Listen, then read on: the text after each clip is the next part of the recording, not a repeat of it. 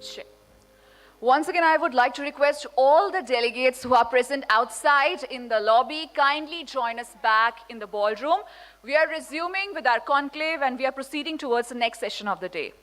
Also, here's a very important announcement that I would like to make here, that we are going live on YouTube. In case you missed something here or any one of your friends or colleague has not been able to attend this conclave, they can watch it live on YouTube. For the YouTube link, you can simply contact any one of our ICRA members, or you can simply visit the ICRA channel on YouTube. Please everyone join us back. We are resuming with our conclave and proceeding towards the next session of the day.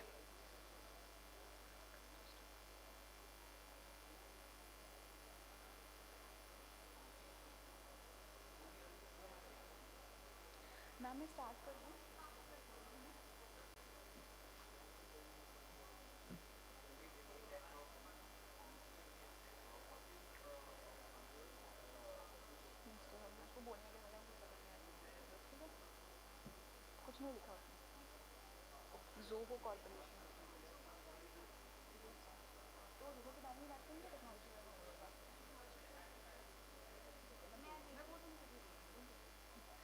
He's here, na? Okay. Now, ladies and gentlemen, we are proceeding towards our next session of the day. And next we have coming up Mr. Avinash Kagawa, Evangelist, Zoho Corporation, who will be shedding some light on the working of Zoho and the future course of technology integration in India. Let's welcome Mr. Avinash with a huge round of applause, everybody. I would request the Secretary ICRA, Alka ma'am, to kindly join us up on stage and present the tree adoption certificate to Mr. Avinash.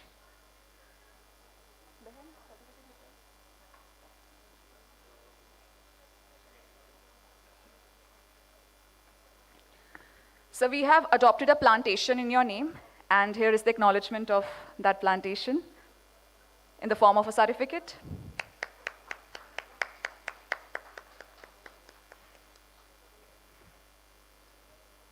Thank you so much, sir. Over to you. Will you be needing this mic or you'll be using this mic? You'll be.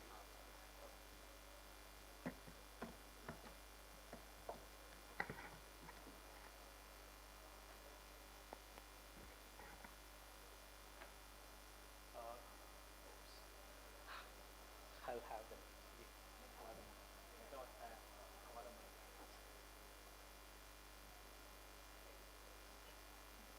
Hello? Hello? Okay. Ladies and gentlemen, very good afternoon. Pleasure connecting with you all in person for a long time to discuss with you about a topic as I've been introduced. I'm Avinash. I come from Zoho Corporation. I appreciate it. Am I being audible now? Okay. I'm Avinash. I come from Zoho Corporation. Zoho Corporation has been in the business of IT software product for the past 25 odd years.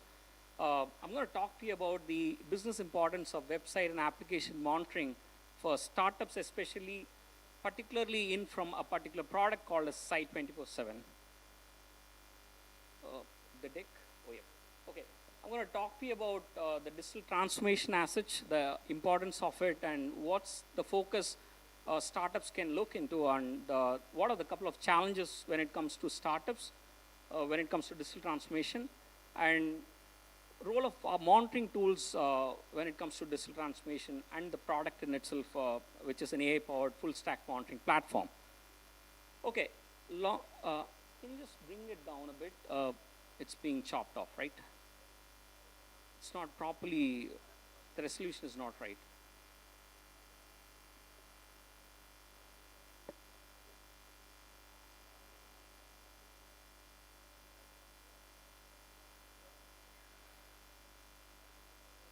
Okay, digital transformation, everybody has got a definition to it, the multiple definitions out there in the market, in the internet. I simply put it across this way: changing an analog one into a digital one is digital transformation. As we all have been going through it, and we know the pandemic has introduced us to a new platform, new variety of looking at things. Gyms are no more Gyms, they are fitness apps, right? Schools are virtual classrooms. Conferences like this, which we earned for, which we wanted to have in person for the past 2 years, have been done through virtual platforms, right? Even this session is now being live streamed on YouTube. And you have shops that have now transformed into online grocery stores and so on. There are multiple examples out there. I'm just going to give you a few of them. Let's take a step back and understand, why do we need digital transformation? One is, organizations would like to actually scale up faster. They need to actually scale up their operations and to increase productivity.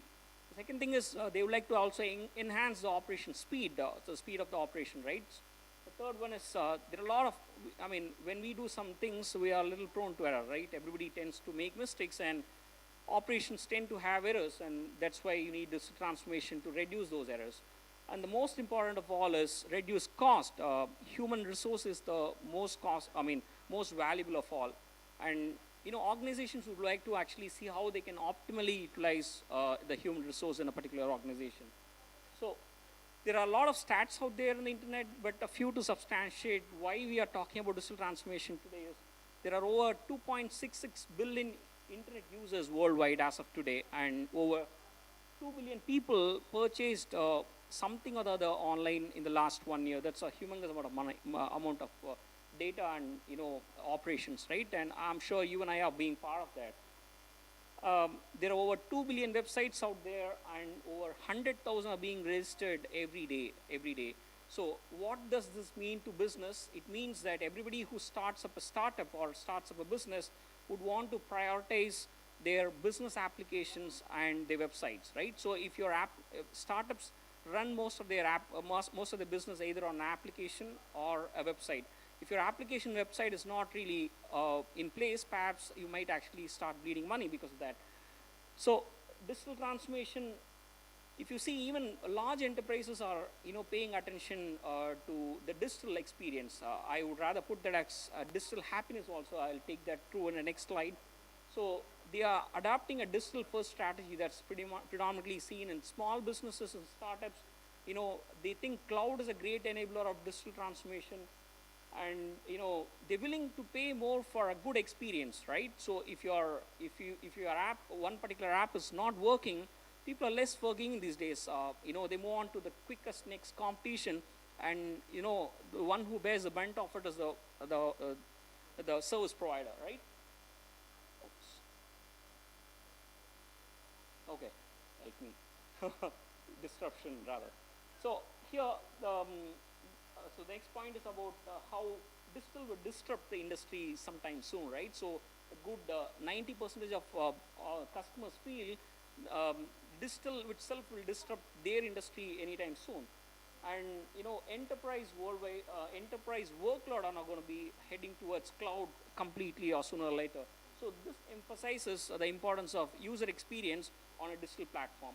So we did talk about a few points here, but the problem which we have across businesses, only 15% of the customers feel happy about making a purchase online. So that's a huge, 85% of people who are quite unhappy, right? So probably they are, on one of the platforms which we are offering them.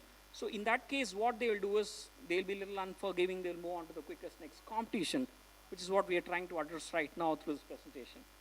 So why do they leave you? Why do they leave? What is that reason for that 85% of people who are unhappy with online purchases? They kind of fed up with the pop-ups or the advertisements they get time and again. Sometimes they tend to face with crashing sites. Sometimes the discount codes doesn't work. If you in case give a code, perhaps that's not working for them. And when a website or app goes offline, that's equivalent to being crashed. And sometimes there is no pathway or clear map in terms of where you can actually take your customer to. This is pretty much talks about the user experience of a customer on a particular digital platform. So it matters to something called as digital happiness. If you're not really keeping your customer happy on a digital platform, then he or she is not going to stay on with you a longer period of time. So what should businesses be doing? They should start making users to feel awesome in every business touch point, meaning any place a customer interacts with you, be it a website or an application or even a one-to-one interaction, you would want to actually try to make the customer awesome in every business touch point. So it's like this. Once you make the customer awesome by virtue of giving him a good experience on the platform which you provide to the customer, he will start putting himself in shoes of the product itself, and he will think that he can actually represent the product in the community to come. So what they do when they are happy with the product, they go about evangelizing about the product, right? You have a good service and you have come across a good application, you want to share that with your customers, right? Or your peers rather. And you would want to actually buy more from them. That's also a possibility. And people go about creating communities and start exchanging thoughts about the offering and so on. And they blatantly resist the competition, right? So they're quite content. I have come across customers saying, okay, I'm quite happy with this offering because I've been with them and they've been doing good service to me. And they try to remain loyal with you, right? Irrespective of the fact that you try to persuade them to actually move on to another competing product, they try to tend to stick on to the product. So that's one good aspect of, once you create that awesomeness in the product, they try to stick on with you and they're going to be their lifetime customers for you. So what's going to be the starter focus? I did talk about bits and pieces. What's the starter focus going to be? So you would need to create a better vantage point, both from a business sense as well as an IT, because IT and business are no more different, parts of no more any different. There's a very thin line that's almost getting diminishing day by day. So, and I did talk about creating awesomeness, right? We talked about a bit in the past. And you need to create awesomeness in every aspect of your business touch point. That's one thing which I would like to reiterate here. So, there are various, and we talked about cloud being the first touch point, right? So people would want actually move on to the cloud to start with. When startups would want to actually start their business, the cloud is the first go-to place for them for their technology needs. And there are multiple layers to cloud, but when it comes to startups, there are two prominent layers which stands out. One is the application layer. The second one is the end user layer. The application layer is where you build your applications. The end user layer is where you have your mobile or the websites or the mobile website and so on. So if either of these two is actually bothered, I'm sure that your business is going to go towards a southward journey, right? So you wouldn't want to have that because applications are built on SaaS platforms these days, and you would need to see how your application perform on a particular SaaS offering, be it Zoho or be it any other cloud infrastructure, right? So, and likewise again websites, right? You would need to understand what a user feels being on your site somewhere sitting in Africa or America for the same service you provide out of India, right? So you need to know why a payment is not being completed for a user somewhere in Mexico, right? You need to understand why that's not happening. Why is there a problem? Why is the customer coming to the sales page and why is he not able to actually add that onto his cart or complete the payment? So that's something that you would need to know when you actually provide an offering. And my friends, the thing is, when we actually do a business online, it is not restricted to a particular region. It's a flat world out there. You might need to understand that it's going to be a global platform that you're going to compete with. I met a gentleman who's in the business of providing plates, right, eatery ways and so on, and it's a disposable. It's not really disposable. It just you can eat that as well. He said that's a lovely thing, and I met a quick competition, a similar competition somewhere in Europe actually. So this gentleman will be competing with someone providing a similar offering in Bulgaria or somewhere, right? So it's not restricted to one particular market, considering it's a flat world. And it needs proper monitoring, right? So what are the two main, there are many monitoring challenges, but I would like to actually focus on two main challenges that comes to my mind. One is availability. If you were to look at it, there's got a number there, 99.999% of uptime is what the industry standard is when it comes to your websites. If your website is not up and running, then probably you're missing out business because you're missing out business to another platform. I can give you a classic use case here. You go check for a product on Amazon.com. If you don't find the user interface good enough or if it's not loading, you're quite merciless, right? They quickly move on to Flipkart or move on to another offering. So websites need to be 99.99% uptime always. The second thing is performance, right? You don't want to actually wake up to a loading page if what I'm talking is going to be in this page. Most likely you're going to walk out of the stage, right? Or walk out of this room, right? If I'm going to talk very slow, I'm going to put you to sleep, perhaps you're going to walk out of this room. So likewise, websites needs better performance, and you need performance and you need monitoring tools to understand the performance of your websites. So sometimes downtimes are inevitable, right? Every time, I mean, we all are humans, we tend to make mistakes. Sometimes we end up having downtimes. But downtimes also have a formula to understand what is the loss that incurs because of having a 1 hour downtime. So downtime can be calculated as lost revenue plus productivity loss plus recovery cost plus other intangible costs. Because once your website is down or your application is down, people quickly, what do people do? They quickly post this on Twitter saying, hey, this particular service is down. This is not reliable, right? You communicate this to your peers or communicate to your circle saying this particular thing is not working, and that's not really a reliable service. So that intangible cost you can never recover, right? So how can we actually avoid these things? You need to have a proper monitoring tool. But the thing is, companies use different technologies when it comes to running the business to provide great experience. That is in a way good, but you need to understand why they need to do that and what are the repercussions that might come because of using multiple technologies. So usually technologies in business are partially on premises, partially on cloud, partially they're homegrown.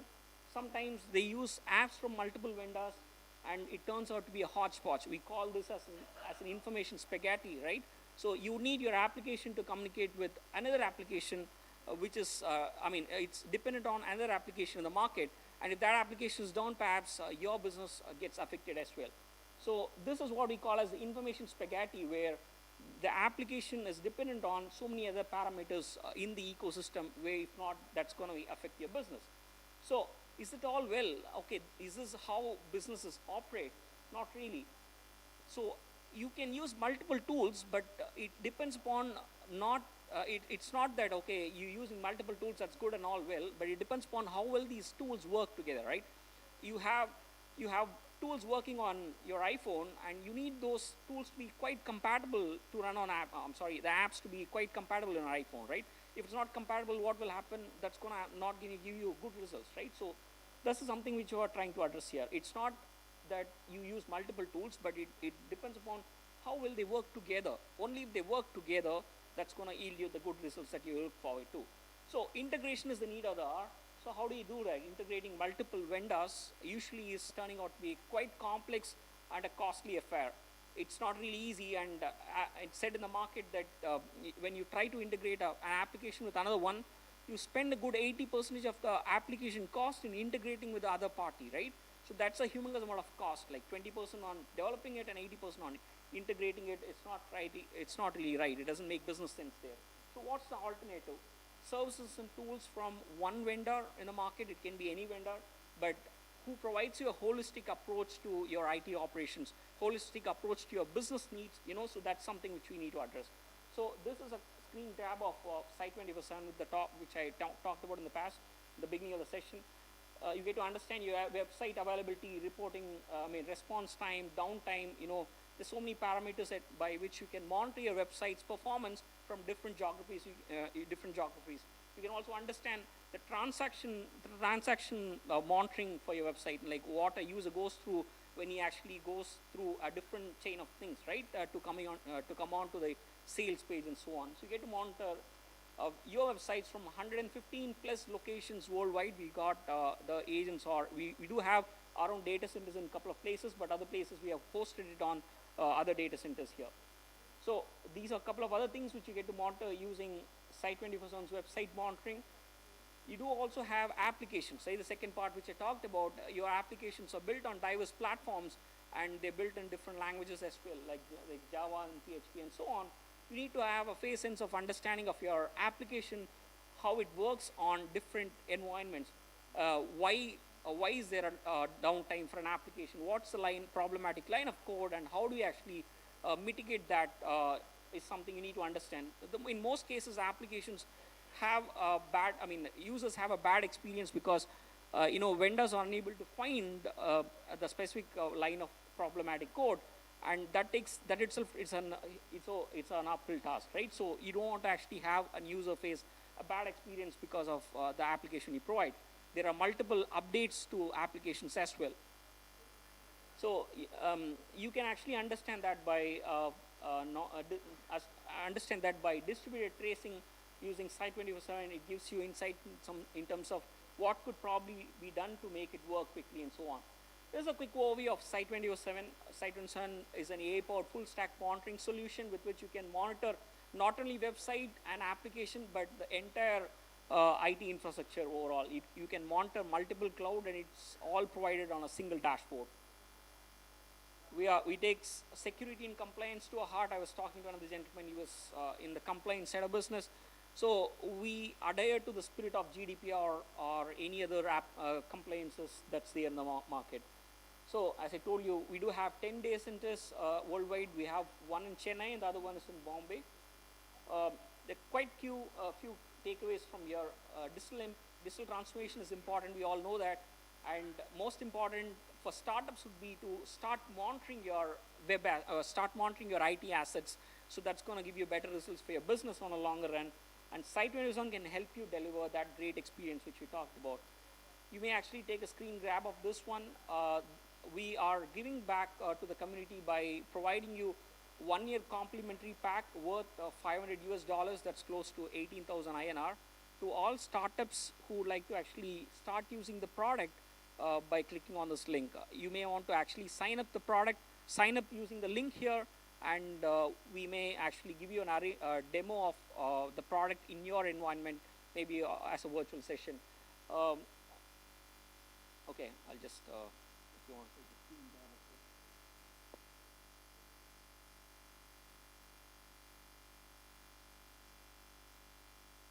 Okay, I'm almost at the faggot of my session. This is one of, yes.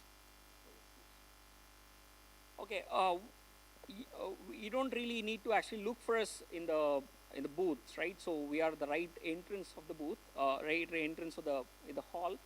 You just walk to us. We'll be able to give you that link to specific requirements as well. So we believe in this ideology. If we shape our tools, they will in turn shape us. And perhaps why we are talking right now, and the same presentation which I'm taking you through is built on Zoho's platform, and Zoho's platform is completely monitored by Site24/7. So that's what we believe in. We eat our own dog food, and we kind of cater to the enterprises alike, like how we start giving to the startups. The same offering can be scaled up onto the enterprise. Okay, in most cases what happens is you have some tool in hand, you end up doing a similar exercise with a tool, right? You don't really know what is the other side of thing, right? So once you have a hammer in hand, you end up hitting everything that you come across. Sometimes it turns out to be a screw. You need to be a little sense to use a screwdriver there. That's what that emphasizes the importance of having the right tools in right hands. That's me, Avinash, and that's my email address, and I'm there on LinkedIn if you want to connect me. You can drop me an email to the support as well in case if you want to have a one-on-one session, to give you a quick walkthrough of the product. So I'll stop here in case if you have any questions. I'm there available in the booth. Once you open the door, you would see our booth, as the first one. So I'll be happy to connect with you offline. I appreciate your time, and thank you for your patience and being an wonderful audience. Thank you.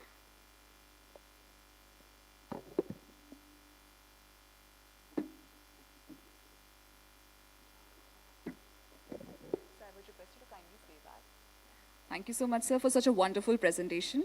May I now request Ms. Manisha Sharma, Head Strategic Partnerships, Placement and Counseling, to kindly join us up on stage and present Mr. Avinash with the memento.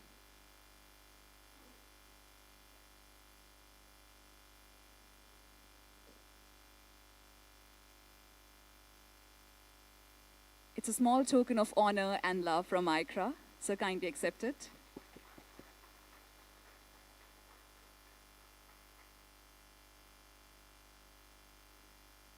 Thank you so much, sir, for your valuable contribution to this conclave. On that note, let's take this day further and May I now request Coordinator MSME Government of India, Mr. Prashant, to kindly join us up on stage for his presentation. I would request Mr. Prashant from MSME to kindly join us up on stage. Let's welcome him with a huge round of applause, everybody.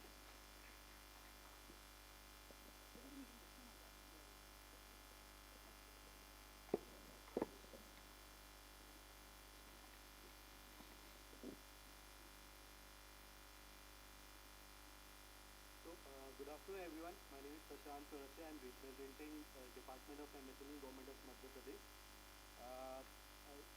The Department of MSME is one of the nodal agency for the startups in the state of Madhya Pradesh. We are here to highlight what are the startup support that the agency and the department is offering to the startups in the state of Madhya Pradesh. So just to give you a highlight,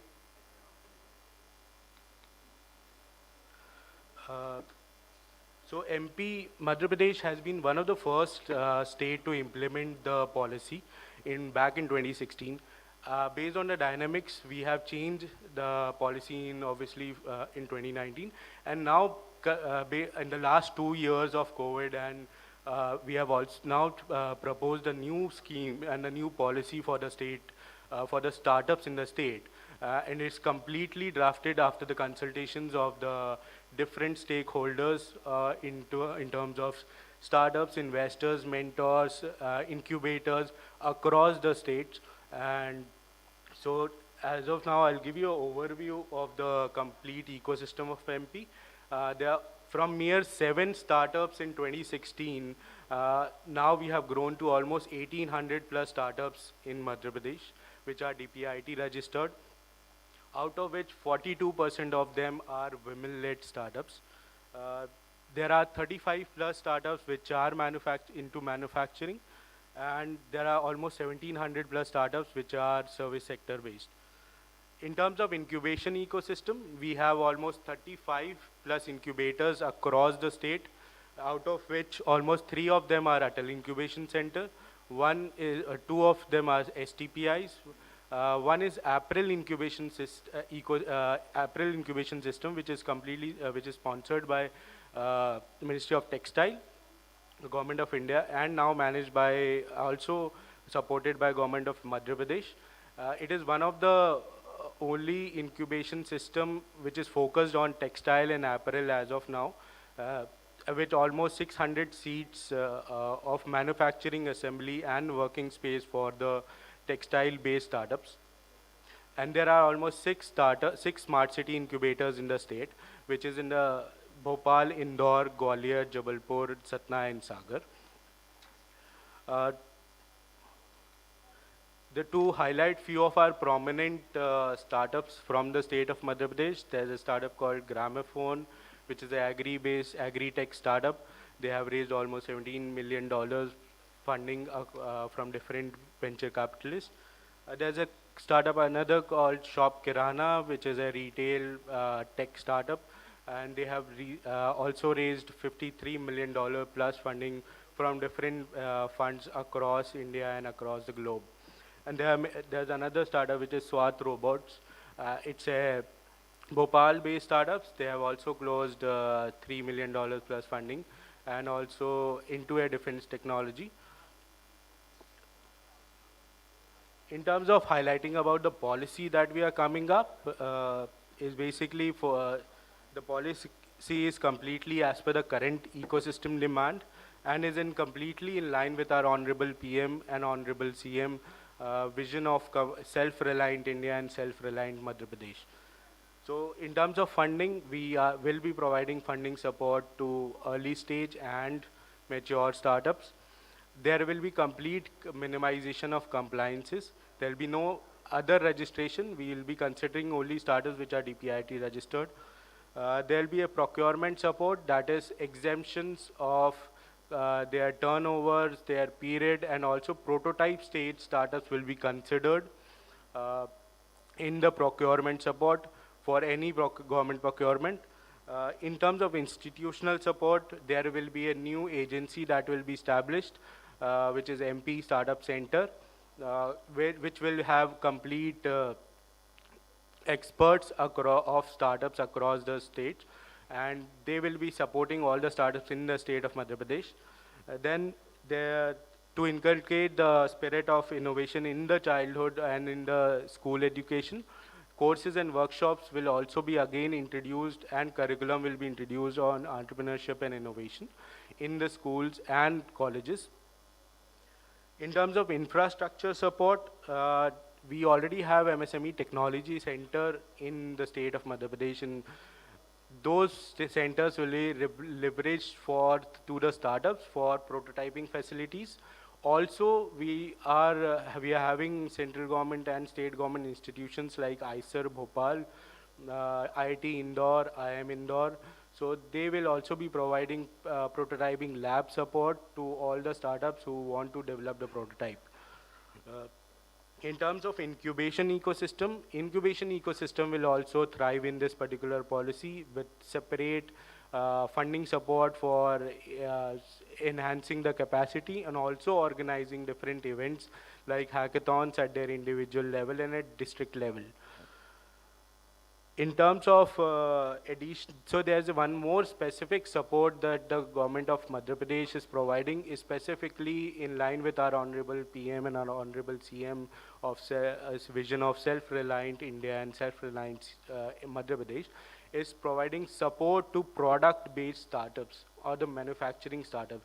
So there's a specific package that we are coming up with, and it will be implemented soon only for the product based and the manufacturing startup. So any startup who would like to set up their manufacturing, we would definitely like and glad to invite them to Madhya Pradesh and give them a specific support to them.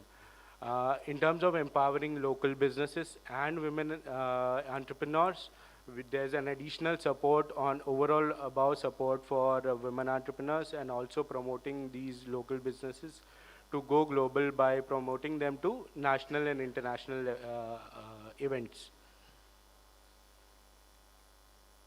So we already have a startup portal through MSME website where startups can apply for their any support that they want or any grievance that they have from different departments or across the state. But we are now coming up with a specific portal which will be integrated with the Startup India and completely transparent portal that so that the complete applications can be tracked, what status it is. So that is in process and will be live soon. And plus, there will be also an engagement of incubators, mentors, and investors through this particular portal for the startups in the state of Madhya Pradesh. To solve provide support to this grassroots innovation, we are also coming up with a state innovation challenge, where a few selected problem statement from different departments and socio-economic sectors will be given to the startups, and those the startups who will be providing with the particular solution will be awarded with grants and also procurement support in the four phases. So that's a unique thing that the state government is coming up with. In terms of IT and robotics, we are also coming up with our own state drone policy of 2022. The complete committee has already been formed, and the suggestions has already been drafted. It will be soon implemented. In the union budget also there's a push of drone as a service and drone Shakti. So for that, the complete policy is based on the 5 pillars, which is probable use cases of our in various sectors, for which all the departments, most of the 55 departments of government of Madhya Pradesh have identified the use cases of drones, where they can be used.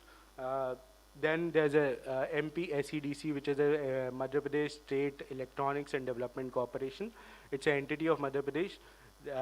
They will identify the service provided. So government will not be buying, but they will be empaneling all the drone service providers, and mostly in the startup category.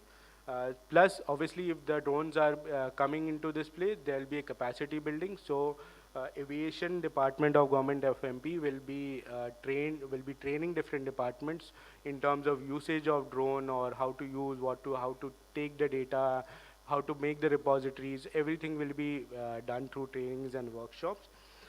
And obviously, if drones are there, there will be data, there will be repository. So MPSCDC will also establish a separate unit for maintaining that repository of data. Then there will be a empanelment of drone as a service provided at two levels. One is at the state level and also at the district level. So for the state level departments and also at the district level departments. So MPSCDC will empanel these drone service providers. For example, we have highlighted Department of Agriculture may empanel drone service providers in the agri sector for crop damage survey or etc. Health department may identify it for transportation of or movement of organs in the state if in the emergency needs. And then we will also be incentivizing these drone service providers under our policy of IT and ITES policy of Madhya Pradesh. So that is all about the Madhya Pradesh startup ecosystem, and we are all here to support and invite you all the investors, mentors, and startups to come and establish themselves in the state of Madhya Pradesh. Government of MP will definitely be glad to support you.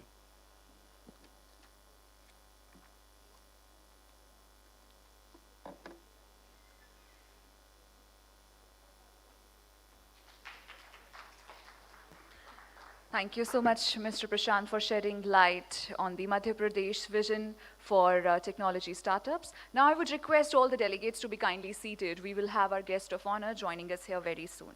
Please be seated.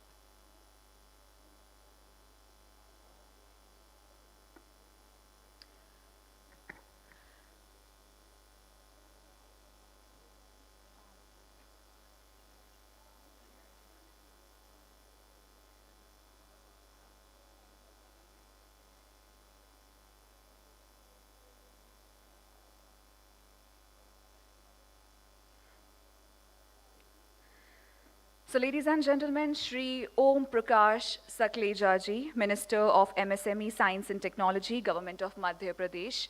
Well, he will be joining us here very, very soon. He's our guest of honor for the day. So I would request everyone to be kindly seated. Meanwhile, I guess on every table we have at least 4 people sitting, if I am not wrong. Yes? So are you all carrying your business cards? Yes. So I would request you to kindly exchange it with the person sitting next to you.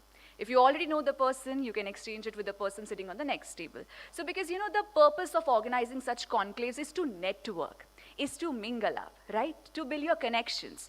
And that is our motto, that is our aim for this entire conclave. So kindly do that.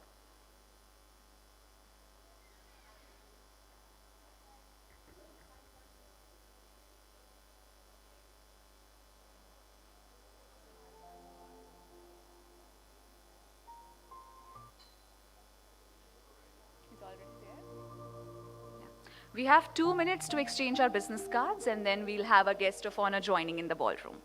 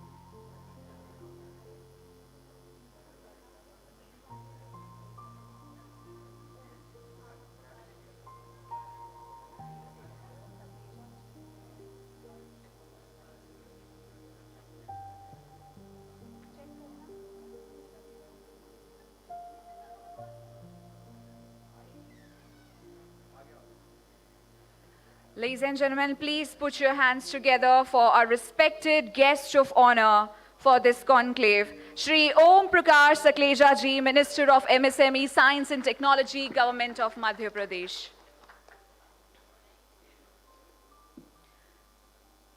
I would request our respected guest of honor, along with the President ICRA, Mr. Rajkumar Sharma, to kindly join us on the dais. Let's welcome them with a huge round of applause, everybody.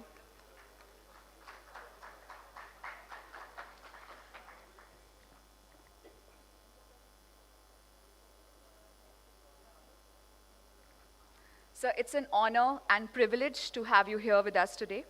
We have adopted a plantation in your name, so we would like to present an acknowledgement certificate for that. I would request the President ICRA, Mr. Rajkumar, to kindly do the honors.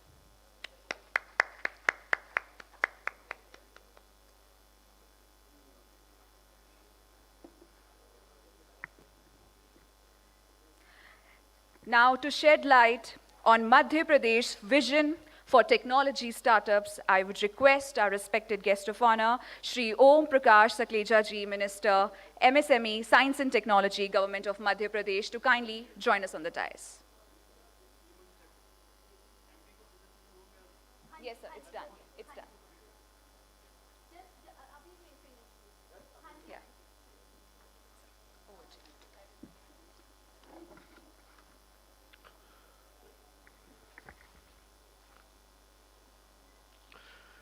India First Tech Startup 22 के इस important event पे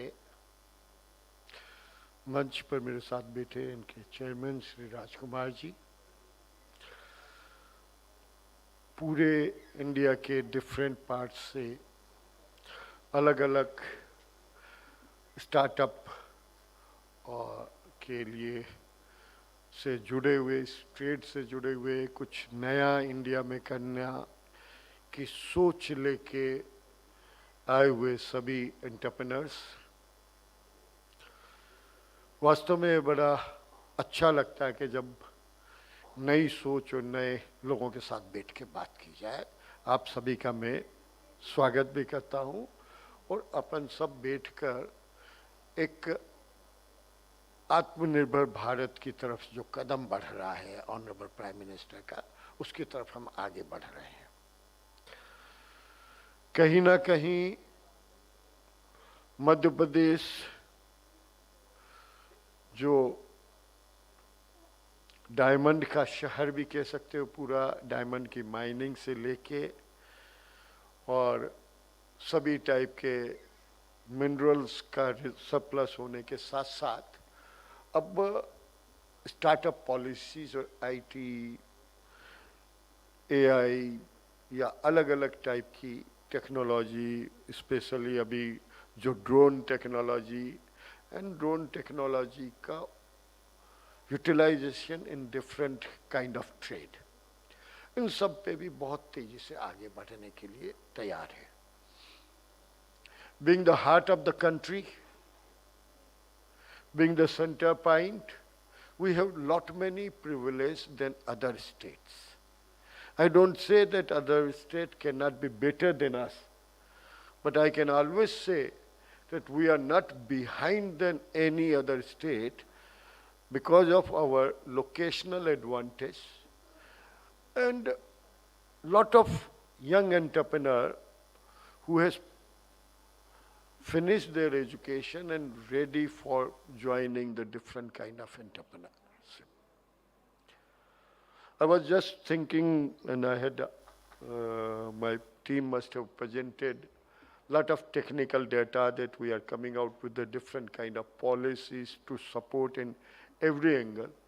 But with the new connectivity of the different highways, this is the only state which has an advantage to reach within 12 hours 80% of the country's zone. So we might be having one of the biggest logistic hub as well as biggest production centers of the countries on lot many things.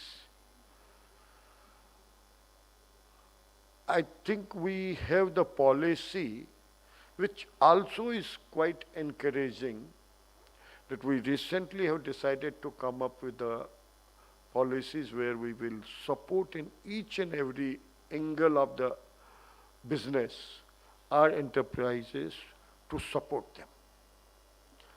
Recently कुछ data आपको बताया ही होगा अभी मेरे पहले कि भैया best startup चाहे एग्रीकल्चर को लेके हो, चाहे अभी हम कुछ वर्कआउट कर रहे हैं different kind of perishable goods का ट्रांसपोर्टेशन एंड हैंडलिंग का कैसे किया जाए कि इंडिया में बेस्ट अरेंजमेंट हो सके, और चाहे टेक्नोलॉजी का को लेके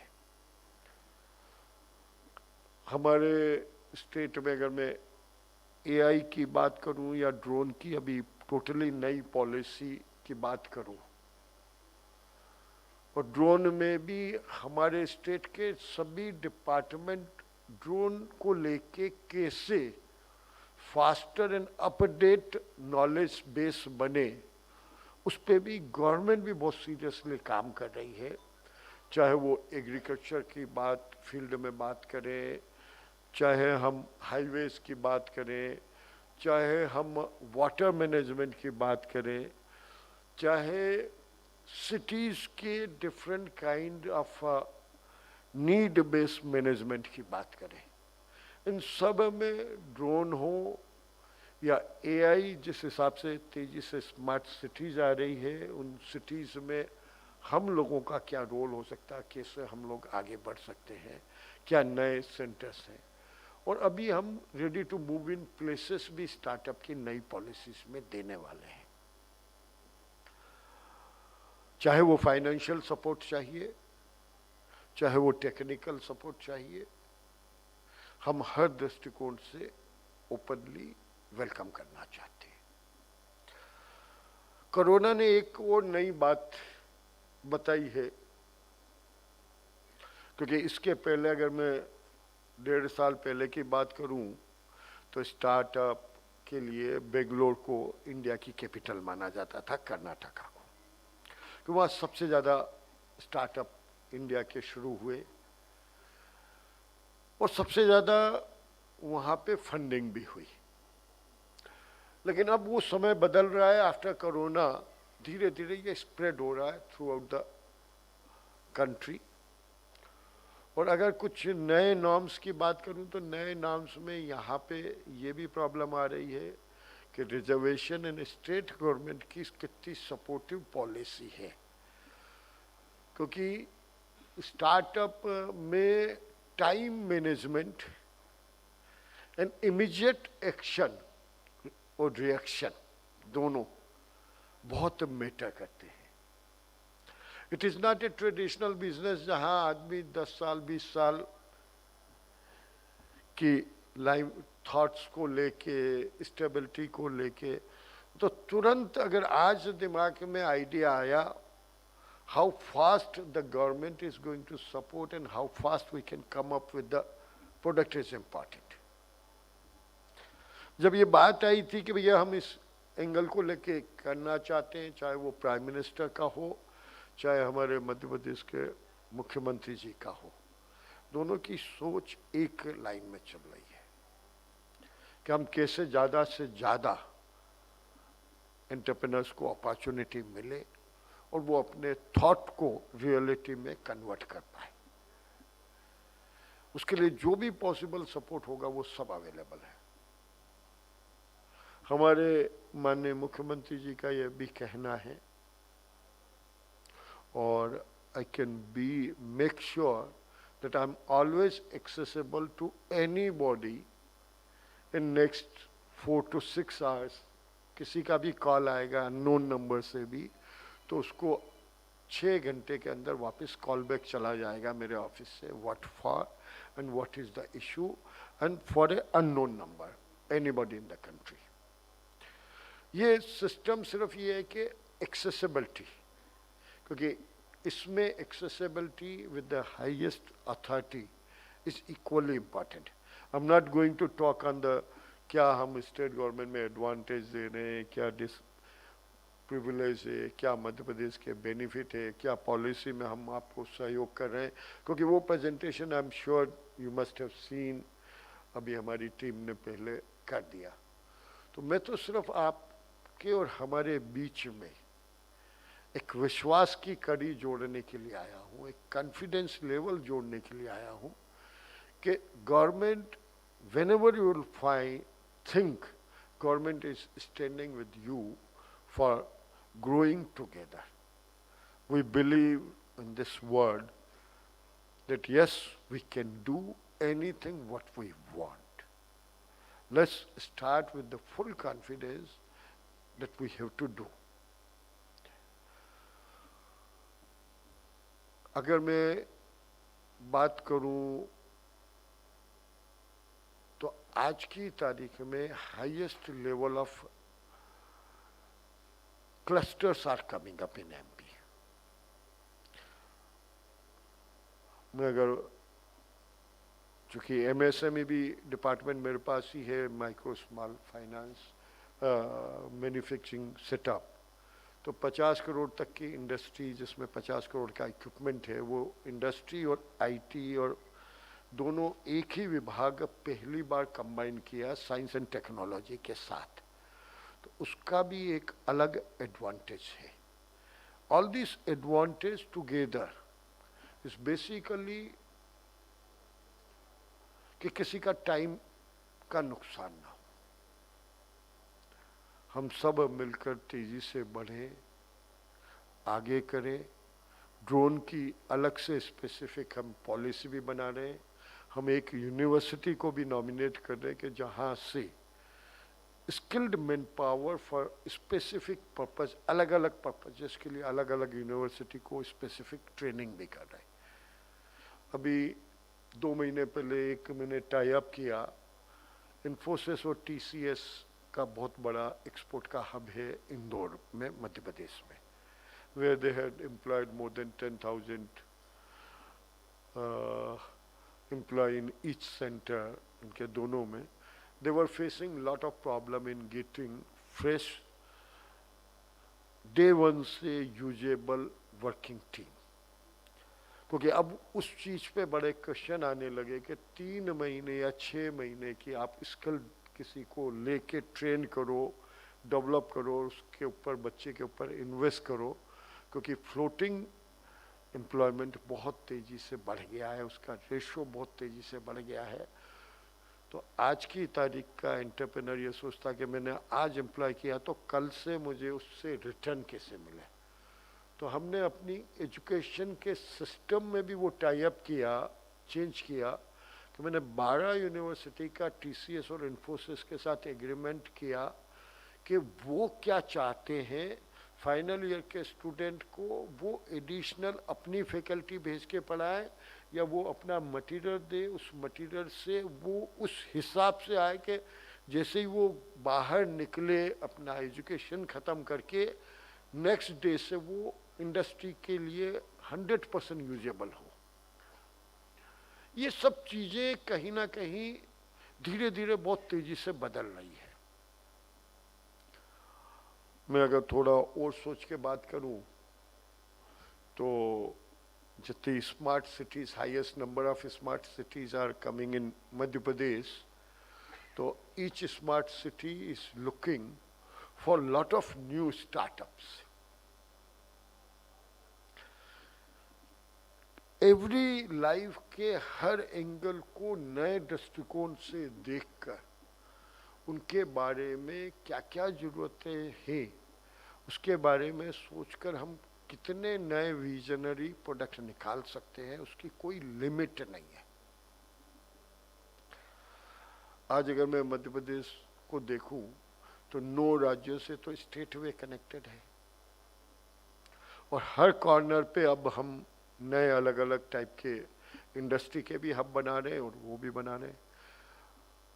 हम अभी अगर मैं फर्नीचर क्लस्टर की बात करूं तो 7 जोन में मैं फर्नीचर का क्लस्टर बना रहा हूं, 7 अलग अलग शहरों में बना रहा हूं। जो अगर मैं विदर्भा के लिए बात कर रहा हूं तो मैं शिवनी में बना रहा हूं, तो मैं अगर राजस्थान और गुजरात की बात करूं तो मैं नीमच में बना रहा हूं। अगर मैं सेंट्रल मध्य प्रदेश की बात करूं तो मैं इंदौर में बना रहा हूं, अगर वेस्टर्न यूपी और नॉर्थ इंडिया के लिए बात करूं तो मैं मुरैना में बना रहा हूं, जो दिल्ली से 2.5 घंटे की ड्राइव पे हो। चाहे वो फर्नीचर क्लस्टर हो, चाहे वो टॉय क्लस्टर हो, चाहे फार्मास्यूटिकल क्लस्टर हो, चाहे वो सेमी कुक्ड फूड के बारे में बात करें, चाहे वो हम, तो हर क्लस्टर में कई टाइप के इनोवेशन और नई चीज़ों के बहुत ज़्यादा स्कोप खुलते हैं। हमने ये भी कॉन्सेप्ट मध्य प्रदेश में से हटा दिया इंडस्ट्री के लिए। अब जो पहले चलता था, सामान्यतः कोई भी इन्वेस्टर आता था, वो पहले बोलता था कि साहब हमें इंडस्ट्रियल एरिया में आप जगह दे दो। सरकारें बात करती थी कि ओके हमारा ये नया इंडस्ट्रियल एरिया आ रहा है, इसमें आप बुकिंग कर लीजिए। बुकिंग कर लीजिए का मतलब 1.5 से 2 साल मिनिमम इंडस्ट्रियल एरिया बनने में लगेगा, उसके बाद 1-1.5 साल आपको काम शुरू करने में लगेगा। We had come up with a new concept कि भैया कोई भी 5 इन्वेस्टर आके बोले कि हम को इस शहर में अनडेवलप्ड लैंड दे दो, 5 एकड़ से ज़्यादा की रिक्वायरमेंट होगी तो मैं उसको तुरंत अलाट करने देता हूँ कि अपने आप डेवलप कर लो अपनी ज़रूरत के। 5 या 10 आदमी के इंडस्ट्रियल एरिया की डेवलपमेंट के लिए इंडस्ट्रियल डेवलपमेंट का कॉन्सेप्ट ही गलत हो जाता है, क्योंकि टेक्नोलॉजी बहुत तेज़ी से बदल रही है, विषय बहुत तेज़ी से। आज जो आइडिया आया 6 महीने बाद आउटडेटेड हो गया। तो आप आज अगर सोचें तो कल से प्लग एंड प्ले के हमको कितनी जगह मिल रही है और अनडेवलप्ड लैंड कितनी चल रही है कि भैया हम स्टार्ट शुरू करें वहाँ, और एक्सपेंशन के लिए हमारे पास कहाँ अपने हिसाब से अपनी लाइन पे डेवलप करने का जोन कहाँ मिले। हम इन दोनों का कॉम्बिनेशन भी दे रहे हैं। हम इस लाइन पे भी सोचने की कोशिश कर रहे हैं कि चाहे एग्रीटेक का अगर आज की तारीख में मैं बात करूं तो मध्य प्रदेश में सबसे बड़ा अभी उसको फंड मिला एग्रीकल्चर के स्टार्टअप को। और अगर मैं एग्रीकल्चर में ही बात करूं तो कम से कम मैं अभी एक बायोटेक्नोलॉजी पार्क बना रहा हूं मध्य प्रदेश का सबसे पहला। 100 एकड़ ज़मीन मैंने उसको अलाट करी कि एग्रीकल्चर में भी कितने टाइप के स्टार्टअप उसके बेस को लेके हो सकते हैं। नीमच की जैसे अगर मैं बात करूं एग्री मंडी की, तो एशिया की सबसे बड़ी हर्ब्स की मंडी है, लेकिन हर्ब्स की मंडी में रॉ प्रोडक्ट 80% एक्सपोर्ट हो रहा है।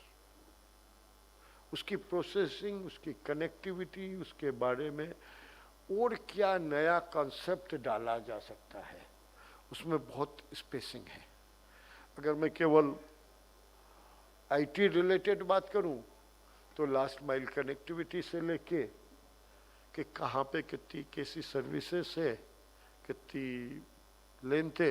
अभी मध्य प्रदेश गवर्नमेंट और रेलटेल मिलकर कुछ नई फास्टर कनेक्टिविटी के लिए कुछ और जोन की बात कर रहे हैं। मैं अगर थोड़ा और डायरेक्शन में बात करूं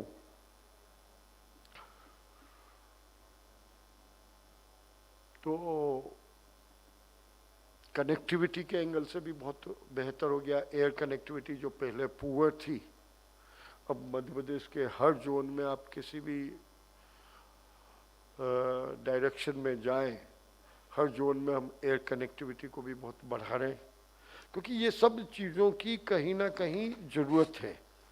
गवर्नमेंट ऑफ इंडिया की पॉलिसी में जितने भी इश्यूज आ रहे हैं स्टेट लेवल के, वो सब हमने कवर कर लिए हैं।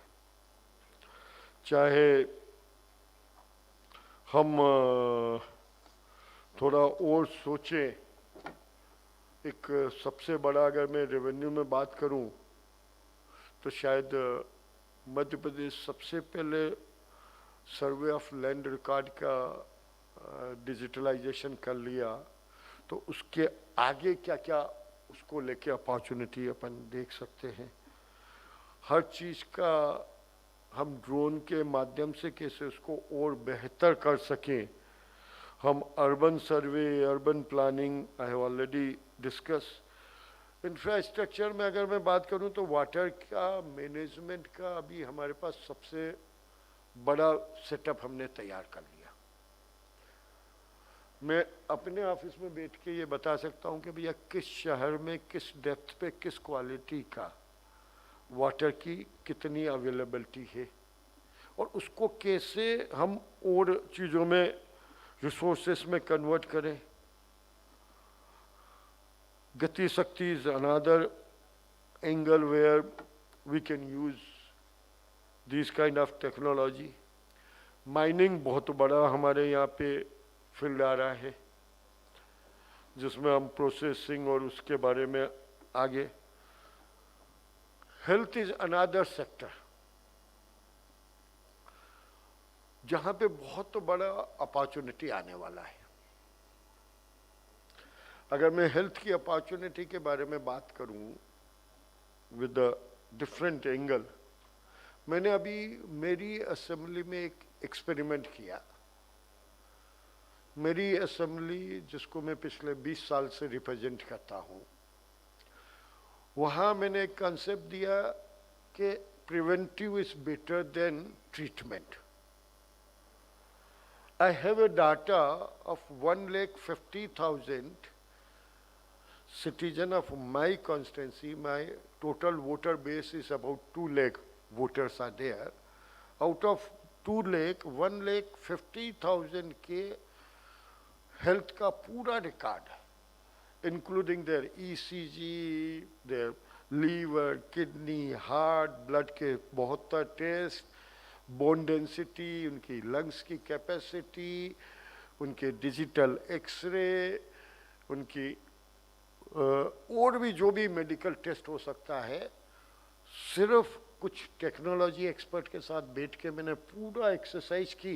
It cost me 250 rupees only per person, including the equipment installation and the man power.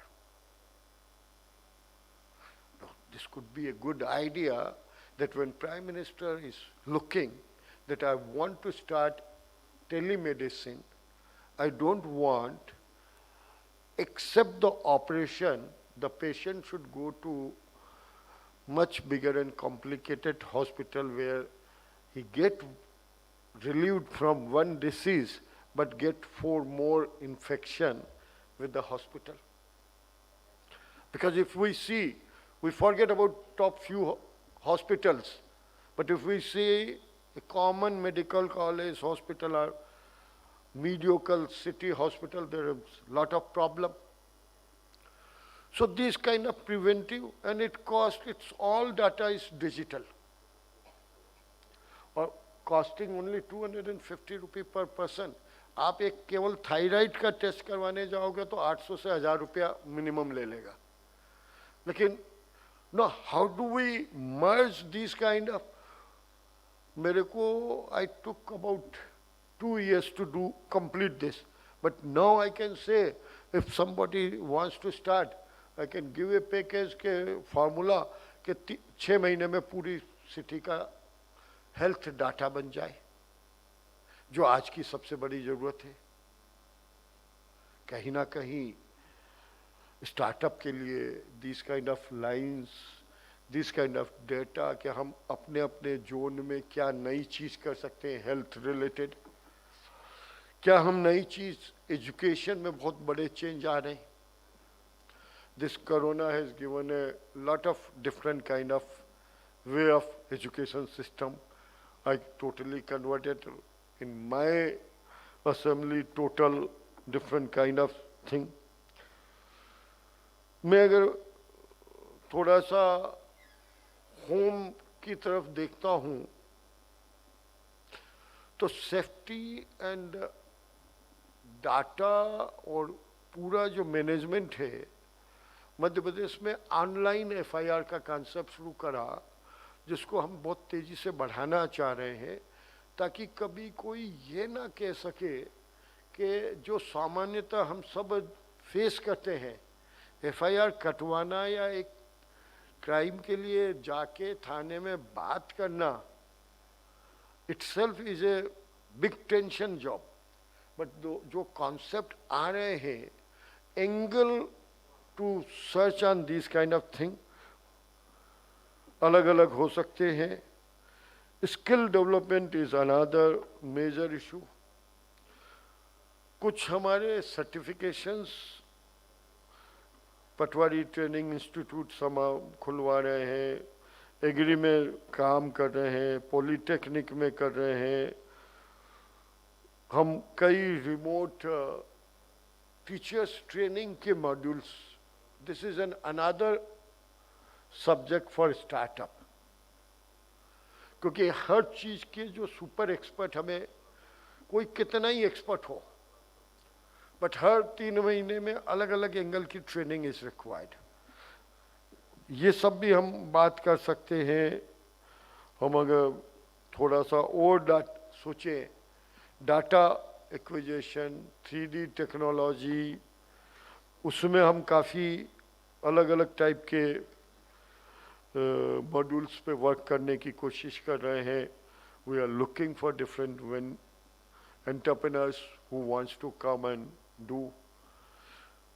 तो ये सब अलग अलग एंगल हो सकते हैं. बात हम 1 घंटे भी कर सकते हैं, लेकिन मैं यहाँ केवल सुनाने के बजाय सुनने को ज़्यादा प्रेफरेंस देना चाहूँगा, क्योंकि प्रेजेंटेशन आपने देख लिया, जनरल बात अपन ने कर ली, स्टेट इज ओपन, एंगल्स बात कर ली. अब थोड़े से अगर किसी स्पेसिफिक फील्ड और स्पेसिफिक क्वेश्चंस और specific kind of support state government से चाहिए, तो I would like to listen them, and I would like कि अगर आप कोई पॉलिसी मेकिंग में भी सजेशन देना चाहें तो वो ज़्यादा यूजफुल होगा. Institute of giving my 1 hour lecture, वो मैं पिछले 20 साल से देता आ रहा हूँ, अगले 10 साल भी देता रहूँगा, उससे कहीं कोई गेन नहीं होगा. इसीलिए जब बात आई कि आप प्रॉपर, तो मैंने जान करके कहा कि नहीं, डिटेल टेक्निकल प्रेजेंटेशन आप लोग दे दो, मैं आकर बात करूँगा. और आई कैन ओनली एश्योर कि इंडिया का highest and the best support हम देने का प्रयास कर सकते हैं. We can never say that we are the ultimate final word, but yes, we can match any other state's requirement in a better way, because we have a advantage of the heart of the country in the center part, and with a open mindset of the team of government, which is 100% open to listen anybody. And I just want to conclude my word that हम तो खुले मन से आप सबका स्वागत करने के लिए तैयार हैं, आपके आइडिया सुनने के लिए तैयार हैं, आपको हर पॉसिबल सपोर्ट देने के लिए तैयार है. आप बताइए आपको क्या क्या हर्डल्स आ रही है जिनको स्मूथ कर हम सब आगे बढ़ सके, और ऑनरेबल प्राइम मिनिस्टर का जो सपना है आत्मनिर्भर भारत, उसकी ओर हम तेजी से आगे बढ़ें. आत्मनिर्भर मध्य प्रदेश भी बहुत तेजी से, सेम डे हमारा अनाउंसमेंट हुआ, क्योंकि जब तक हर स्टेट, हर शहर आत्मनिर्भर नहीं होगा तब तक आत्मनिर्भर भारत नहीं होगा. और मैं इस पूरी यात्रा को पिछले 20 साल की अंत्योदय से आत्मनिर्भर भारत की यात्रा मानता हूँ, क्योंकि हमारी जो थॉट शुरू हुई, हमारे ऑनरेबल प्राइम मिनिस्टर की जो थॉट शुरू हुई, वो अंत्योदय से शुरू हुई, आत्मनिर्भरता की ओर बढ़ रही है, और आत्मनिर्भर से सर्वशक्तिमान भारत तक हमें जल्दी से जल्दी पहुंचना है. उसी के लिए हम आप सबसे सपोर्ट मांगने के लिए आज आपके बीच में आए हैं. मुझे पूरा विश्वास है अपन सब बैठकर जब ये इस एंगल से सोचना शुरू करेंगे तो अपने को कई नए कॉन्सेप्ट मिलेंगे, और सब मिलकर आत्मनिर्भर भारत को बनाते हुए सर्वशक्तिमान भारत को बनाने में अपना योगदान देंगे। धन्यवाद, बहुत बहुत आभार। I would like to listen few of you if they have any questions and any things in mind. I hope with your permission, because I really don't know that what you have in mind. Hello. Hello.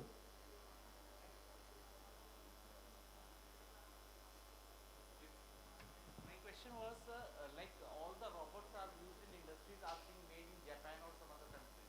Are you willing for some startup for manufacturing robots in India? 100%. And we give, if the women entrepreneur hai, we give 50% grant in equipment and all the building and infrastructure which you develop, 50% grant we are giving already.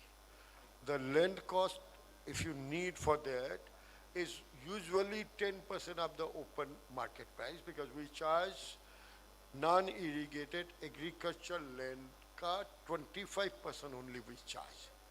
So residential or commercial उससे 3 गुना होता है collected guideline का, but we charge only non-irrigated agricultural land. Hello hello sir, नमस्ते sir. मैं शिवांशु द्विवेदी हूँ, founder and CEO of Predlip. Sir, as per nowadays drone is very hyped. सभी लोग drones का कर रहे हैं और ड्रोन मैन्युफैक्चरिंग ड्रोन्स की सर्विसेज के लिए कर रहे हैं। As per DGCA rules on 11 फरवरी उन्होंने बोला अब डीजीसीए का लाइसेंस पायलट नहीं चाहिए होगा। अगर अब ड्रोन स्कूल अगर लाइसेंस देगा तो ऑपरेटर कहीं भी ऑपरेट कर पाएगा।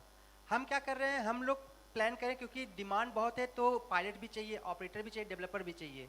तो हम लोग ड्रोन स्कूल सेटअप कर रहे हैं, different institute. But as per young startup we don't have that much support from like infrastructure as fund. तो हम लोग क्या ट्राई कर रहे हैं, जैसे यूनिवर्सिटी मध्य प्रदेश की एक यूनिवर्सिटी है सत्य साई यूनिवर्सिटी, उन्होंने हमें कॉन्टेक्ट किया कि स्टार्ट सेटअप करो। तो क्या सर हम लोग ऐसा कर सकते हैं क्या गवर्नमेंट के साथ कि एक यूनिवर्सिटी गवर्नमेंट के साथ डिपार्टमेंट इंजीनियरिंग कॉलेजेस में हम लोग टाई अप कर पाएँ और एक स्कूल इंजीनियरिंग कॉलेज में खोल पाएँ जैसे एम्प्लॉयमेंट जनरेट हो? देखिए, lot of colleges are looking for this kind of support. अभी मैंने बोला था कि मैंने 12 इंजीनियरिंग कॉलेज, उसमें से 4 सरकारी हैं, टीसीएस और इन्फोसिस के साथ जॉइंट वेंचर करवाया। गवर्नमेंट ऑफ इंडिया ने भी अभी पॉलिसी में, एजुकेशन पॉलिसी में ये फ्रीडम दिया कि 30% of the course material you can add on to your choice. No, workout a franchisee model with them. अगर आपको कुछ सपोर्ट चाहिएगा कुछ यूनिवर्सिटी के साथ, मैं आपको बिठा दूंगा, क्योंकि there are lot of universities who are looking for new courses where the placement is guaranteed, where the immediate employment are immediate. If he wants to do anything, then he wants to do. तो हम वो भी tie up करवा रहे हैं। मैंने 12 university का अभी पिछले 2 महीने पहले साइन करवाया। तो we are open, and we are open means not on paper, क्योंकि मैंने खुद 28 साल इंडस्ट्री चलाई है। I was the first entrepreneur of the Noida. So I understand what problem each entrepreneur is facing. इसीलिए मैं नेताओं वाले भाषण देने के लिए नहीं खड़ा हुआ। मैंने बहुत पॉइंटेड बात करी कि आप तो अपनी समस्या बताइए, हम मिलके हल करेंगे। Okay, thank you. Thank you.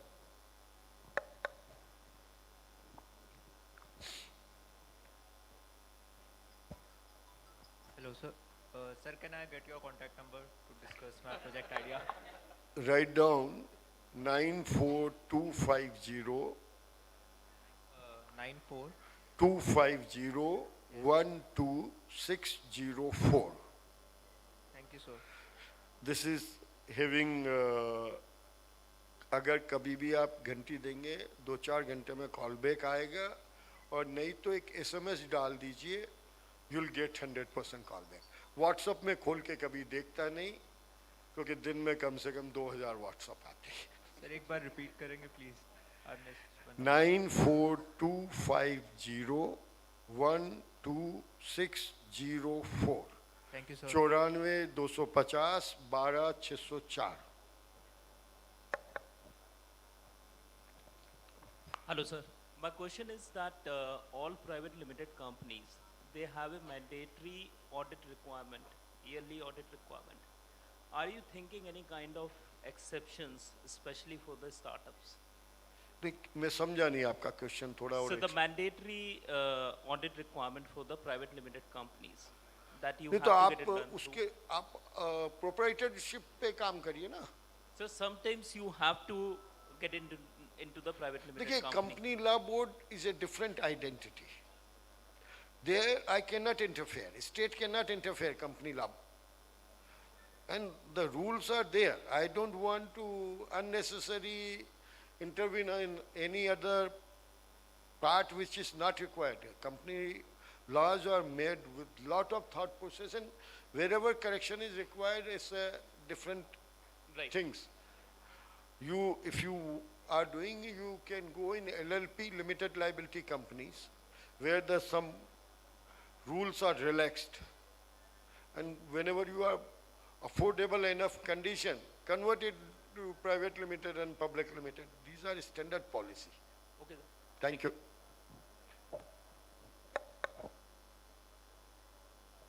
Hello, sir. My name is Amod Anand, and I am founder of Loom Solar Company. So I have a question related to funding. So currently, Government of India is giving a city GSME scheme up to 2 crore without collateral.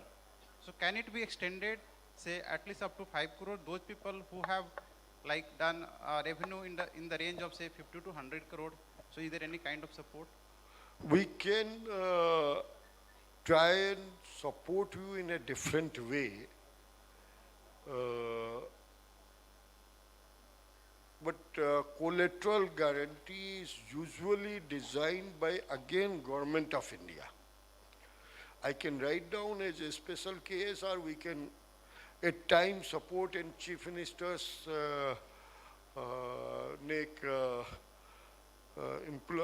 entrepreneur scheme बनाई हुई है. उस scheme में as a special case and women entrepreneur we allow additional 50% margin, मतलब जो भी limit होता है उससे 1.5 हम वुमेन एंटरप्रेन्योर को देते हैं. सब्सिडीज में भी हम वुमेन एंटरप्रेन्योर को ज़्यादा देते हैं. आपके प्रोजेक्ट की कॉस्ट 40% ग्रांट से ऑलरेडी आधी रह जाती है, 50% रह जाती है. तो you have enough scope, but अगर कोई स्पेसिफिक होगा तो we can individually talk on consider on that. Thank you, sir. इधर भी दीजिएगा. हाँ उधर दे दीजिए, फिर एक माइक इधर भी, काफी देर से. Hello, sir. And I must appreciate this gentleman was the first gentleman who introduced himself. So I would welcome if you can spell your name and your some identity before making a question. That would, at least I can remember that. Okay. My name is H.U. Malik. I'm from Kashmir. I'm the director of Sikar Robot Drones Private Limited. Sir, हमने एक drone बनाया है for disaster management. So we are incubated in Srinagar. JKEDI is the nodal agency. But from last 2 years, हमारा 1 साल ही हो गया. But from last 1 year, उस nodal agency को अभी तक funding नहीं आ रही है government. How ICRA and you people can support us, because JKEDI still has not received any kind of funding. Yesterday evening only JKTPO has promoted this event and we came here and we see a better option. अब इसमें हमारी help कैसे कर सकते हैं sir? देखिए मेरा थोड़ा सा लिमिटिंग फैक्टर है.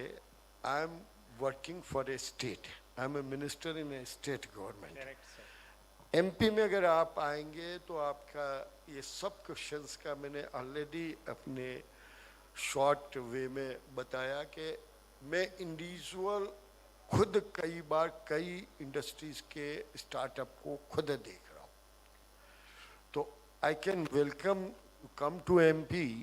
आपकी ये पॉलिसी और हमारे इतने डिपार्टमेंट, ऑलरेडी हमने डिपार्टमेंट में ये ड्रोन की सर्विसेज को हायर करने का तय कर चुके हैं. हमने ऑलरेडी ये काम शुरू है. हमारे 5 डिपार्टमेंट ऑलरेडी ड्रोन में काम कर रहे हैं. ठीक है ना? Thank you. Thank you sir. Sir आपने आइक्रा से सवाल पूछा है, जस्ट आपकी नॉलेज के लिए हमारा एक आइक्रा स्टार्टअप प्रोग्राम कल कुछ उसके बारे में डिस्कशन भी होगा और एक हम फंड कॉर्पस क्रिएट कर रहे हैं स्टार्टअप्स के लिए। तो we are planning to have around initially 50 CR fund, जिसमें पहले टेक स्टार्टअप को इनिशियल लेवल पे जो सीड फंडिंग होती है उसकी शुरुआत होगी और फिर आगे आगे जैसे भी प्रोग्रेस होगी तो वो आपको पता लगता रहेगा। तो उसके लिए आप कल कोई पिचिंग सेशन रख रहे हैं? डेफिनेटली इसके बारे में कल सुबह सेशन में लिखा हुआ है, आप उसको चेक कीजिए। We have a complete session for this program. Okay, thank you. Hello sir, good afternoon. This is Vijayashri from Cyborg EdTech.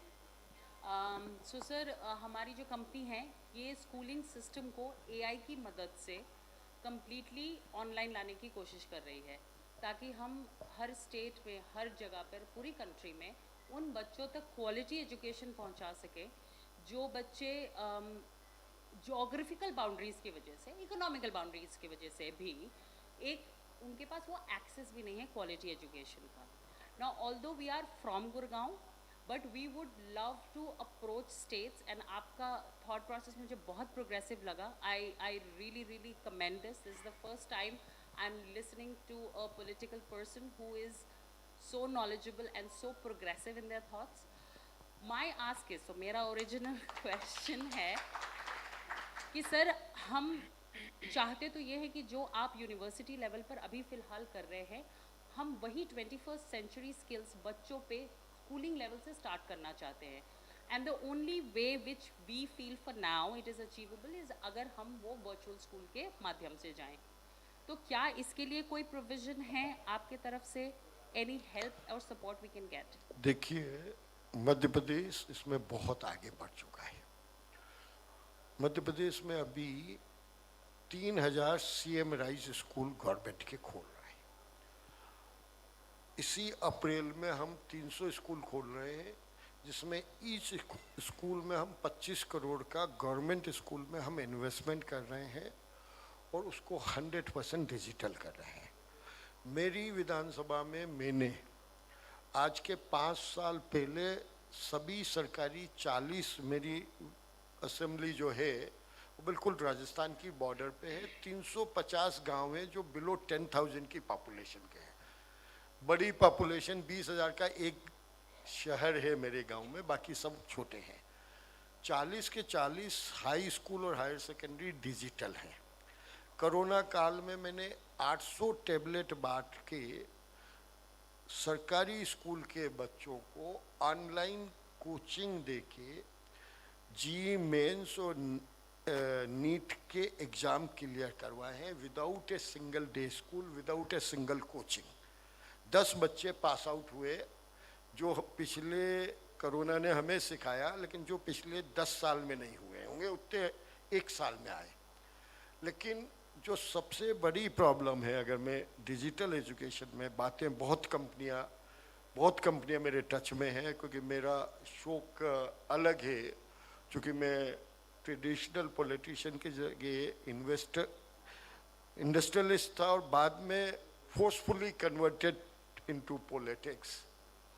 तो I can say that we are talking for forward और new training, but we never have a solution that what are the weak point in each child.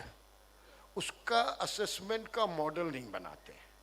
उसका कोई assessment का आपका model है तो मैं उसके लिए बहुत तैयार। एक मिनट और लूँगा, मैं आपको पूरा ब्रीफ कर देता हूँ so that your next question comes pointed.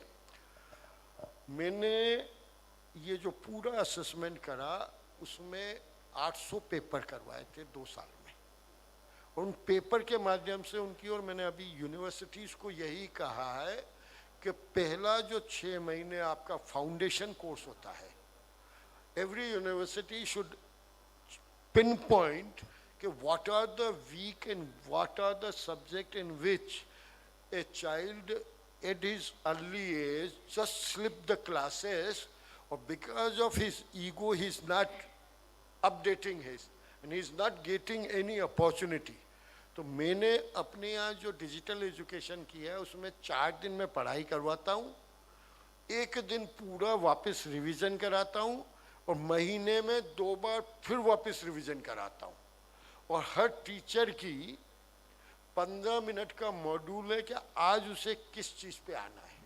ये सरकारी स्कूलों में आज तक अडॉप्ट नहीं हुआ, इसलिए हमारी कई बार फाउंडेशन कमज़ोर है, जबकि कोर्स एक ही है शहर और ग्रामीण के बच्चे का, बट उसका फिनिशिंग टच ना होने के कारण अगर उसमें से आपका कोई मॉड्यूल है तो हम अभी टेंडर निकाल रहे हैं मध्य प्रदेश में, पहले इन 300 स्कूल का निकाल रहे हैं और उसके बाद हम 100% 2000 स्कूलों को 100% डिजिटली कनेक्ट करना चाह रहे हैं, पूरा कंप्लीट पैकेज देने वाले हैं। You can apply in that.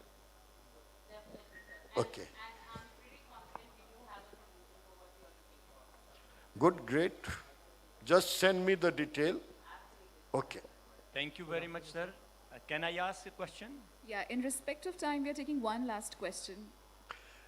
Yes, sir, please go ahead. Madam at least 3 जो खड़े हैं उनको Okay, अलाउ fine. कर Last 3 दीजिए, questions. I think more than a क्योंकि बहुत घंटे इंतजार करते हैं, बैठे रहते हैं, I understand, and sir. जब तक क्यूरियोसिटी खत्म नहीं हो Thank you lecture very much. सुनने की कैपेसिटी भी खत्म हो जाती है। Thank you very much, sir. I think you are more, along with the educationist, politician, you are more into education, and it's a fruitful discussion.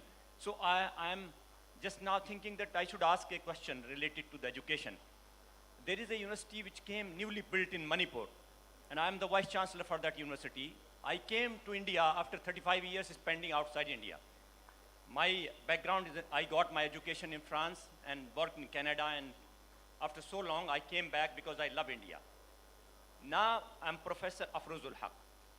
This university is suffering with financial crisis because this is just last year it is approved. We have some funding, but as you know, there is a lot of funding needed to start a university. So as you are into education, more than politics and industries or an industrialist, I would like your guidance what we should do for funding the university. To have sufficient I funds. think we are slightly deviating from the subject.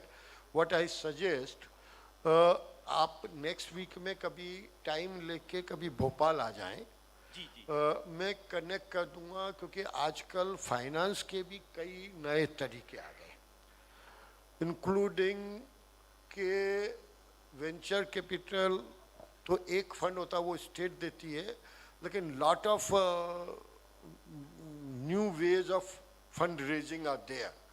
उसको discuss करेंगे तो अभी कम से कम आधा घंटा चाहिए उसका पूरा चार्ट बना के एक्सप्लेन करने का, और कई बार आधी कहानी खतरनाक हो जाती है, और स्पेशली फाइनेंस के कमिटमेंट में। क्योंकि मैं सिर्फ ये कहूँगा कि जैसे अभी मेरे एमएसएमई का कोई भी बिल रेज होता है मध्य प्रदेश में, मैं 7 दिन में उसका किसी भी इंस्टीट्यूशन का होता है उसका फंड रेज करने का तरीका मैंने अलग अलग निकाले हैं। मैं आपको सिर्फ एक एग्जाम्पल के लिए बताता हूँ कि मध्य प्रदेश में हमारी कम से कम 1000 इंडस्ट्री BHEL को सप्लाई करती है। उनका साइकिल बन गया पब्लिक सेक्टर का कि 1 साल बाद ही पेमेंट देना। इसका मतलब उसका कैपिटल से ज़्यादा वर्किंग कैपिटल में ब्लॉकेज हो गया। मैंने स्टॉक एक्सचेंज वालों से बात करी, उनके सरप्लस फंड को नेशनल स्टॉक एक्सचेंज ने 7% पे सभी को फंडिंग करना शुरू कर दिया। गवर्नमेंट की सब्सिडी लेट आती है कई बार, हमने उसको कनेक्ट कर दिया इनके माध्यम से कि आप उनके बिल डिस्काउंट कर लो। Now there are different ways, you have to do expected income को डिस्काउंटिंग कराने का कई मॉड्यूल आ गए। What you are talking, what I can understand is your expected profit को आप डिस्काउंट करा के उसके अगेंस्ट पैसा लेना चाहते हैं। Am I correct? Yes, you are right. तो उसकी पूरी डिटेलिंग समझने के लिए तो बहुत टाइम लगेगा प्रोफेसर साहब। You understand you have spent so many years in education. No, as you suggested, I will visit Bhopal. Yeah, most welcome. Thank you, sir. Thank you. Good afternoon, sir. My name is Puneet Jain, and sir, we are currently in manufacturing of power supplies, and we are giving it to Mahindra and Samsung like companies. Sir मेरा सवाल ये है कि जैसे हमारे प्रधानमंत्री जी का सपना है आत्मनिर्भर भारत का, तो क्या हम मध्य प्रदेश में इन्वेस्ट करें तो हमारे को क्या इंसेंटिव सरकार से मिल सकते हैं मैन्युफैक्चरिंग के लिए एक बड़े प्लांट के ऊपर? देखिए, अगर आपका कैपिटल इन्वेस्टमेंट बिलो 50 करोड़ है तो 40% आप योर प्लांट एंड मशीनरी का हम सब्सिडी देते हैं। बिल्डिंग का 50 करोड़ के अलावा एडिशनल भी है, वो भी हम 40% ग्रांट देते हैं। That is India's highest in any of the state. Over and above हम पावर में भी कुछ टेरिफ में डिस्काउंट देते हैं फॉर ए न्यू एंटरप्रेन्योर। हम अभी वाटर भी सबसे इकोनॉमिकल अवेलेबल है और सबसे प्योर वाटर मध्य प्रदेश में नर्मदा का पानी आधे मध्य प्रदेश में अवेलेबल है। तो एंड ट्रेन मैन पावर, क्योंकि हम मैन पावर में भी स्किलिंग के लिए फंडिंग कर रहे हैं। अभी हमने कुछ स्पेसिफिक प्रोजेक्ट्स में वर्कर्स को भी सब्सिडाइज, उसकी कास्ट को सब्सिडाइज करने का, इवन आईटी में भी हमने कुछ किया है। रेडीमेड गारमेंट में मैं हर वर्कर के एम्प्लॉयमेंट पे 13,500 रुपया उसकी ट्रेनिंग के लिए देता हूँ फर्स्ट टाइम, और 5 साल तक उसको 5 या 6,000 रुपया for female 6,000 per month financial support देता हूँ एम्प्लॉय। और ये this is much more than what you invest, but depends on project to project also we work it out. तो आप अपना स्पेसिफिक प्रोजेक्ट बना के दीजिए। What kind of support are you looking over and above to the policy? We will examine, and there is a group of ministers. We sit down and work it out. Thank you. Thank you, sir. Yeah, good afternoon, sir. Myself, Ketan Mehta. I am an ex-NRI. Star Gulf Global, my company's name is there. And just recently, due to COVID, I could not renew my visas or license or everything. And yes, very much I am interested in setting up something. I was just looking for it, and my wife is an educationist, and she is from Indore.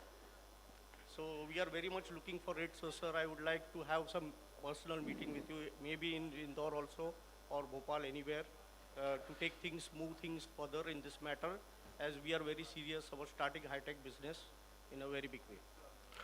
Most welcome. Your question doesn't come. Your question was limited in one line that you want to have a personal meeting. I am open. You just send me SMS. I have my GM sitting in Delhi. We have an office of our MSME department. Right, sir. In बाबा खड़क सिंह मार्ग मगनैनी में हमारे बैठते हैं। GM साहब, आप खड़े होके अपना फ़ोन नंबर आप लिखवा दीजिए, that would be better, क्योंकि लोगों को या मोबाइल, ये 1 मिनट दे दीजिए, आपका मोबाइल नंबर और डिटेल आप सबको नोट करवा देंगे। And sir, ये हेडफोन दे दीजिए इन्हें, आपके हाथ में है, आप ये दे दीजिए ना, ये लिखा देंगे सबको, माइक पे ही बोल देंगे, that is better. I want my every team is accessible 24/7. And sir, as you happen to say, just let me continue. Just 1 minute. As you happen to say, okay, you are welcoming women and. एक second आप पहले ये note करवा दें, ये खड़े हैं तो. Yes, yes, please. Hello. 880004 15652. 880004 15652. Your good name? BN Tiwari. Yes, sir. So let me continue. Sir, as you happen to say, okay, you are looking welcoming women entrepreneurs in MP. So let's start over here on itself. My wife is very much there, and we can give you assurance that yes, we would like to invest over there and have your support, which you happen to say, and I'm very pleased. I don't feel you are a politician. I feel you are more of a businessman and something, and that is what we require. अरे भैया, बिल्कुल बिना politician मत करिए, थोड़ा सा politics का touch रहने दीजिए। Sir, by default, मेरा अगला टिकट कट जाएगा। नहीं sir, by default we can say. So if I say by default also, that would be okay. Okay. Yeah, so I would like to meet you personally in Bhopal or anywhere next week or so, and we can take things further. Usually Monday, Tuesday में से एक दिन भोपाल जरूर रहता हूँ। Mobile number आपके पास है, मेरे ऑफिस के यहाँ दिल्ली के नंबर भी अभी मैंने लिखवा दिए। आप कभी भी SMS डालेंगे, आपको नेक्स्ट 2-3 दिन में अपॉइंटमेंट मिल So जाएगा. yeah, I can get an appointment with you directly. Yeah. Sir. Okay. Most welcome. Thank you, and I am very much happy with all whatever you said, and it was really worth coming from Bombay for this conclave. Thanks to Rajkumar ji, Yes, जिनने yes. I appreciate. इतना आपको Only I was late, but I appreciate. opportunity the to have the relationship. Sir नमस्कार, मेरा नाम रामकन प्रजापति है, मैं सूरतगढ़ श्रीगंगानगर राजस्थान से हूँ। तो मैं यही पूछना चाहता हूँ कि जिस प्रकार आप मध्य प्रदेश सरकार के तहत जो झुग्गी झोंपड़ी वाले बच्चे होते हैं या ईंट भट्टा पर मजदूरी करने वाले या भवन निर्माण के लिए मजदूर होते हैं, उनके लिए केंद्र सरकार या अपने मध्य प्रदेश सरकार के जरिए क्या स्टार्टअप है वो कर रहे हैं? देखिए, आप स्टार्टअप का क्वेश्चन है या बच्चों के कैरियर का क्वेश्चन है, बच्चों की सिक्योरिटी का क्वेश्चन है? आपका क्वेश्चन मिक्स आ रहा है, कोई क्लियरिटी नहीं आ रही है इसमें। सर जी, मेरा क्वेश्चन ये है कि जो मैं बात हमारे राजस्थान की ले रहा हूँ। नहीं, राजस्थान नहीं, गवर्नमेंट ऑफ इंडिया की पॉलिसी है। हाँ। एक पॉलिसी है जो रेगुलर नहीं होके अडॉक कर्मचारी, असंगठित, अनऑर्गेनाइज्ड लेबर के लिए एक पॉलिसी है गवर्नमेंट ऑफ इंडिया की। उसमें उसके फैमिली वेलफेयर के हाईएस्ट बेनिफिट है। हाईएस्ट बेनिफिट के मतलब अगर कोई वर्कर एक बार किसी परिवार का उसकी बेटी की शादी होगी तो भी 51,000 रुपये सरकार देगी। वो गवर्नमेंट ऑफ इंडिया की स्कीम है। जस्ट लुक फॉर अनऑर्गेनाइज्ड, असंगठित, unorganised labour policy of government of India, you will find lot of benefits in it. उनके बच्चों की पढ़ाई का खर्चा सरकार देती है, उनकी प्राइम मिनिस्टर या प्रधानमंत्री आवास में प्राथमिकता मिलेगा, उज्ज्वला योजना में प्राथमिकता मिलेगा, हर जगह उनको प्रायोरिटी है। Thank you sir. इसमें थोड़ा सा और है भी, जो यहाँ से परिवार जाते हैं यूपी बिहार से राजस्थान में ईंट भट्टा पर मजदूरी करने जाते हैं, तो उनके बहुत सारे बच्चे होते हैं जो पढ़ाई से बिछुड़ जाते हैं। तो ऐसे में केंद्र सरकार की कोई योजना हो? भैया, मैंने आपको बताया ना, पढ़ाई की भी बताई, शादी की भी बताई। आपका शरीर नहीं आया, मन कहीं और भटक रहा है। आप ध्यान से सुन नहीं रहे हो। शरीर आपका पूरा यहाँ है लेकिन मन यहाँ नहीं है अभी आपका। मैंने उत्तर दिया, आपने ध्यान से नहीं सुना कि एजुकेशन का बोला, शादी का बोला, आवास का बोला, अनाज का बोला कि आप कहीं पे भी राशन ले सकते हो। अब तो वो भी चालू हो गया, वन। तो ये सब चीज़ें पूरे इंडिया में अवेलेबल है। राजस्थान कहीं अलग नहीं जा सकता। ठीक है, राजस्थान की अपनी स्टेट में सपोर्टिव पॉलिसी नहीं होगी, लेकिन केंद्र सरकार की पॉलिसी तो पूरे भारत में अवेलेबल है। Okay, thank you. Check. So in respect of time, we can't take any further questions. But sir, there is this one question that this gentleman has been raising hands since a very long time. I would request you to kindly answer it in one liner. He has already answered it. Thank you so much. Thank you so much, sir. Thank you so much, sir, for such a nuanced and comprehensive. Thanks for your control. That answer in 1 second. Thank you so much, sir. I have been hosting since past 6 years now, but in all the conclaves that I have hosted, I have never seen any political figure or any dignitary sharing his personal number. And, you know, talking in such a deep length and in such a comprehensive manner about all the policies. Can we have a huge round of applause for our honorable guest of honor? So you are a visionary, you are a man with powerful insights, and you're very inspirational, I must say. And thank you so much, sir, for joining us here today. I would request the President ICRA to kindly present the memento to our honorable guest of honor.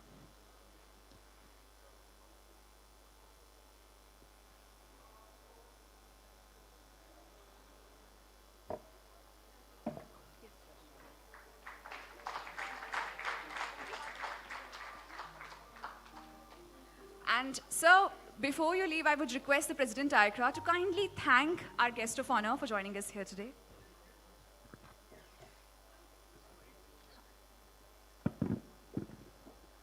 It's really an honor you are here, sir, on a short notice.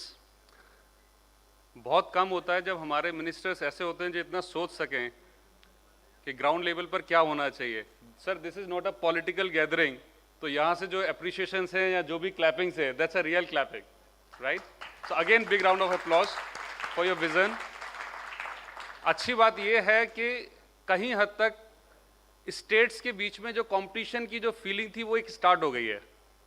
अभी हम ये discuss कर रहे हैं कि कर्नाटका में कितने startups हैं और अभी मध्य प्रदेश में कितने स्टार्टअप्स होंगे. तो जब ये फीलिंग स्टेट लेवल पर सर ये शुरुआत हो गई है तो डेफिनेटली उसका माइलेज जो है हम लोगों को भी मिलने वाला है. और इसके अलावा जो ये अप्रोच डायरेक्ट होना, आई रियली अप्रिशिएट सर कि चाहे वो चीफ मिनिस्टर हैं या मिनिस्टर हैं या उनके साथ के जो कलीग हैं, स्टाफ हैं, हर कोई एक्सेसिबल है. और ये अगर हम सभी स्टेट में कर पाते हैं और जिससे कि हमारी आवाज़ उन तक पहुँचे, क्योंकि ये अप्रोच जब तक टॉप डाउन टू बॉटम नहीं होगी, टॉप टू बॉटम, तब तक सारी चीज़ें हम एक्सपेक्ट नहीं कर सकते. हम हमेशा सोचते हैं गवर्नमेंट को कुछ करना चाहिए, लेकिन अभी लग रहा है कि गवर्नमेंट कुछ कर रही है. तो ये मध्य प्रदेश की शुरुआत है, बाकी स्टेट्स में भी काफ़ी कुछ ऐसा हो रहा है. That's really a good thing. 2 point sir मैं आपको बताना चाहूँगा जो आपने इनिशिएटिव लिया है यूनिवर्सिटीज़ के साथ में कुछ कंपनीज़ को कोलैबोरेट करने का. इनफैक्ट तो आइक्रा भी उसके लिए हम लोग एक प्रोग्राम लॉन्च कर रहे हैं, आइक्रा सर्टिफाइड प्रोफेशनल प्रोग्राम्स. तो ये एक नॉर्मल जो ट्रेडिशनल तरीका होता है फिल्टर करने का टैलेंट को, ये वैसा प्रोग्राम नहीं है. इसमें हम लोग quarterly and than half yearly एक तरीके का एग्ज़ाम कंडक्ट होगा, जिसमें जो भी कंपनीज़ हैं, जो कंपनीज़ टेक्निकल कंपनीज जो चैलेंजेस फेस करते हैं, वो अपने टेक्निकल सॉल्यूशंस के लिए ये एप्लीकेशंस हम इनवाइट करेंगे. एक तरीके का एग्ज़ाम होगा जो प्रैक्टिकल होगा और उसमें वो जो स्टूडेंट उसका सॉल्यूशन निकालेंगे, उसको सबमिट करेंगे और कंपनी एक्सेप्ट करेगी, then only they will be certified. So एक जो ट्रेडिशनल अप्रोच था किसी एग्ज़ाम का सर्टिफिकेट देने का, उससे हट के कुछ करने की हम कोशिश कर रहे हैं. और पहला एग्ज़ाम हम लोग शायद जून में स्टार्ट करेंगे, जिसका अनाउंसमेंट हम लोग कल करने वाले हैं. This is one initiative so that जो सर्टिफाइड लोग निकल के आएंगे they are actually employable, rather they can also start their own business. This is one thought. और इसके अलावा हम लोग स्टार्टअप्स को लेके एक इनिशिएटिव काफ़ी कुछ गवर्नमेंट्स के साथ हमारी बात फाइनल स्टेज में चल रही है. और इस अपॉर्चुनिटी को मैं एनकैश करना चाहूँगा कि मध्य प्रदेश में भी अगर हम ऐसा कर पाते हैं, काफ़ी सारे स्टेट्स में गवर्नमेंट की बहुत सारी प्रॉपर्टी अनयूज्ड होती है, किसी भी वजह से हो सकती है. और स्टार्टअप्स को आज की डेट में जब भी कोई कंपनी शुरू करनी होती है तो सबसे बड़ा चैलेंज क्या है? ओपेक्स का. कहीं पे भी चाहे वो आज बिजनेस सेंटर में भी शुरुआत करेंगे तो रेंट तो देना पड़ेगा, इलेक्ट्रिसिटी देनी पड़ेगी. अगर ये पॉसिबल हो जाए कि जो अनयूज्ड प्रॉपर्टी है उसको एक तरीके का हम हब बनाए, startup hub to the district level. ऐसा नहीं है कि भोपाल में बने या इंदौर में बने, वो एक छोटी सी स्टेट के, छोटी सी सिटी के अंदर भी बन सकता है, क्योंकि वहाँ पर भी ऐसी प्रॉपर्टी होगी, वहाँ पर भी ऐसे बच्चे होंगे जो कुछ करना चाहते हैं, ऑप्शन नहीं है उनके पास. तो वहाँ पे हम उस कॉस्ट को मिनिमाइज कर सकें और ऐसी जो प्रॉपर्टी हमें मिलेगी हम उसको, obviously there would be a joint MOU with the government, और वहाँ पे हम सभी तरीके की टेक्निकल गाइडेंस हम उनको प्रोवाइड कर सकें एट द ग्राउंड लेवल. और फर्दर जब भी कोई इनोवेशन होता है, डेवलपमेंट होता है, उसके लिए इन्वेस्टर्स को वहाँ पे हम अरेंज करा सके. जब इस तरह का हम सिस्टम बनाएंगे then obviously that will be a real support to the startup. तो आई होप कि आपके सहयोग से ये चीज़ हम कर पाएंगे. And really thanks to you. Can I? या please sir. With the madam's permission, because she's running late. कितने? 2 क्वेश्चन आपने डाले हैं जी. एक रेंटल बहुत एक्सपेंसिव की. मध्य प्रदेश सरकार पूरी आईटी के लिए बनी बुनाई building ready to move in and do their interior 16 रुपये स्क्वायर फीट, जो 8 से 10 रुपया तो आपका मेंटेनेंस का लगता है, 16 रुपये स्क्वायर फीट हमें रेंट पे देती है. इट मीन्स लिटरली 3-4 रुपये स्क्वायर फीट का रेंट लगा. बाकी तो उस बिल्डिंग का मेंटेनेंस चार्ज लगेगा. और उस पर भी अगर इकोनॉमिकल वर्कर्स ज़्यादा हैं और 100 से ज़्यादा एम्प्लॉय है तो हम उनके भी उसको शेयर कर रहे हैं, कॉस्ट ऑफ एम्प्लॉयमेंट को शेयर कर रहे हैं, 5 से 6 हज़ार रुपया per month. That is one. The second thing which you said that अब स्टेट में कंपटीशन हो गया इसलिए करें. स्टेट तो बहुत आगे बढ़ गई, अब तो एंटरप्रेन्योर्स को साथ दौड़ने की कैपेसिटी बनानी है. स्टेट्स तो बहुत स्टेट रनिंग मूड में है, क्योंकि प्राइम मिनिस्टर का इतना स्ट्रॉन्ग फॉलो पर स्ट्रॉन्ग हर ट्रेड पे ग्रोथ के रेशो का कंट्रोल है. वरना दुनिया की मंदी के दौर में with 100% confidence I am telling you कि कोई कंट्री उस स्पीड पे अपना मेंटेन नहीं कर पाई कि कहीं पूरे इंडिया में ये हाहाकार नहीं मचा कि मंदी के कारण इतनी कंपनीज बंद हो गई, कोरोना के कारण इतनी कंपनीज, कैसे उसका मैनेज किया। लेकिन अब जो जरूरत है आप लोगों की स्पीड से रनिंग अप के लिए, आप कितने तैयार हैं? सरकारें तो सब तैयार है, आई कैन गारंटेड से आपको अपनी स्पीड बनानी है। Thank you very much. Thank you sir.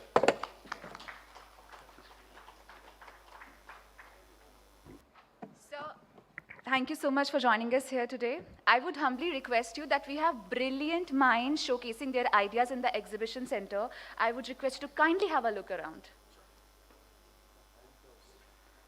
Thank you so much, sir, again for your valuable time.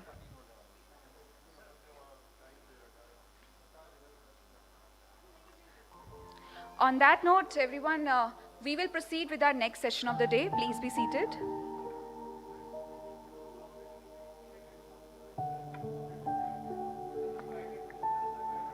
Post this session, we'll proceed towards lunch.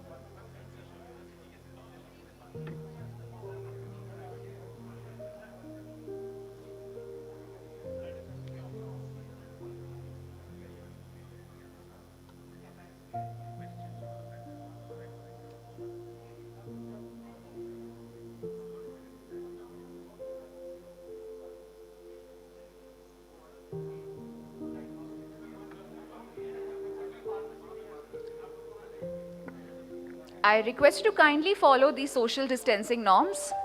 Kindly practice social distancing and please wear the mask all the time.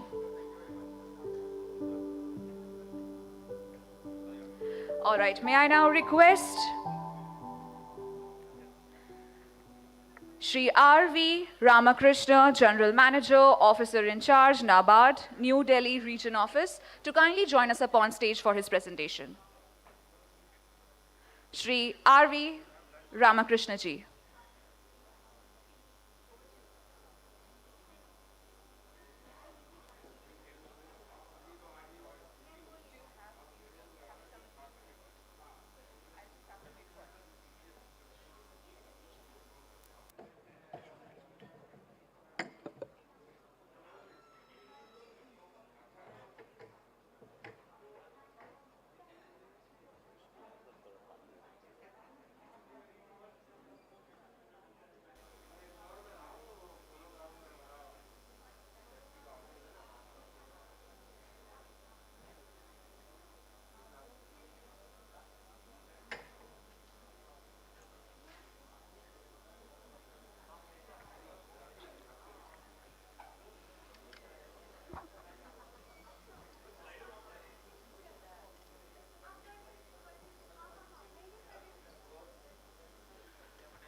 Good afternoon.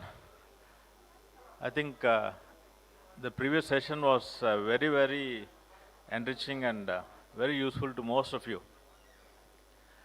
Normally the session before lunch and after lunch, they're very difficult for the speaker because it's very difficult to keep holding on to the attention of the people.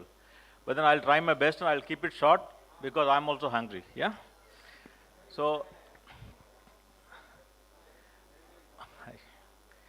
my name is Ramakrishna. I am the officer in charge of the NABARD office in New Delhi. I will very briefly talk about about.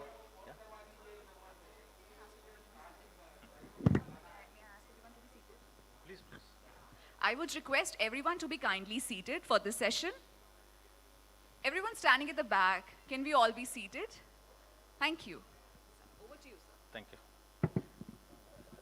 So I'll very briefly talk about what NABARD is and what NABARD does for the startups. By the way, I think all of us know startups are important, you know, and each one, perhaps each one of you will give a different reason as to why it's important. But incidentally, I was seeing this Kapil Sharma show on startups, yeah, when he had these startups on his TV. And then it really makes you realize that they have such a huge and very useful contribution to the GDP of the country when he was trying to, you know, accumulate their net worths. And do you know how long it takes for a startup to become a unicorn? I'm talking about unicorn because I'm a funder. NABARD is a funding agency. So I believe it takes anywhere between 6 months for a startup to become a unicorn to 37 years. Yeah? So with that, I think I would thank ICRA for having given me the opportunity here, and I think I will address you as prospective startups, and would-be unicorns, yeah, which is what is in everyone's mind when they really set up a startup. And obviously, startups are also there to solve some problems.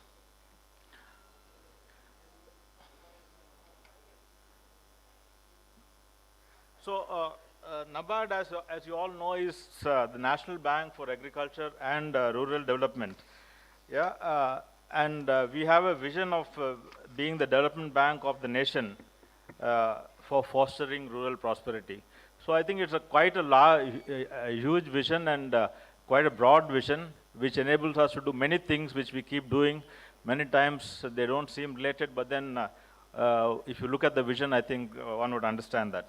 And how we do this, to achieve our vision, we have a mission of promoting sustainable and equitable, interventions, whether credit or non-credit, and also developmental. That is broadly the mission.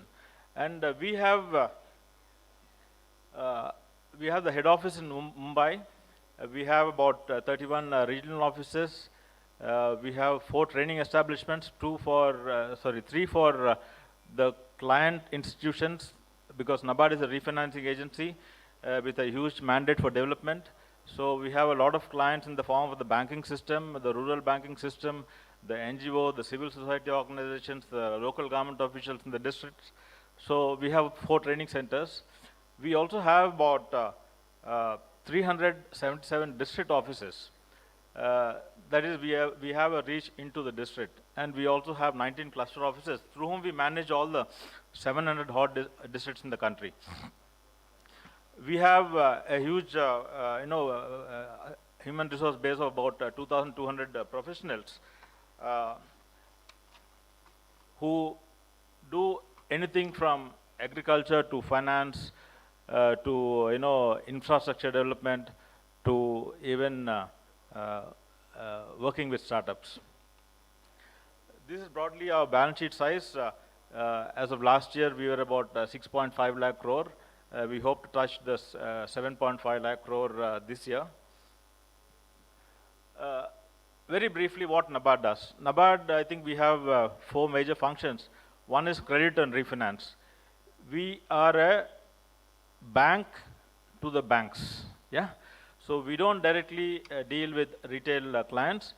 We are a bank to all the banks in the country, whether public sector, private sector, foreign banks, the regional rural bank, the cooperative bank, the small finance bank, the payment banks, banks of all hues and sizes. Credit and refinance, we provide loans to the banks, both short-term working capital purposes and also term lending purposes, broadly in all areas of agriculture and rural development. We also provide credit for infrastructure development. State governments are the major beneficiaries of this product of ours. We have close to sanction about 4 lakh crores for development of infrastructure in the rural areas. We have an outstanding of close to 2 lakh crores. Infrastructure again, whether it be a rural road or a rural school or a rural bridge or an irrigation structure or a school or a hospital or a market, rural market. So it's, we have about 38 different types of activities which are classified as rural activities for infrastructure, and we lend to the state governments. Almost every year we sanction about 40,000 crores only for this alone. Incidentally, we have about 1/4 of the rural infrastructure financing market with us. So that's about credit and refinance. And we have another important function, which is supervision. NABARD has been empowered by the Banking Regulation Act to supervise the rural banks, which is the regional rural banks and the rural cooperative banks. They are exclusively supervised by NABARD, and we pass on the supervision reports to the Reserve Bank of India, who is the regulator. There can be only one banking regulator, and Reserve Bank of India, the banking regulator. We support the Reserve Bank of India in regulating the rural finance space. So supervision is an important function of ours, through which we have a lot of influence over the rural institutions. While we do supervise them, because we want the rural financing institution to be strong and sustainable, we also have a developmental arm of NABARD. Incidentally, 50% of our staff is involved in one development form or the other. We have an institutional development department which takes the responsibility of ensuring that the cooperative bank, the regional rural banks, people working in the banks are trained properly. The banks are able to deliver services which are needed. For example, we have ensured that all the cooperative banks in the country develop a CBS, because CBS, the commercial banks used to have them. But then the cooperative banks are small institutions. It was very difficult for them to have a CBS on their own, and therefore NABARD enabled all the cooperative banks to be on CBS, which was a requirement of the regulator. So that is one example of development in the institutional development space. We also have what is called the watershed development programs in the country. About 2.3 million hectares of waste and dry land has been made into productive land, which produces many crops today. We take almost anywhere between 5 to 10 years to ensure that land which looks brown in the picture becomes green in the picture after 5 or 10 years. Then we also work with about 500,000 tribal families to ensure that they have a comprehensive and sustainable form of livelihood. This we do by helping them plant orchards or fruit trees in their 1 acre of land, which we train them in maintaining them and taking care of them. And incidentally, when I was talking to one tribal family, he said that, "You have done a great thing. You have ensured that I get pension for the next 40 years. Yeah, because every year these orchards provide them income, and sometimes it's quite substantial. So that is what we do with the tribal families. This is what we do in the agriculture development space. We also have incidentally, I think when a small borrower or a person of small means goes to a bank, he's not very welcome, because his requirements are very small. He wants to save 100 rupees, or he wants to borrow 1,000 rupees or 5,000 rupees. This is very difficult for a bank to handle. And therefore, NABARD, with a lot of action research-oriented studies, we have developed something called as the self-help group bank linkage product. We organize the rural poor people into groups. We ask them to save their own money in the groups and lend that money within the groups, so that they learn basic aspects of financial management. And then they take this history of working within the group to the bank to show their credit histories and perhaps borrow. What we started off with about 500 groups in 1992, today we have about 1.3 crore groups in the country. 1.3 crore groups have provided access to almost 20 crore, that is 200 million rural people who never were a part of the banking system earlier. So that is another example of development which we do. So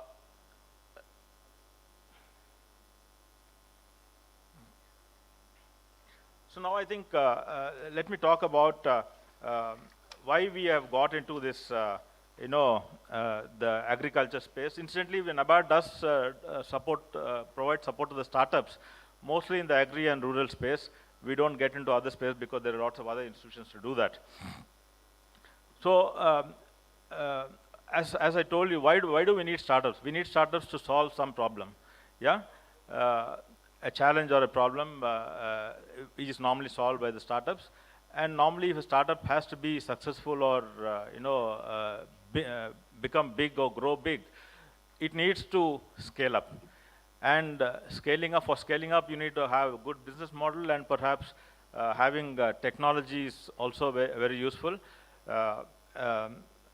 So these are the types of challenges which we intend that the startups will solve in the agri and rural space. I will not go into each of these problems because incidentally there are about 7 or 8 startups who have been supported by indirectly by NABARD through our incubator, who are having stalls in the exhibition. I would encourage you to go and have a look at them. Yeah.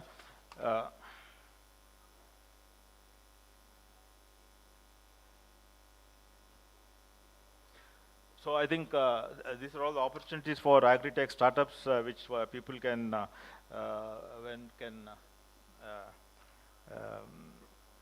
look at. And we feel that technology is quite an important thing. If one has to achieve scale, if one has to ensure that you're efficient in what you're doing, I think technology really helps. And we do support agri-tech startups.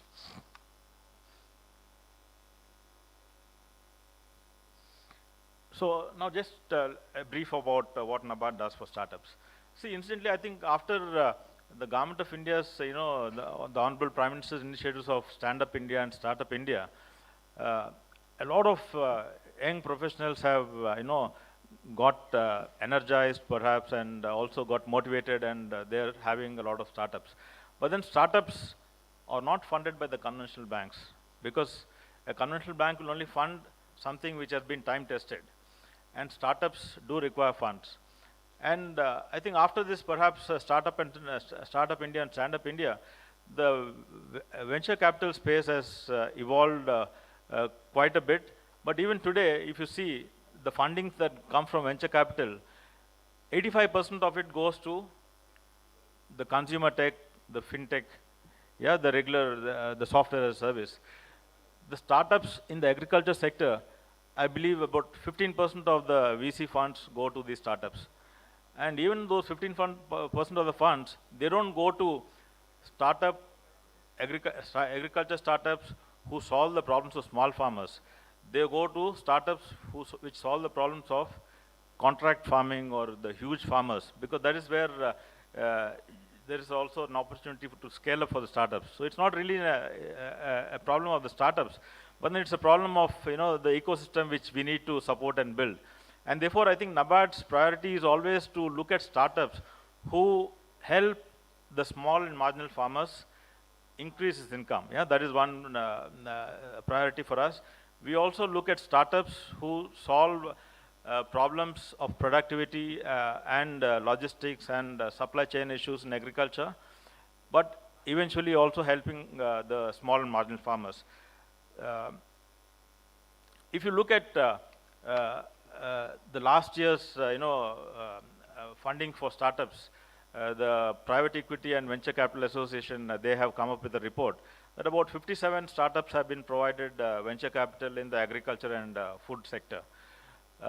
And they also say that if you look at the ranking of the agriculture and food sector, by value of the deals done by venture capital, agriculture comes about 12th out of 22 sectors. And by the number of deals, agriculture and food sector, they come 5th or 6th. So things are not so bad. And NABARD has been in the, we have been set up in 1982. So we are quite 38 years plus.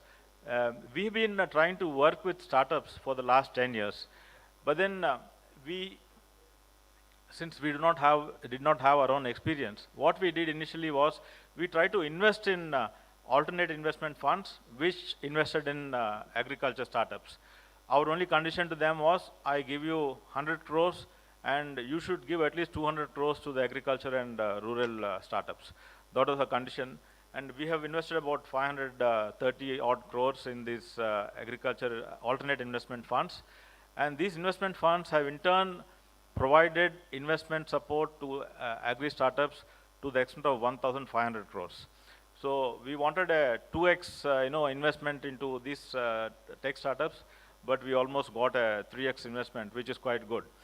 So after doing this for about 10 years, we thought it's time for us to set up our own venture fund, which can directly invest in agri startups. So in the year 2018, we set up what is called the NAB Ventures. NAB Ventures is a 100% owned subsidiary of NABARD, and NAB Ventures has set up a fund called NAB Ventures 1 with about 500 crores corpus and with a green shoe option of 200 crores. We have almost raised the fund to its full extent, and the fund has already started investing in about 6 to 8 startups. So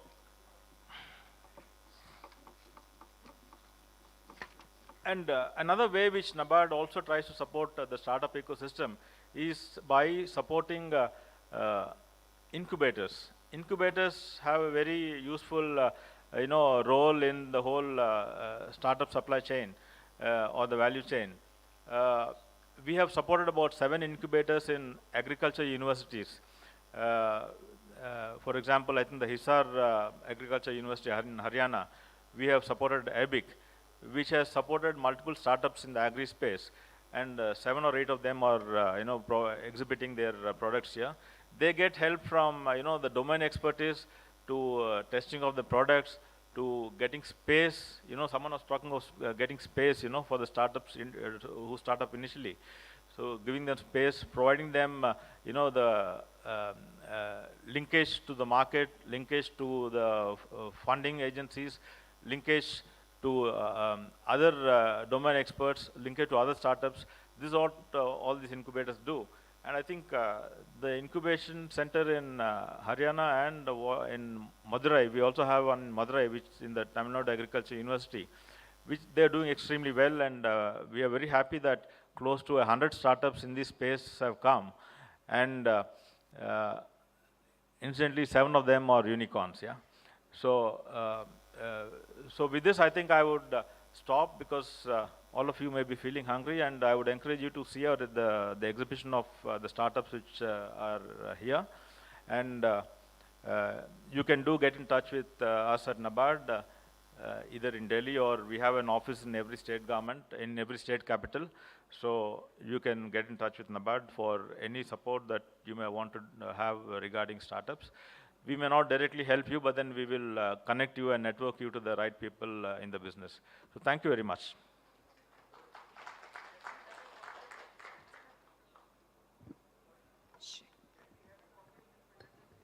I guess we have a question. Can they have a copy of this You can. I have shared it with them, they can share it with you. All right. Pardon? My email ID is delhi@nabard.org.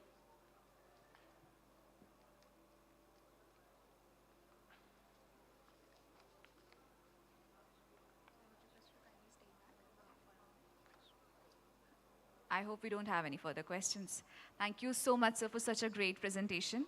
I would request Ms. Manisha Sharma, Head Placement Counseling Skill Up, to kindly join us up on stage and present Mr. Ramakrishna with the small token of honor and love.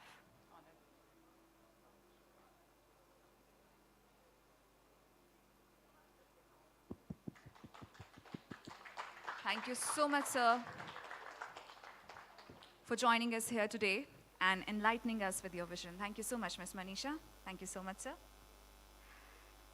Now, I guess most of you have already left the ballroom, and the people who are present over here, I'm sure you must have built a very healthy appetite by now. So I would request you to kindly proceed towards the Allure ballroom.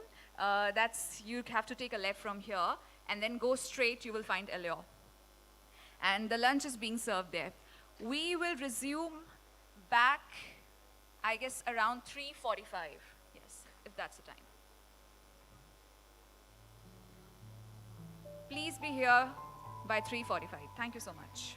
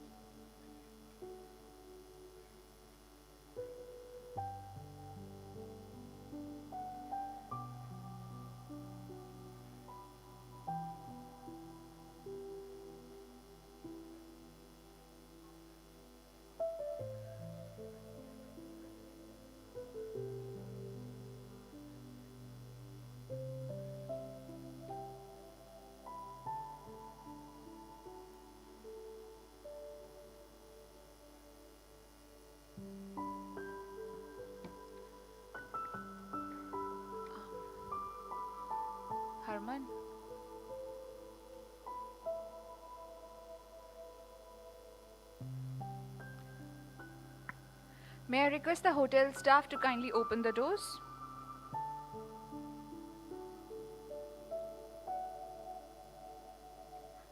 Yes.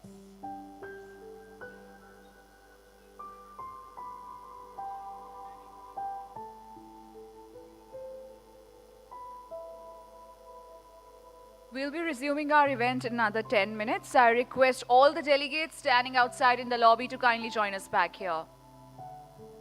We'll resume in another 10 minutes.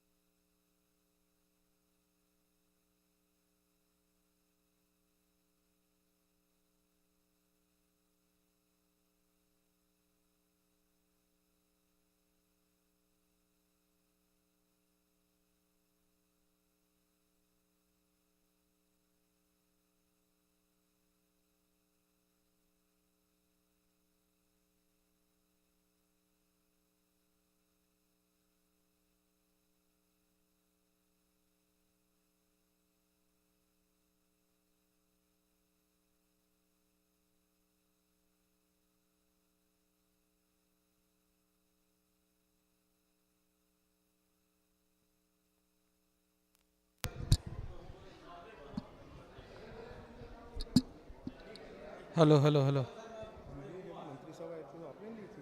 हाँ जी। Number दे दो, हमें थोड़ी clipping चाहिए। नहीं, clipping मैं नहीं दे पाऊँगा। आप इंफॉर्मेशन डिपार्टमेंट से हैं? मैं इनकी तरफ से ही, इवेंट वाले की तरफ से। अब ये कार्ड कॉपी हो जाएगा सारा और फॉर्मेट मारते थे वो। हाँ। नहीं वो सच्ची में सर, मैं मजाक क्यों करूँगा जी। Thank you. हेलो, आप जिसका बोलेंगे, मैं अपनी मर्जी थोड़ा ना बोलूँगा। आओ sir, welcome. Today you are my host. मैं नहीं बोल सकता, आप बताओगे, है ना।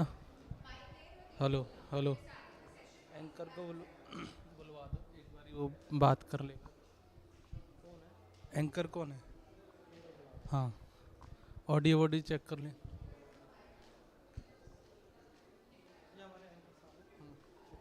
Hello sir. मिस कॉल क्यों खेल रहे हैं? भारत सर, ये अपना भाई है, ठीक है। आप एक बार चेक करें कितना दूर रखना है। Testing, mic check, 1 2। बैठ के बैठ। श्योर। अब बस वो टेस्ट कर लो ना साउंड।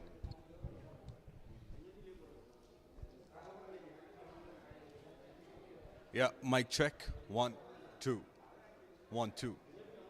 इतना ठीक है? ठीक है।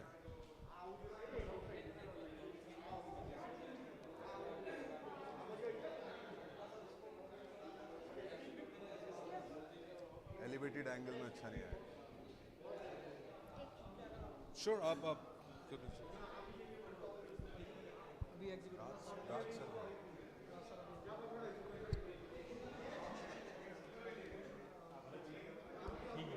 ऑडियो ठीक है ना? ठीक है। जितना वो होगा, फ्लो होगा, उतनी ऑडियो जाएगी, वो मेरे को पता है। नहीं, आप अपना लगाओ ना, आप अपना करो। भरत भाई वो चल रहा है लाइव। धन्यवाद। इसको फॉर्मेट करना है, कर लो पहले से ही। पता नहीं है हमें ना, मुझे तो।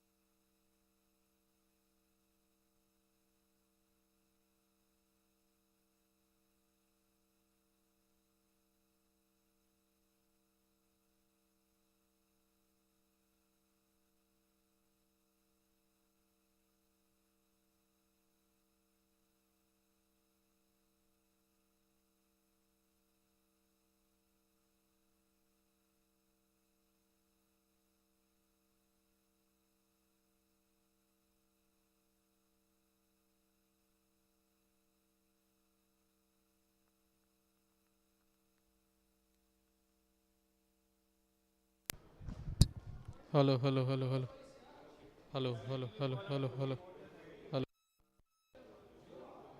Hello.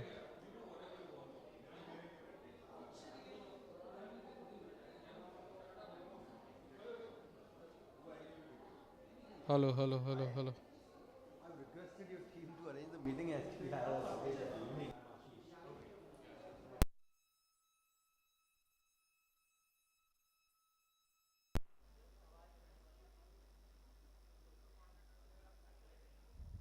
I would request Miss Alka to kindly join us over here.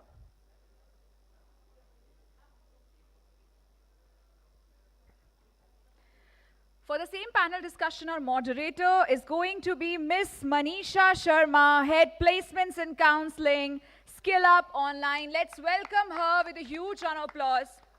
I would request Ms. Alka, Secretary, ICRA, to kindly present her with the tree plantation certificate.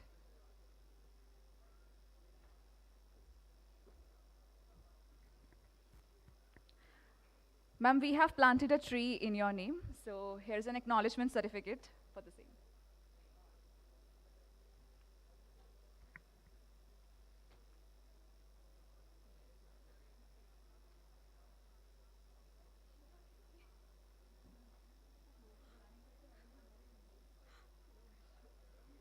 That's for you.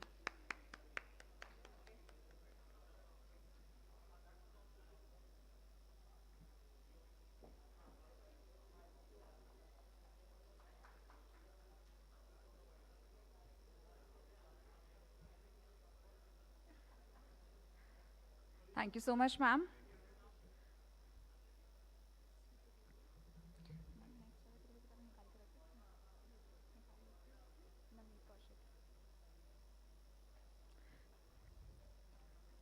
Our first panelist of the day is going to be Shri Navneet Kaushik ji, Scientist F, Technology Development Board, DST, Government of India. Let's welcome him with a huge round of applause, everybody.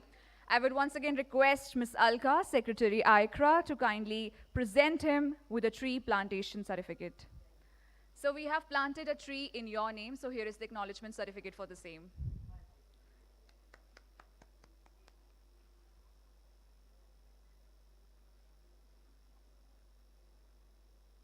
Thank you so much for joining us here today, sir. Please have your seat.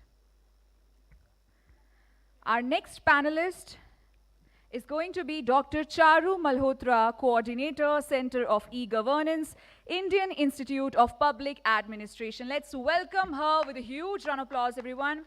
Once again, I would request Ms. Alka to kindly present her with tree plantation certificate.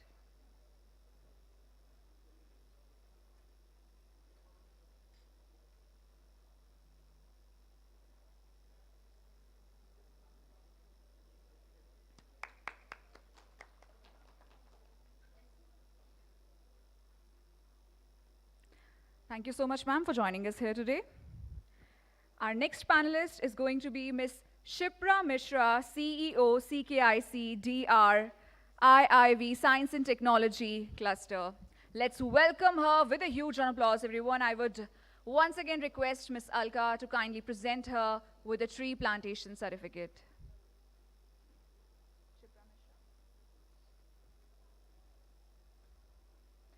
Ma'am, we have planted a tree in your name, so here is the acknowledgement certificate for the same.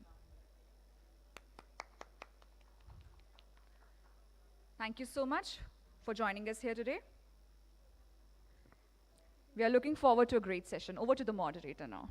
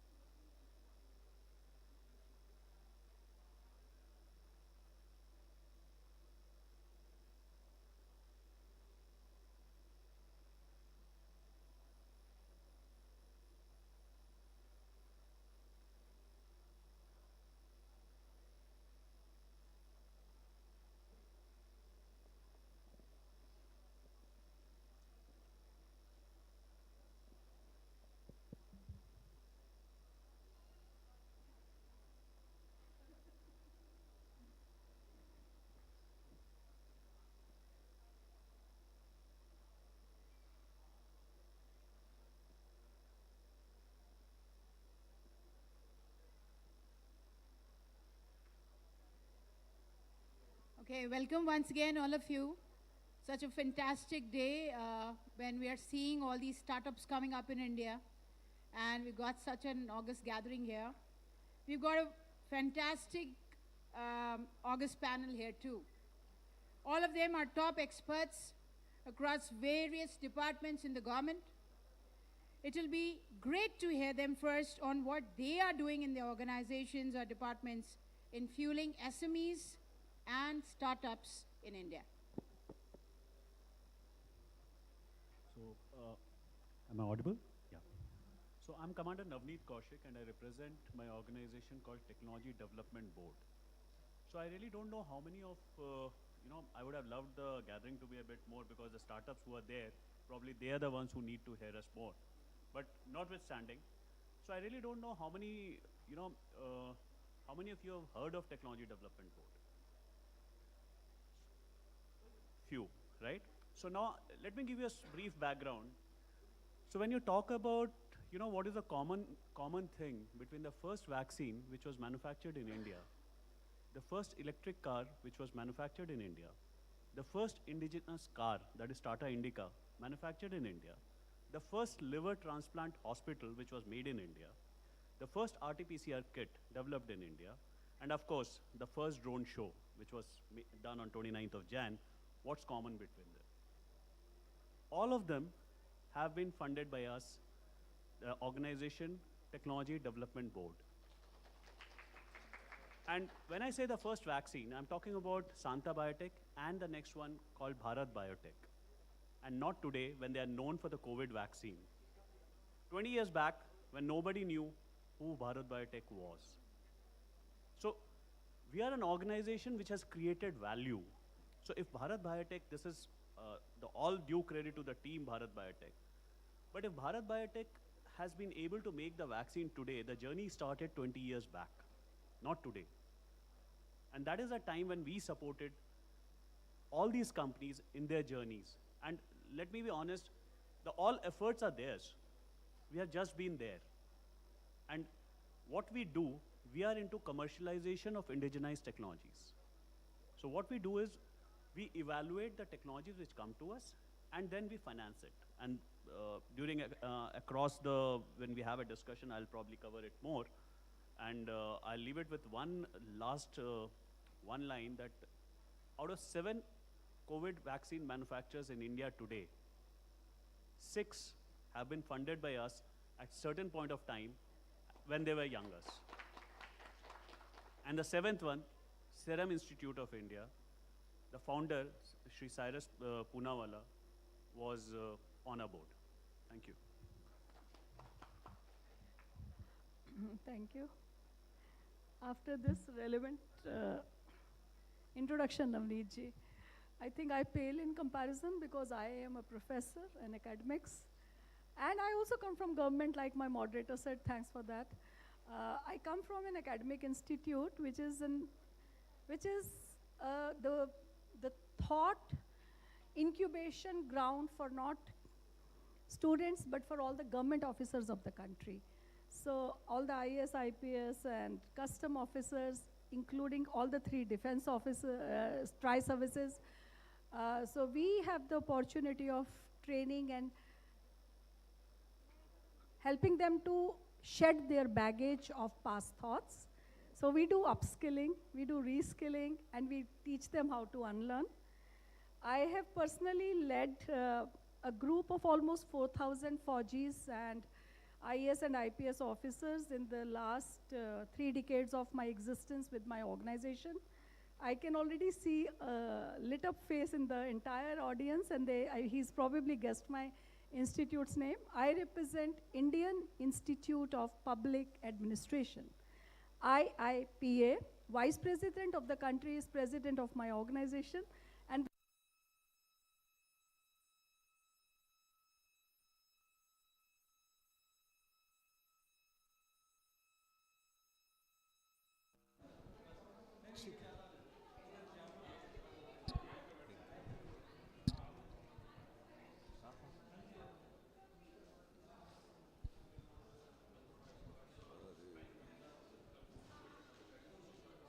Good afternoon, sir.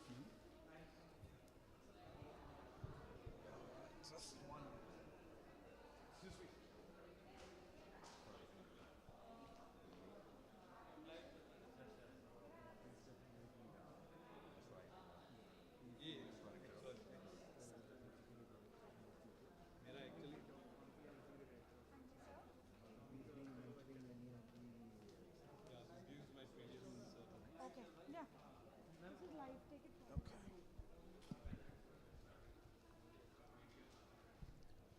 All right, then hi everyone. So we have Mr. All right, hi everyone. So we have Mr. Ivy Rao here, ex-director of Maruti Udyog, and please welcome. Nice to be here. So how do you feel about this ICRA, the all ambience? It's very nice. It's very encouraging to see so many startups participating in the exhibition and so many people showing interest in promoting startups.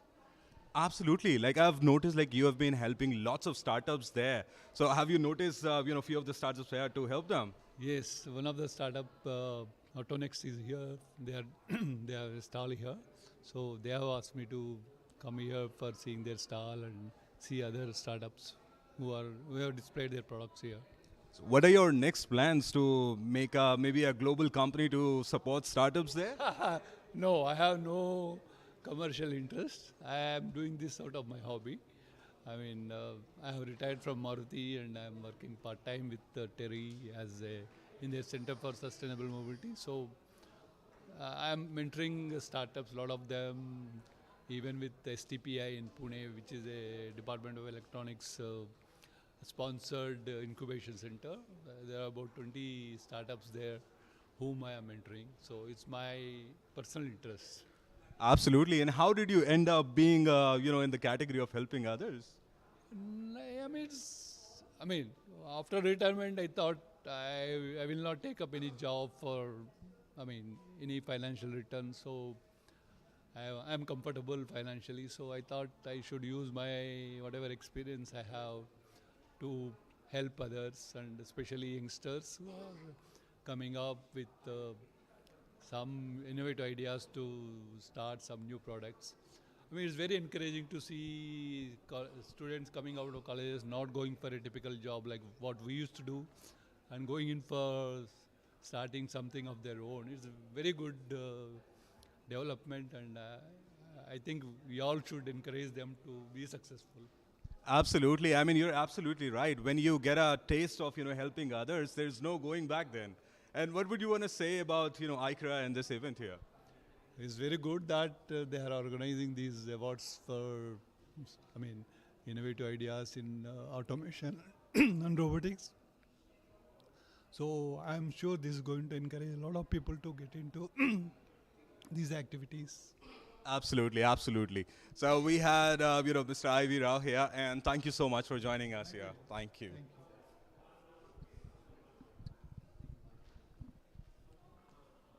Who's next?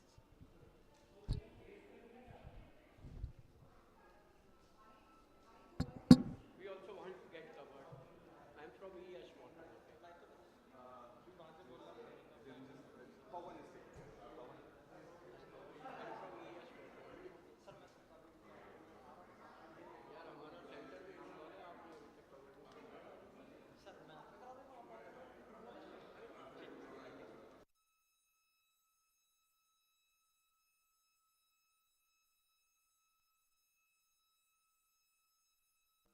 There are around 40 members within the cluster, comprising of academic institutions, government R&D labs, corporates, MSMEs, startups, and of course, government organizations, state governments, public bodies, municipal corporations, etc., who are the end users of some of these technologies. IIT Delhi is the nodal institute where this cluster, the office of this cluster is based, and other institutes such as TERI, IRI, IIITD, and then some private players like Ashoka University, they are the members of this cluster. Now, we operate across 6 thematic interest, focusing on one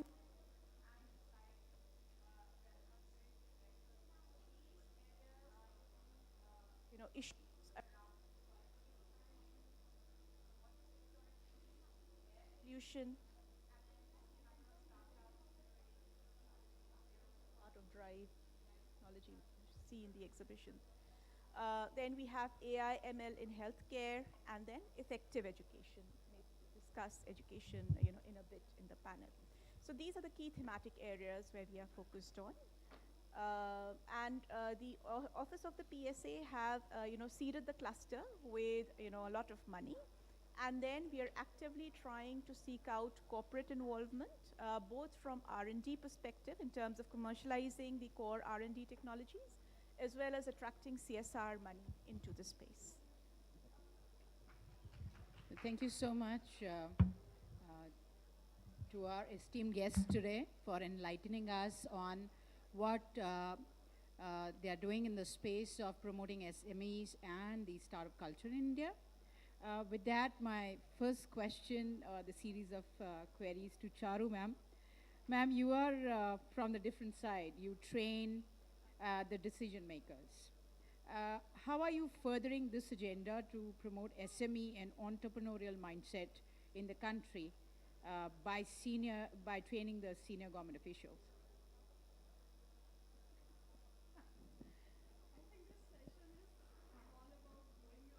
It which I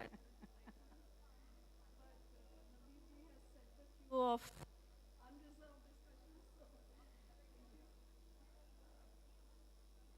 but just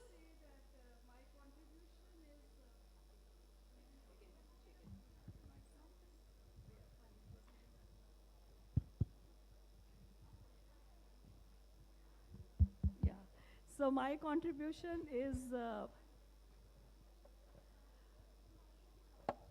changing the roadblocks and the mindset of officers, unlike Navneet and his department, who think that the only agenda startups and SMEs, for that matter, have is profit making, and they could be like just fly over the night kind of people. Second is the second challenge which I've constantly encountered. As I keep saying, I've started from DOS days when we used to say, teach them copy A:, to B:, to now when we talked about cloud computing and AI and ML. So they've been always reserved because all government officers, including the ones who are probably sitting here, come from a very comfort zone, from a sense of complacence of where we belong to, or where we would keep belonging till we are not thrown out during our retirement age. So risk-taking ability by spirit, people presume, is missing in us. So how do you ensure that this is shed off in a 5-day training program or a 5-month training program? Very simple. A lady would be rolling agarbattis and selling it off at a profit margin of 5 rupees by walking almost 16 kilometers barefoot from Tikamgarh district to Jhansi, and then telling them where the shoe pinches. And then take them to a setup which has been able to understand their needs and aspirations and address those solutions through technology as probably just a tool. So what I would just convey here is, it is not technology-centric approach that works, it is citizen-centric approach that works. And all of us share a very strong core. In fact, in the morning itself, I was training some scientists from Department of Science and Technology program, scientists E and F, and we were talking about our basic understanding of lab to market, as you said. So they said, ma'am, they come up with fancy ideas and we don't know which one to take and which one to reject. I said, you don't have to do that. Any technology which is not addressing those basic needs will die a natural death. Okay, and how do you ensure that you fund rightly? Is ensure that there are constant, number one, midterm reviews of the process, which is very, very important. It is not a customary signing of document that we have reviewed and it's working, or signing off or giving of UCs that this much of money has been consumed. It is all about deliverables and outcomes and not output. Second is, make people partner in the process. So whenever we set up such committees, I ensure I give them the idea of people-public-private partnership. It's one of my favorite models, and I'm very humbled to share with you that it has already been accepted by PMO office as the main point. No, it's okay, please. That's what the academia is supposed to do. I always said public-private partnership will never work till you don't take stakeholders on board. So it should be people, panchayat, public-private partnership. Panchayat as a community representation. Panchayat as a amalgamation of all flavors which are there in that area. So make such a body as a constant monitoring evaluation body. They will automatically ensure that the startup which has claimed so much funding from these gurus is able to deliver on the ground. That's all what I do. Thank you. Fantastic, ma'am, fantastic. Please don't keep the mic. I have another set of questions for you, please. Don't do that. Respecting your time too. Please tell us more about the research cell within IIPA and how is it going to impact enabling youth towards becoming the next business leaders for the country?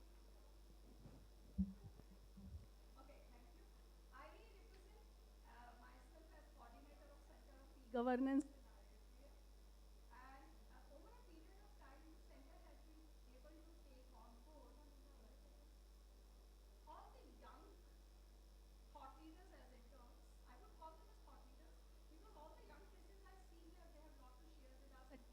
Rather than the other way around, that's at least the field we represent.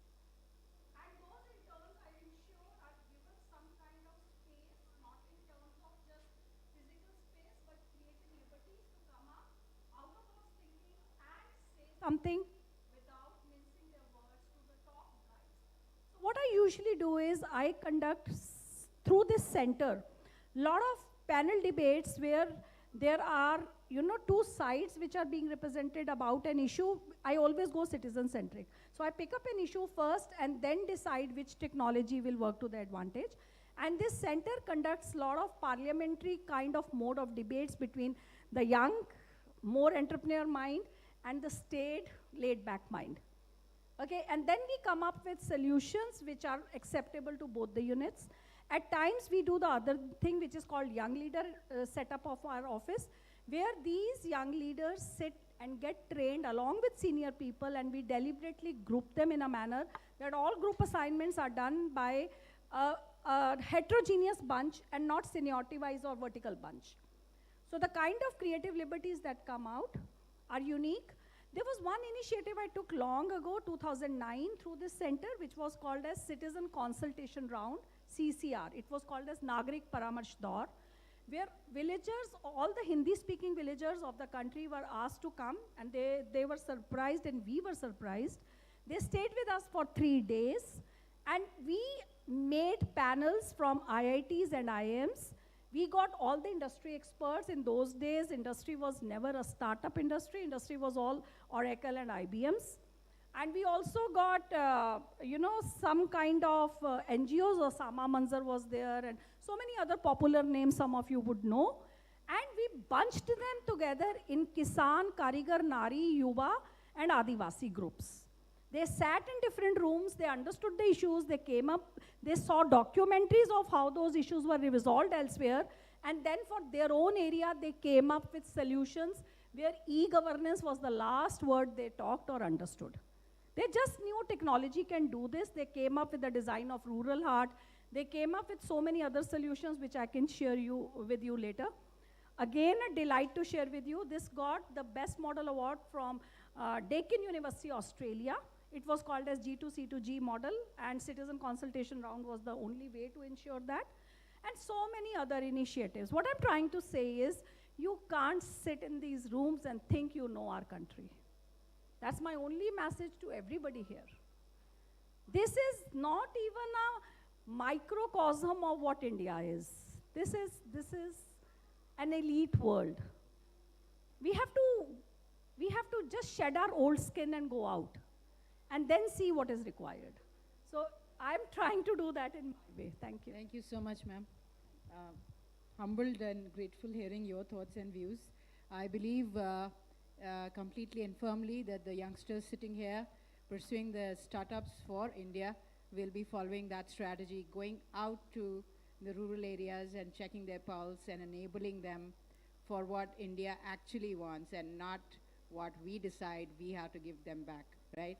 With that note, so my question to you, please. I'm an academician and I've been in skilling for almost 20 years now.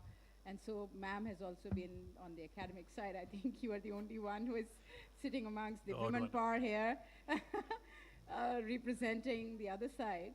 So there's one query which always comes up from the youth, and I've been in touch with a lot of youngsters because I'm a life coach, and that is that most of us, and they would say, and they address me as Ma.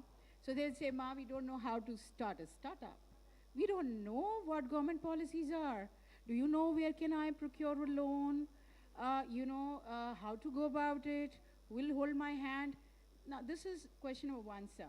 And question number two is, I see, and especially with this Shark Tank also coming, I see a lot of youngsters now seeing only that picture or that elite world as a startup world. They do not want to pursue their family businesses, even if it's a business of a Jain Chawalwala in CP. I have a friend, and without naming him, but he was a HR with Titan, and he wanted to pursue HR with Titan and getting that salary and not pursue his family business. So there's a great divide in that mentality also. So please tell us what we are doing at your side to bridge that. I'll answer the second question first. So when he decides to be an entrepreneur, he's taken away the safety net which has been given to him. It's not easy being an entrepreneur, because what you're doing is you're getting into a unknown. Like when you said, it's not the world which you see on a Shark Tank. Actually, it's not. It's much more difficult, and it requires a skill set which I don't think any university can teach you other than University of Life. You have to know people. You need a skill set which does not exist. And I'm telling you because, see, I came from a background. I was in the Navy, I handled people, and then I landed up in a place called Technology Development Board. So you come to a place where, the bankers who are there, the first time I hear is pari passu. I said, what does it mean?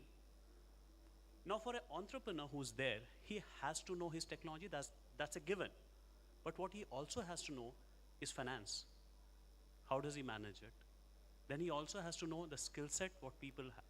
How does he talk to his customer? And he has to manage the kind of uncertainty, like COVID came, everything was going perfect. Now suddenly you have nothing, you don't have a job, your company has gone down, you have a debt rising. So it's not the glamorous world which is there. So yes, if he's taken a leap of faith, I would definitely support him with whatever I can. Now coming back to the first question, that what are the government schemes which are there? Actually today, you are in the right, right space of time. A lot of things are happening in the government. Like PS's office is actually, repository. You have a problem, you write to them, they will come back to you. Other than that, when you need a seed support, like academia, like you said, academia is the start point. Every technology comes from academia. The only thing what happens is, it's with everyone. When we focus on a certain area, we get so focused that we forget that the world around us also exists. And for an actual successful product or a startup, you have to weave every problem together and come up with a solution. So academia has come up with a technology which has to come up. Now the rest of the part has to come from the entrepreneur. In his journey, you have initial rounds, what you have heard, Shark Tank, seed support and all that. There is National Entrepreneurship Board of DST, which provides seed support, which has various schemes which come up. They provide you grants. Then you have MIT, which has their own different schemes. Then you have BIRAC, which all of you would have heard about, biotechnology, this thing. So nearly every government science and technology department has, and I have not even mentioned Startup India, I'm sorry. So there's so many things which are coming from this, the government side. Now coming back to my organization, Technology Development Board, we are also there, but we are there on the next, we are the natural culmination of these schemes. So we are into now, once you have done the prototype, like when I say seed support, that means you're going from an idea which is in your mind to come up to a prototype, right? That's a journey. But the next journey starts is once you have a prototype, how do you take it to the market? Because moving from lab scale to something which has to go to the market, it's a total different ballgame. Again, it's the entrepreneur who does it. So it is the man behind the company, not only the idea. Idea can be exceptional, but if the team does not exist, it doesn't work. Individually, you may be brilliant, but you've got to have your team together. So that is when we come into play. So as the government side, we take the risk, we understand the technology, and like ma'am was saying, the first thing which you have to have is faith. We trust the industry. We are pro-industry. We help the companies.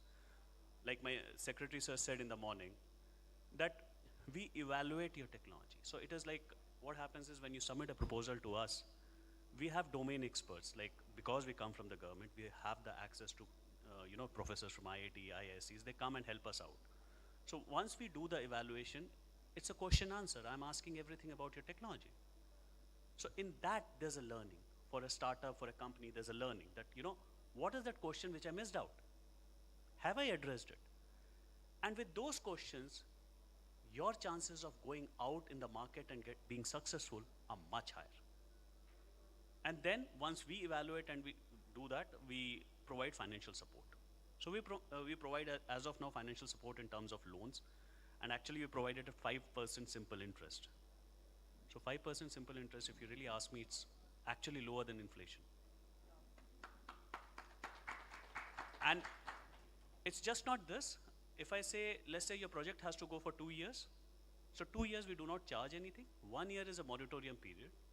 After that, 3 years, for next 4.5 years, you have to return the money in 9 6-monthly installments. So basically, you have the loan for at least 6 to 7 years at 5% simple interest. So that's what we do. Thank you so much, sir. Fantastic initiatives. My question to Shipra ma'am, you now. You come from the elite of the elite academicians.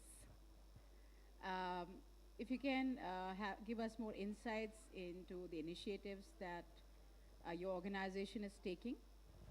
That's one. Two is, how do we ensure that we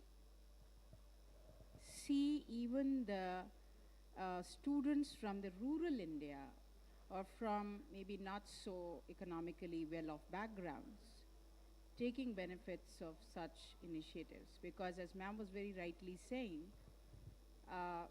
India is not this. Yeah. Absolutely. So to begin with, first part of your question, what we are doing. So when these, science and technology clusters were set up, starting last year, the objectives are, threefold. First, so at regional level, we have to create a shared ecosystem. So as you rightly mentioned, so within the cluster, you have all these premier institutes, right? So we have AIMS, we have IIT, coming together. But then, there's a huge divide in the next level, right? So the very first objective of these clusters is to, share the expertise as well as the facilities that are available with these premier institutes and make them accessible to every colleges and schools across the region, right? That is number one. Number two, so we have to be a regional solution provider to the governments and corporates, or any other kind of industry. So, for example, if you look at, I mentioned the example of solid waste management within our thematic areas. So if you look in and around Delhi, you have several landfills, piling up to heights of Qutub Minar, I would say. And they have, long gone their sell-by dates, right? So what are we doing about these landfills, right? Do we have existing technologies in place that can get rid of those mountains? And I don't need to start counting on the problems because of those landfills, right? Do we have the right technology? If not, can we create those technologies either indigenously? I mean, that is the main point in Journey Towards Atmanirbhar Bharat. Or can we create international bridges so that we don't have to start from scratch and take the knowledge and help of people who can, right? So that is number two. Number three is finally becoming globally competitive, so having crossed those hurdles. So to make India, maybe in 5 years' time from now, to make India globally competitive, so in all these, objectives of, national missions laid out, and, SDGs, UN SDGs. India can produce technology that can help the world, rather than, looking to the West. So these are the objectives we are starting out. Now, in terms of, how we work in practice in implementing these things. So for every thematic area, I mentioned 6 of them, there are around 7 to 8 institutes that come together, research institutes, across disciplines. Multidisciplinary approach is very important in this, and try to develop technologies to solve it, right? Once they're developed in the lab, right, and once the prototype is ready and the government has seed funded that research and prototyping, we get industry engagement from that, right? So we have large PSUs within the and given the whole government machinery is behind that, again, access is not a problem, right? So we have large PSUs, working with us. We have, larger global corporates working with us. We have access to international bridges and international funds that can, stand behind those technologies and scale them up, right? So this is the main purpose of these clusters. Now, coming to your second question, which is, how do we involve school and college level people, one, and then second, go to more rural demographics, right, and help that. So again, effective education, as I mentioned, is again a very core part of our theme. And that is being led by Professor Shashidhara from Ashoka University. And the TU is also quite heavily involved in that sector. So the objective is to, build a train-the-trainer model and dovetail with all the other thematic areas that are happening within DRIVE, the solid waste management, water security, air pollution, right? So all the AIML in healthcare, e-mobility, so all the technological innovation that is happening. So bring that into classrooms and develop, curriculums and pedagogical approaches with real-life examples, right? And use them as a training ground for imparting technological education, like, analytics, again, training in deep technologies, AIML, etc. And also giving them field exposure. As ma'am rightly said, field exposure is extremely important. So these kind of developments are happening. Now, in terms of reaching the rural population, so we are talking to a lot of industry collaborators to work with us. So we have CSR arms of large corporates working with us in developing hub and spoke model programs, right? So where, so these, you would have, heard about the Atal Tinkering Labs, right? So something, and we are also working with Adult Tinkering Labs to develop modules, but also for reaching the the more rural and more remote population, we are developing those hub and spoke models where the vans can go or teachers can go and reach out to these students and impart both digital as well as experiential learning tools, because we have seen a lot of digital intervention during the times of COVID. But that is not all that is needed, right? So we actually need experiential learning, where children can tinker about to get more interest in science and technology, and reach out to the rural population, and again train the trainer model, train the local experts, local teachers there, so that the scalability can be reached. Right. So these are the type of models that we're working on. I'll give you, one example, of a toolkit like that. So I don't know if how many of you have heard of Foldscope. So Foldscope is basically a kind of an origami type of microscope, right? Which one of the professors at Stanford University have developed. So he was an IIT Kanpur alumni, my batchmate actually from IIT Kanpur. And this Foldscope costs under 50 cents to manufacture, right? What that means, with such a low cost of manufacturing, and it's just like a piece of paper and highly durable, you can reach out to anybody and all the children in the world, right? And you give them a microscope, and what do children do? They start looking at things with a lens, right? And once they start doing that, that curiosity builds up, curiosity grows, right? So, such workshops have been running, for a number of years, and you see the tremendous amount of enthusiasm towards science in an unstructured manner. So, that is the level of reach that we are trying to create through Drive. Thank you so much, ma'am. Any questions from the audience till now for our esteemed speakers?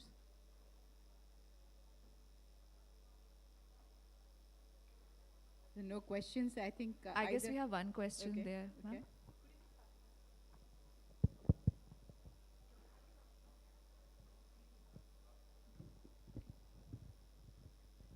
How many students or entrepreneurs have benefited from this Atal Tinkering Lab till date, and when it was started? So that's a question for my Niti Aayog colleagues, I'm sorry. We are working with them, we are partnering with them. I don't have the data, but if you want, we can get back to them.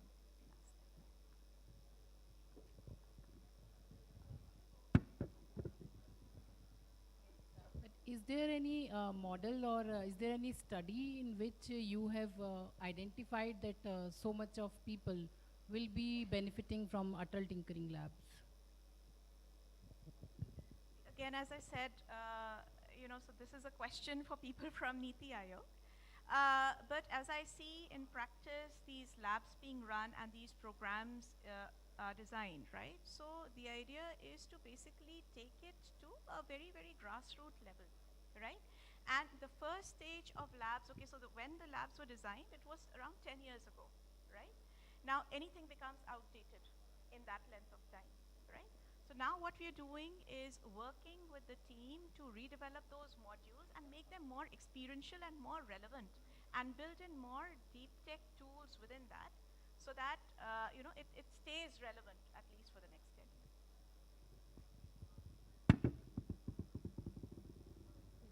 Any other question? Okay.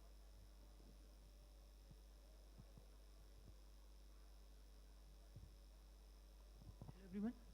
My name is Sivansh Dwivedi. I am a founder and CEO of Pradley Veritech Foundation. My question with Charu ma'am. Actually ma'am, I was working in villages last COVID time.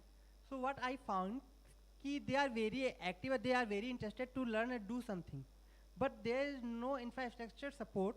I am from Uttar Pradesh, and because I spent most of the time in IIT Kanpur itself. So what I found, we build a system, we build infrastructure in villages. But the people don't believe in our work. Why? Because there are a lot of government initiative came, they are promising lot of things, but after the promising thing, they don't go again in that village. So how will we, हम उनका trust कैसे जी सकते हैं? बहुत ही बढ़िया, बहुत ही उम्दा सवाल है आपका। अंग्रेजी में एक कहावत है, do in Rome as Romans do, ठीक है? जब मैं पीएचडी करने इन गांव में गई और इसी लिबास में गई, I hope I am comfortable in Hindi, I mean it's comfortable for my audience, या ऑल मीन्स थैंक यू। सो इसी लिबास में गई तो मुझे वापस आना पड़ा, क्योंकि I was still an outsider. फिर मैंने एथनोग्राफिक स्टडी के बारे में स्टडी किया, ठीक है, और मैंने अपने गाइड को आके बताया, मुझसे कोई बात नहीं करता, मेरे कमरे में आके लोग कोई ऑडोमस रख के जा रहा है, कोई डिस्प्रिन रख के जा रहा है, पानी का गिलास रख के जा रहा है, पर जो मैं मांगती हूँ मुझे वो नहीं मिलता। मुझे इन्फॉर्मेशन चाहिए थी, मैंने बात करनी थी। तो उन्होंने कहा अपने रास्ता खुद ढूंढो। जब मैंने अगली बार गई, और मैं आपको ये एग्जांपल दे रही हूँ, मैं गई थी, मैं कुछ फोटोग्राफ्स लाई थी, वो प्रेजेंटेशन लोड कराई थी, but I anyway you will find it on public domain also. अगली बार गई तो मैंने वहाँ का लिबास पहना, मेरी जो यहाँ पे बोझा था सीनियर होने का, उसको घर रख के गई मैं, ठीक है, और मैं सीखने की नीयत से गई। और आप मानेंगे, रायचूर डिस्ट्रिक्ट में कहीं पे मैं एक ऐसी मुस्लिम फैमिली के साथ रही थी जिनके पास ओढ़ने खाने के लिए कुछ नहीं था, और वो घास उबाल के खाते थे। मैं उनके साथ 15 दिन रही, उनके बच्चों को पढ़ाया, खिलाया, उनकी वाइफ से उनकी प्रॉब्लम्स, और ये सब इतना आसान नहीं था। मुझे मच्छर भी काटते थे, मैं बीमार भी होती थी, घर के सिग्नल्स नहीं मिलते थे, फ़ोन नहीं कर पाती थी, और कुछ ओढ़ने पहनने खाने के तरीके हम लोगों के अपने अलग हैं। बट ट्रस्ट मी, उसके बाद जो मुझे सच पता चला उस परिवार में रह के, वो सच मेरे रिसर्च का बहुत बड़ा हिस्सा बना। मेरे को समझ में नहीं आ रहा था उस गांव में, अगर आप लोग कर्नाटका रायचूर की तरफ कुछ गए हैं तो वहाँ पे एक इनिशिएटिव है भूमि करके। राजीव चावला जी ने वो लैंड रिकॉर्ड का इनिशिएटिव बनाया था और वो भूमि को स्टॉकहोम अवार्ड मिला हुआ था। लेकिन जब मैं वहाँ उस गांव में भूमि को स्टडी कर रही थी तो वहाँ का जो लॉग बुक थी उसमें कोई यूज़र आके भूमि यूज़ नहीं कर रहा था और मुझे कोई बता नहीं रहा था कि भूमि क्यों नहीं यूज़ करते। जब मैंने उस परिवार में रहना शुरू किया और मैंने उनको कहा भूमि पे क्यों नहीं जाते, तो उन्होंने मुझे कहा मैम भूमि किसके लिए है? मैंने कहा भूमि लैंड रिकॉर्ड्स के लिए है, आपका लैंड टाइटल आपका है, लड़ाई होती है तो जर जोरू ज़मीन कहते हैं ना, तो आपकी लड़ाई नहीं होगी। तो वो इतनी ज़ोर से हंसे। उन्होंने कहा मैम इस घर को देखिए, आपको लगता है हम में से कोई लैंड ओनर होगा? और तब मुझे पहली बार ज़िंदगी में समझ में आया कि हमारे देश में फार्मर्स नहीं हैं, हमारे देश में फार्म लेबर्स है। ठीक है, और भी कई ऐसे छोटे छोटे इंस्टांस थे। तो आपकी बात के लिए मैं यही कहूँगी कि ट्रस्ट जीतने के लिए पहले वो बनना पड़ता है जो वो हैं। आप अगर अपने तरफ से कुछ देने जा रहे हैं तो आपको कुछ नहीं मिलेगा। आप लेने जाएंगे उनकी सभ्यता सीखने, उनका परिवार देखने, उनकी समस्याएं समझने, तो वो अपने आप सॉल्यूशंस निकलेंगे and then you will become them. Yes, ma'am. Actually, I got a lot of feedback, and the boy who is in class 10th, he wanted to learn robotics by me. So I am very passionate to work there, build that infrastructure. But as a young startup, we don't have enough support as well as fund itself. I had also talked with a various government organization, Dr. Hiralal, who is MD in like NHM. So there's a concept named Model Gaon. So I am working with him कि I can create some impact. That's why I registered first company in non-profit because I really wanted to do. But as per government, after 3 years you will get some CSR and NGO part. So as a young startup, how can we create value if we don't have our sustainable method? So yes, I agree with you. Lack of information is the main reason our startups are collapsing. We do have set up. I don't know how many of you know MeitiStartupHub.com is there, which is constantly announcing challenges, giving money. There is a gap between what I would say the person with deep pockets and people who need it. और वो gap हमें build करना था जो हम नहीं कर पा रहे। ठीक है, आपको प्लीज समझना है अंग्रेजी एक ऐसी भाषा है जिसने नुकसान किया। जब तक हमारे वेबसाइट्स, हमारे पोर्टल्स, हमारी information dissemination mechanisms local dialect में नहीं होंगे और उसमें AI/ML बहुत काम कर सकती है थ्रू NLP, तब तक आपको पता ही नहीं चलेगा कि क्या देना चाह रहे हैं। ठीक है, तो please I think you owe it to yourself. If you are doing it, you should do all scan, go all out and trust me, people do partner. एक चीज मैं लास्ट में कहना चाहूँगी, लास्ट कह रही हूँ with permission of the organizers and the chair and moderator because I have to rush. Last चीज मैं कहना चाहूँगी, मैम कि we should become global level people, you know, our qualities should be global. We often say that go local and become global, okay? I still differ. देखिए, local कभी global नहीं बनेगा, कभी भी नहीं बनेगा, theory में बन जाएगा। So there's nothing called as Western technologies and indigenous technologies. There is something called as appropriate technologies. Please, all the startups, I request you to understand appropriate technology. I can't go on and on that. You will realize there are certain things which can be tailor-made from global experiences to local reality, and there are certain local strengths which even global doesn't have. That's all I have to say. There's a question. Please. Ma'am, is there any way to get your guidance by you for? Sir, Sharma ji se अच्छा कोई नहीं है. Yeah. Thank you. Yeah. First of all, I would like to thank the people कि हमें मौका मिला बात करने का। हम जम्मू एंड कश्मीर से हैं मैम, और पिछले 27 ईयर से एजुकेशन सेक्टर में काम कर रहे हैं और बड़े टफ टाइम में काम कर रहे हैं। आप समझते हैं, सबको पता ही है कश्मीर के, जम्मू के हालात कैसे हैं। हमें ड्रॉप आउट्स की बड़ी प्रॉब्लम फेस होती थी। Drop outs due to planning and programs and drop out due to various reasons. तो हमारे सेक्टर ने, जो हम जिसको मैं रिप्रेजेंट करता हूँ, हमारा एक सेटअप है एजुकेशन देने का, जिसको मेरे फादर ने लॉन्च किया था वहाँ पे 64 में, from a very remote village of Samba, and then we reach out to this place. Right now I am standing here. My communication is, first of all, I would like to thank everybody. We have been supported always by the government agencies in J&K, now here in Jammu. Dropout को solve करने का तरीका था encouragement. उसको करने के लिए बहुत पेन होती थी sir. When we used to keep a person who is supposed to be fail in the class, तो एक बहुत पेन होती थी कि उसको जब पढ़ाया जाता था नेक्स्ट क्लास में या रीज़न ढूंढा जाता था कैसे इसको साथ लेके चलना है, तो सोसाइटी का जो वो एक परसेप्शन था ड्रॉप आउट के लिए वो बड़ी प्रॉब्लम देता था। I am talking of 60s 70s। तो टैगिंग शुरू हो जाती थी कि भाई this institution is having this problem, he may be a weak institution. Now sir my basic thing is कि लाइक यू आर सेइंग कि you are encouraging everybody and there this is visibility there, this big show is over there. Can we have your patronage in promoting these type of practices across with the governments कि हम उस drop out को improve करने में, क्योंकि अब हमारा drop out खत्म हो चुका है, हमारी मेरिट्स आ रहे हैं, हम टेक्नोलॉजी का इस्तेमाल कर रहे हैं, बढ़िया तरीके से काम कर रहे हैं और हमारा टेक स्टार्टअप जो है J&K से अब वो हम कोशिश कर रहे हैं कि मैक्सिमम स्कूल्स तक पहुँचे।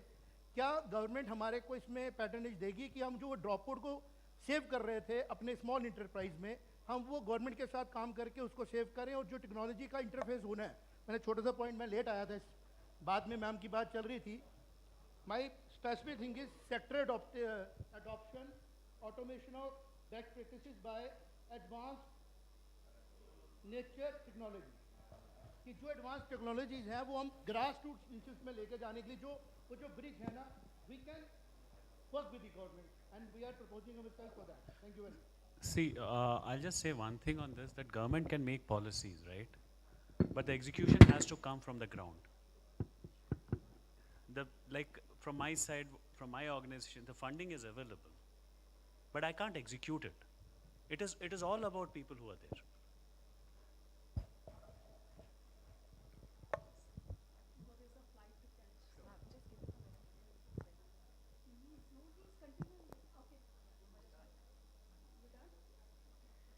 मैं हाथ जोड़ के माफ़ी मांगती हूँ, कुछ फ्लाइट का इशू है, अब इससे लेट हुई तो गड़बड़ हो जाएगी। My daughter is leaving for Singapore, she is to leave at 5, I told her to wait till 5:15। So मैं माफ़ी मांग के जाना चाहूँगी, इतने बड़े बड़े लोग बात कर रहे हैं, आप भी बैठे हैं, पर मुझे इजाज़त दे दीजिए, मैं एक माँ भी हूँ, मुझे वो दायित्व पूरा करना है। It's absolutely all right, ma'am. If you could wait for 1 minute, if you could spare like 1 minute here. I guess we're almost done with the session. Okay, I would humbly request the President of ICRA, Mr. Rajkumar Sharma, to kindly present ma'am with the memento. Can we have the memento on stage, please?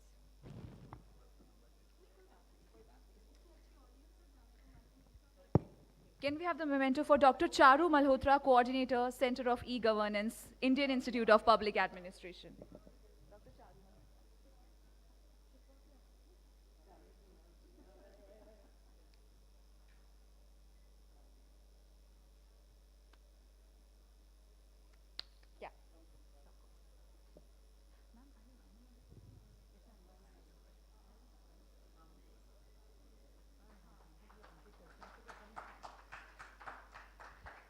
Thank you so much, sir, for joining us here. I would hand it over to the moderator to conclude the session. Thank you so much, ma'am. It was wonderful having you. Thank you so much for sharing your wonderful insights with us. Yeah, please. I think one last question we can take and then we'll wind up the session. Any other question we have from the audience? Okay. Yeah.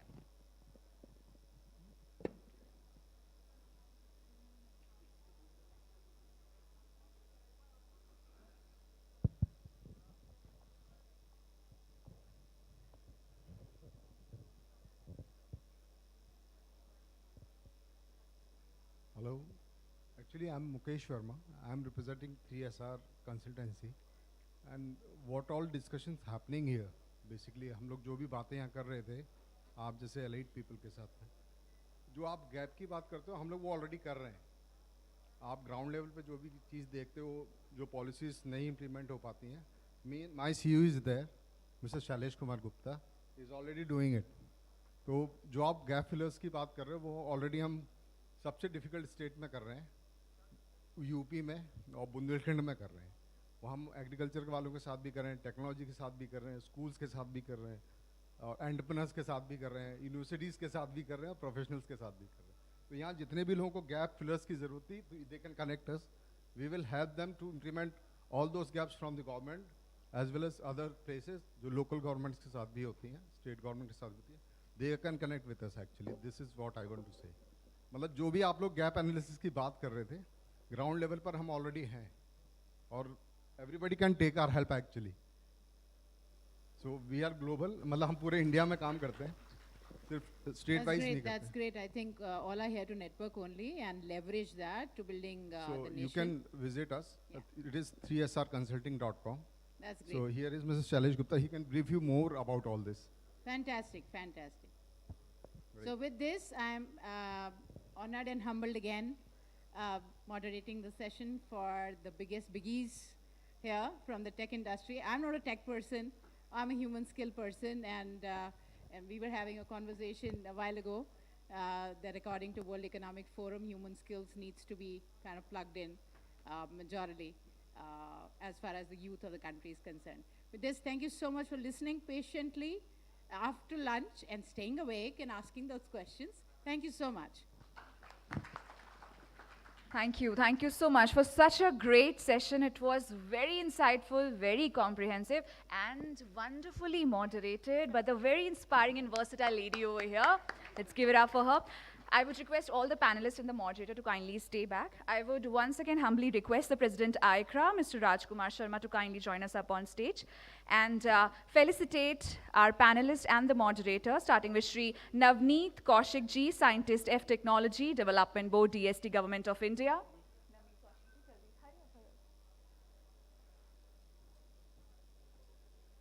So here is a small token of honor and love from the side of ICRA. It was an absolute honor having you here with us on board. Thank you so much for joining us here today. Next, we have Ms. Shipra Mishra, CEO, CKIC, DR, IIV, Science and Technology, S&T Cluster.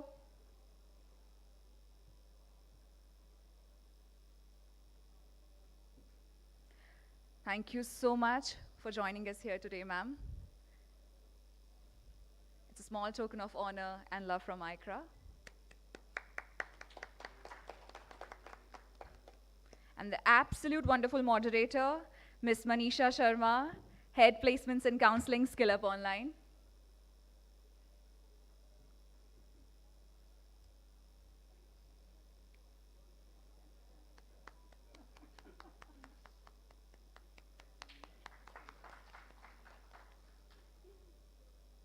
Thank you so much. It was a wonderful session.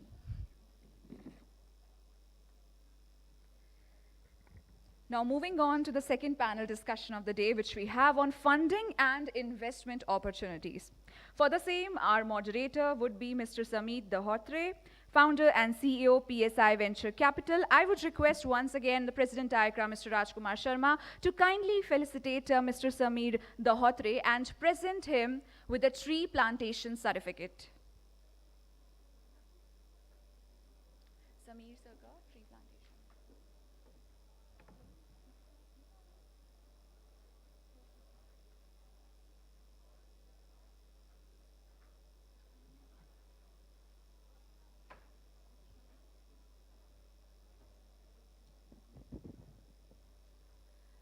Sameer sir, we have planted a tree in your name. So here is the acknowledgement certificate for the same.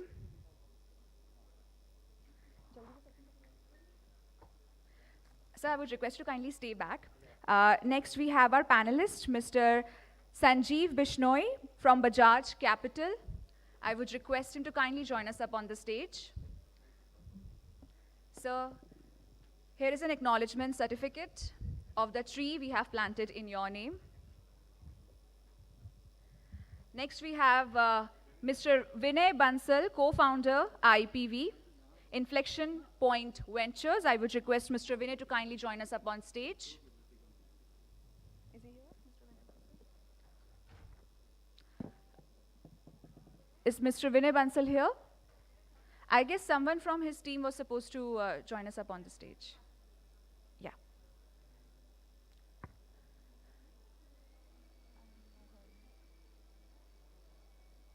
What's your name? I would request Ms. Meenal to kindly join us up on stage on behalf of Mr. Vinay.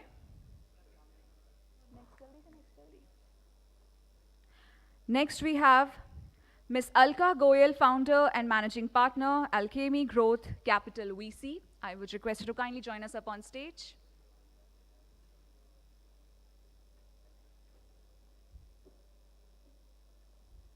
Ma'am, here's an acknowledgement certificate for the tree we have planted in your name.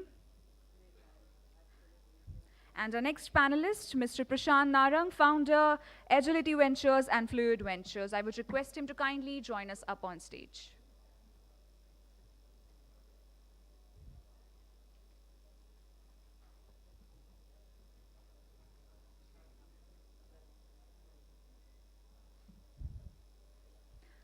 Thank you so much, Mr. Rajkumar. Savit. Only one word. This is a very, very important session. पैसा चाहिए हम सबको, कैसे मिलेगा, क्या problems है, ये सारा चीज़ आज यहाँ डिस्कस हो सकता है.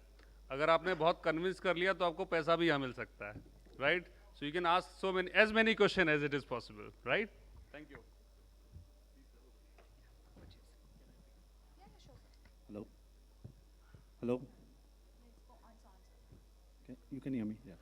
Okay. Good evening, everybody. सबको फंडिंग चाहिए और हम इधर पैसा देने बैठे हैं. हम यहाँ के शार्क टैंक है एंड मेरा एक बैनर है. I'll show you later. Forget the sharks. Pitch to the killer whale VC, Samir Dahotre. Okay. So what am I doing here? So that this guy came and this other guy came and he's introducing website का नाम बोला. So this is the startup. जिधर भी मौका मिले उधर बात करो, मार्केटिंग करो, वरना हमको ब्लेम मत करो. If you are not able to. So shark tank में शार्क्स का सबसे बड़ा मोमेंट था when they came on Kapil Sharma show. Now imagine Kapil Sharma को फंडिंग चाहिए तो कितना मिलेगा उसको. So welcome to all the panelist. Starting with, I'll ask everybody to introduce themselves. My name is Samir Dahotre. I'm the founder and CEO of PSI, the world's largest VC funding network. So again, world's largest, it's proven by Google. So that also I'll cover in the presentation. I was in Infosys, Microsoft. In Microsoft, I stole 10,000 servers to State Bank of India. It's a world record. In Infosys, Finacle में था, core banking. So आपका जब bank चल नहीं रहा, they'll say Finacle is down. But let me tell you, Finacle is not down, the network is down. So don't blame Finacle. Okay, and so we were #1 region in the world. The email went out from Mohandas Pai, copied to Nandanji and NRN, that this India team has done $50 million in a single year. So as you can, last I'll say about myself, if you meet me in Delhi Metro, Mumbai Metro, and you're a college boy, I will tell you about my startup, and I'll elevator pitch to you. So that boy says, "अरे sir, आप मेरे को क्यों pitch मार रहे हो?" I'll say, "अरे तू लाएगा ना मेरे को investor या कोई तो customer." So that's the thing. So I'll hand over to the panelists. Alka Goyal, a very, very, brilliant woman. She is from Delhi only. She went like a normal person, went to the US. She was with McKinsey for 17 long years, started as an associate or junior, whatever. And then she became partner of private equity practice at McKinsey in New York. So she gives gyan to private equity funds. So imagine her level of understanding. And Alka, please introduce yourselves. I'm definitely not giving gyan. My name is Alka Goyal. Like Samir said, I founded a firm called Alchemy Growth Capital, which is an early growth capital firm focused on health and wellness. Because what Samir missed is I led parts of the healthcare practice and private equity practice in New York for about 15 years. And I moved back to India because, like all of us here, I'm very long India, believe in what's happening, and this is the time to be in India. So I came back here and set this firm up, and I guess we've all lived through some really hard times during COVID, which has also forced us to reinvent ourselves.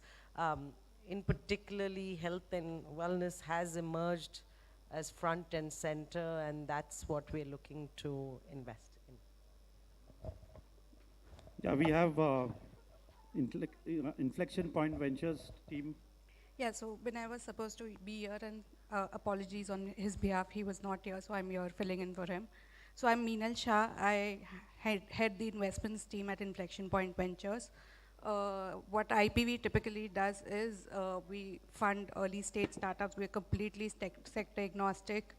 Our whole belief is not to just give funds or check to the startup, but also give them the support that they need in their early journey to help them grow to the next level. So that's about IPV. Thank you. Myself, Sanjeev Bishnoi. I represent Bajaj Capital. I'm Vice President Investment Banking.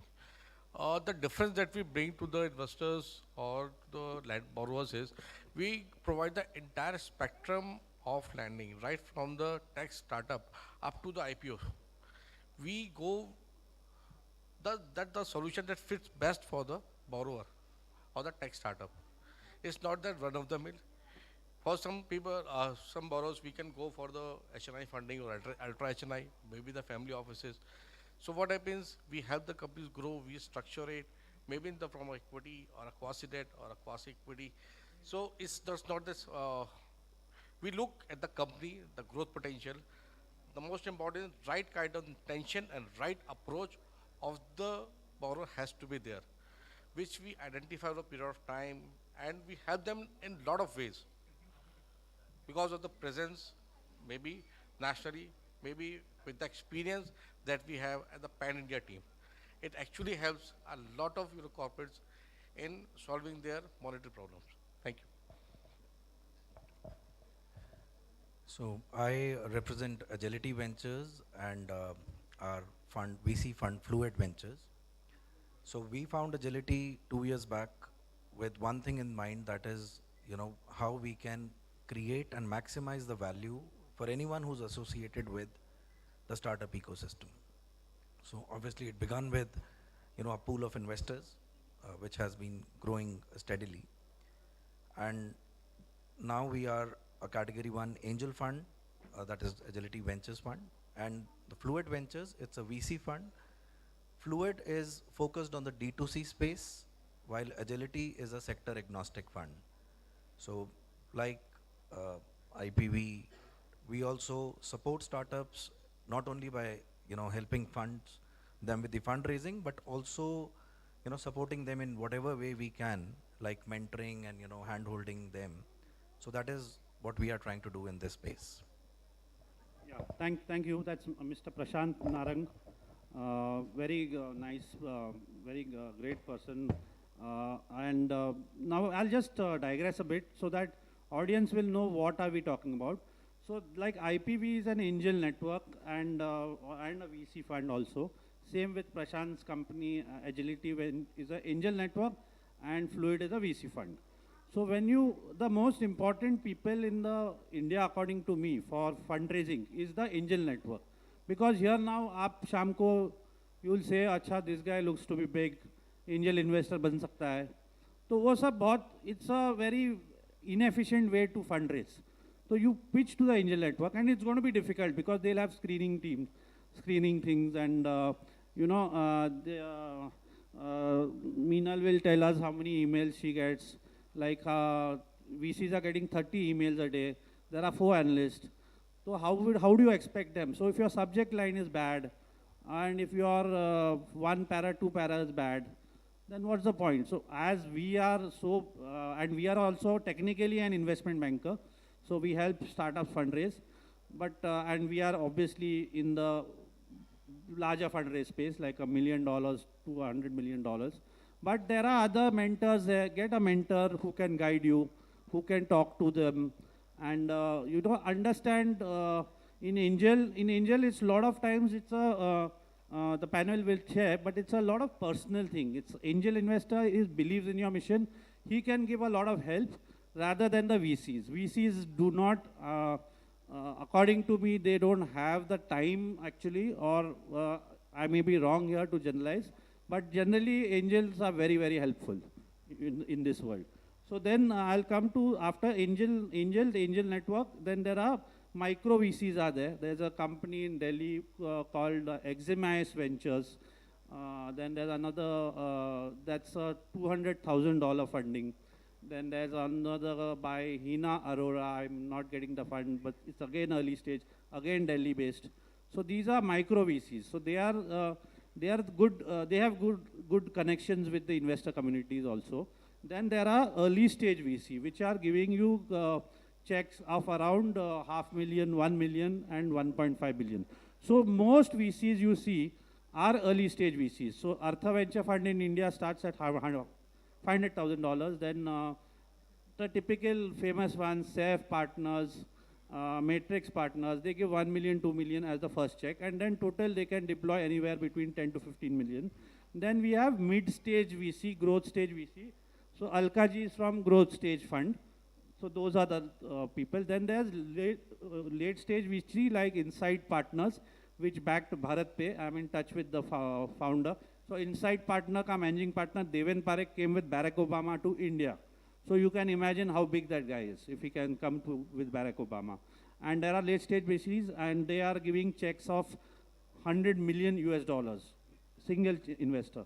And then there are finally the big daddies, which are private equity funds, which are also giving a lot of money. And above private equity, there are limited the sovereign wealth funds. Or, you will be shocked to know one of the largest investor who invests in VCs and LPs, Canada Pension Fund. So they are like billions or trillions of dollars. Now I'll go to the next question to the panel. Please specifically introduce about your fund and what do you all look for in the startups. Alka ji, please start. Thank you. Am I audible? Okay, awesome. As I said, we are a little later stage. We look at health and wellness companies only. The company should have had proof of concept, which basically means should have gone to the market and have revenues. The amount of revenues don't matter. It could be, depending on the type of company, if it's a B2B, B2C, the ranges may be very different. Obviously the team is there, the management is in place, it's existed, the basic processes are there. Maybe an institutional investor is there, or maybe it's not. We are not hung up on that. And more importantly, the vision is there. So there's clearly traction in the company, but the vision of where you're going, at the time companies come to us, they may or may not be profitable. That's okay. But there's a path to profitability. So that's what we look at in our fund, which could be very different from different fund perspectives. For us, we are completely stage agnostic. So we have invested in companies which had their plan on a paper, but we like the plan and we've invested on it. And we've also invested in companies which is a growth company like a milk basket or something. For us, there are 4 criteria basically. The first criteria is it has to solve a problem. First of all, there should be a problem. They should not find a solution to something where it does not need a solution. So problem solving is very important. Secondly, what we look at is what they are doing in terms of solution. It is different from what is happening in the market. And also the market is huge enough to accept that solution. The third thing that we look at is whatever they are solving, the unit economics make sense. Matlab, they should make money with the solution that they are providing. And the fourth and the foremost, I think it comes first, I would say, is the founder. Whether he can solve this problem, he has the capabilities or not. These are the 4 basic principles we rely on. At Bajaj Capital, what we do is that, we are not putting our own funds because we have the policies. What we help is, we help the borrowers across the spectrum. Even if it is wanting to borrow a minimum of 25, 50 lakhs, we help the corporate, provided the concept is good, it's a deceptive idea in the market, and it helps in growing it up. So he can come, we'll come us again for the second round, for the third round or fourth round. So we are present across. There may be some corporate or some borrower who is wanting to borrow maybe 1 crore, maybe 5 crores, 10 crores. So Sanjeev, means you are talking about MSME kind of client profile. We are across, so not only the SME, Yeah. But we are doing also soon that, because in my introduction I said in the last we also do the IPO. So we help the early stage investors or the late stage investors or maybe the private equity to get exit through the IPO route as well. So we are advisors. So we also help the companies in maybe the thinking process, the remodeling process, or the growth process. So not only the funders, but we are involved holistically in all the aspects of the company if it's required. Yeah, Prashant, I think why don't you tell the audience about how is startup versus MSME, or what is your opinion in that? Okay. So the biggest difference that I feel between MSME and a startup is the uncertainty. You know, because you're doing something for the first time, solving a problem which has not been solved, you don't know how people will take it. You know, so I mean, a MSME can be, you know, opening an ice cream parlor in a place where there is no ice cream parlor. So that can be a, you know, small venture started by somebody. But if you're solving a problem where you don't know whether the demand exists or not, whether people would buy the solution, maybe, you know, they would like to pay for that solution or not, you're not aware. So the foremost distinguishing feature is uncertainty, which is there in a startup but not in a MSME. Right. So, you know, And so just to add that, I don't know if panel will agree, disagree, but MSMEs can look at debt funding from Bajaj Capital, example, and or from banks, or there are NBFCs also, and whereas startups can look at equity-based funding. So there's debt versus equity. So debt is something you take let's say a 50 lakh loan, which you know you can pay off fast. And startup is where you are going to burn and grow very high. And there are exceptions there also, like Byju's is profitable from day one. So, so there are different variants. And it is a mix of both according to me. Example, when my one IIT, I'm a speaker at IIT earlier, that time I said, students ko aap idhar biryani ka thela chalu kar do bahar. So everybody started telling me, biryani, kya bol rahe ho Sameer? Audience ko kuch guide karo. So there is biryani by kilo, by the way, which has got lot of VC funding. So now is biryani thele wala a startup or an MSME? Best you all decide, you know.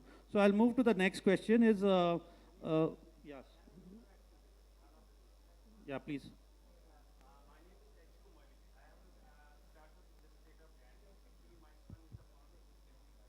Okay. Wow.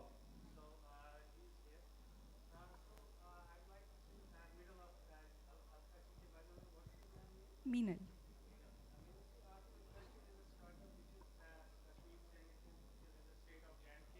Yeah, we are completely open to it. We have we have made a drone for a disaster management in the state of J&K, and we are incubated at NIT Srinagar, and JKEDI is the nodal agency in the state of J&K. They also have incubated us. Yeah, but on the funding part, they cannot arrange. Sure, definitely. So I do share my card. This platform as a medium to interact with you. Definitely, we will definitely how do we look at approach it. you, ma'am? I'll share my card with you. Yeah, so it's not about IPV or agility. There are 8-10 angel networks in India. I'll be introducing to you about all of them in the following presentation. As we are on the prototype. Yeah, we and are you all. prototype, and we will be the part of mock drill with NDRF people in Srinagar also. So I find that this VC will Yeah, be so of Sarji, interest. what you have to do is you have to apply to all the resources we are going to talk about here. And फिर आपका कुछ again, please remember that when you are trying, presenting, वो passion है, J&K है, it's a stressed area, but investor को return चाहिए. आप ये याद रखो हमेशा. Do not forget that. Go on your elevator pitch, but elevator को ऊपर मत ले लो. We understand अपने that. को, At you the know, end of the day, हाँ, boils down to money.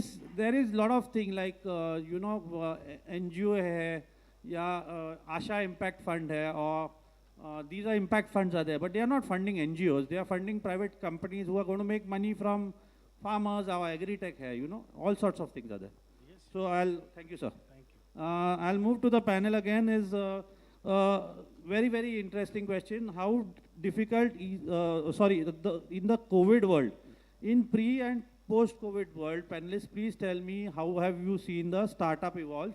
And again, I'm telling you, these people get 30 pitches a day. It is a nightmare.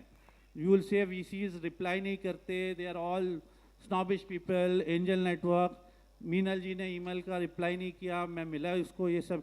तो मीनल जी, by the way, she is just overloaded with inquiries. I get 5 inquiries per day. On LinkedIn, okay, because of that world's largest and all that. And I am regretting now I keep on marketing myself so much. Because then one guy is approached, I know how you approach is very, one guy approached me, sir, I need 10 minutes of your time, I will make a 10,000 crore company in 5 years. Abhi wo, it's like that Shark Tank पे 300 crore वाला, 300 crore का 1200 crore valuation पे, और फिर मैं 6000 करोड़ का ice cream market, India का ice cream 100% capture करूँगा. आई मीन उसको क्या बोले, शार्क टैंक पे ऐसे बोल रहा है. देन यू नो, अच्छा ये तुझे तो पैसा का कोई देगा नहीं. It's very, be very careful what you से, वेयर यू से at any panel, and be like me, you know, be in the sales mode. Anybody who comes up, pitches about them, I admire them. So next question to the panel is, how do you see the startup before the COVID world and after the COVID world? We've seen a lot of the entire digital revolution accelerate in the COVID world. I mean, things which were supposed to, or which were planned to reach the audience, maybe an edtech platform or a health tech or a telemedicine or a delivery or a Swiggy or a Zomato, you take any of these, the digital revolution has accelerated. However, the physical has taken a back seat. So we've seen both sides of stories. We've seen startups in the digital side growing 10x, 15x, 20x month on month. We've seen startups on the physical side stalling, even closing down their businesses. So both sides of stories we've seen, frankly. Yeah. Alka. Alka, we have seen a lot of changes, and during the COVID period, we have seen a lot of changes and challenges that have come in the COVID period, especially on the delivery side and the fintech side. Digitalization actually has had a lot in the COVID side, and the people have realized that this is going to be one of the very important aspects in the future. Physical meetings has come down. Nobody have thought 3 years back or 2 years back that they won't have to travel across.